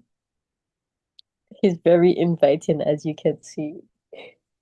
Wait, who? Don't. Yes, Ron. You're very Yes, inviting. Ezra. Yeah, man, that Pardon name me? sound. Who you talking about? Ezra? No, I said whoever wants to come in, you're an inviting person Yeah. because you would like them to come in. You would like them to come and speak their mind, right?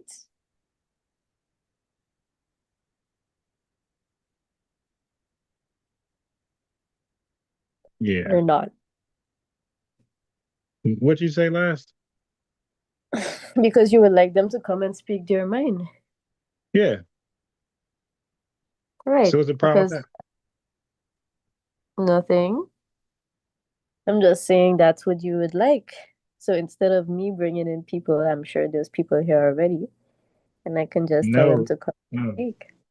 Now you see, your game goofy. That's not how that Oh, works. goofy. That's not how it works. And look, two things. That's not how that works, and that's not how it been working or working out. I invite people all the time, and I'll be emailing them and everything, and they still don't come. Okay, so yeah, right, because yeah, no, it gotta be a different way. to invite them. And since you're already there, just say, hey, why don't you join this panel that sometime you come on and you talk about same topics. That's all. I think if people want to join the show, Ron, you have a lot of people in your audience because I wouldn't do that if I had a show, like unless I'm talking to you directly, because I don't mix my personal life with like whatever I do here online. Like unless I do have my own show, like personally just me here talking. Would you But have a cooking show or you gonna have a show about your music?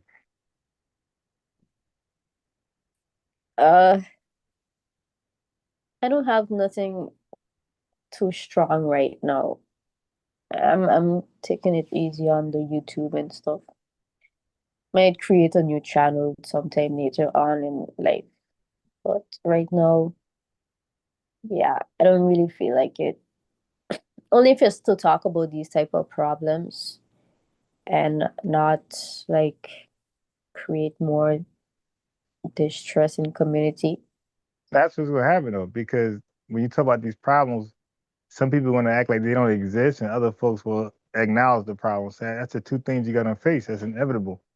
People want to say that these problems don't exist. Like, remember you said the eugenics and all type of stuff. Well, there's people who believe you're flat out wrong. Do you think I'm wrong about that? It don't matter what I think.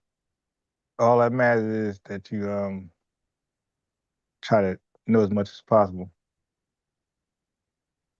Mm-hmm.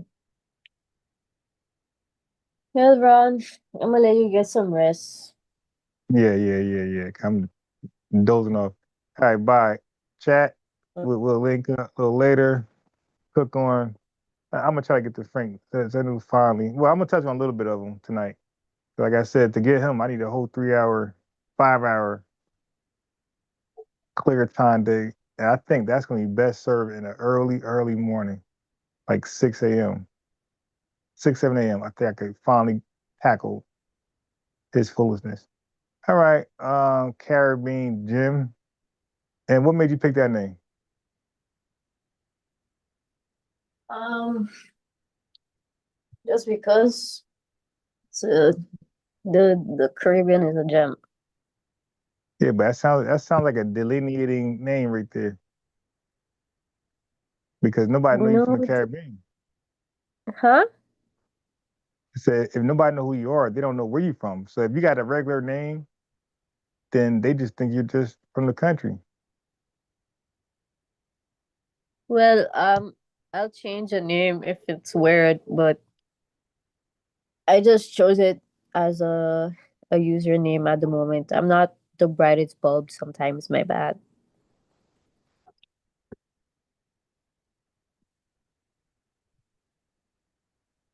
All right. See you later. All right, chat. Okay. Take care. Everybody, thank you. Bye. Bye. Pulled up. Peace, chat. Yeah, I gotta get some sleep.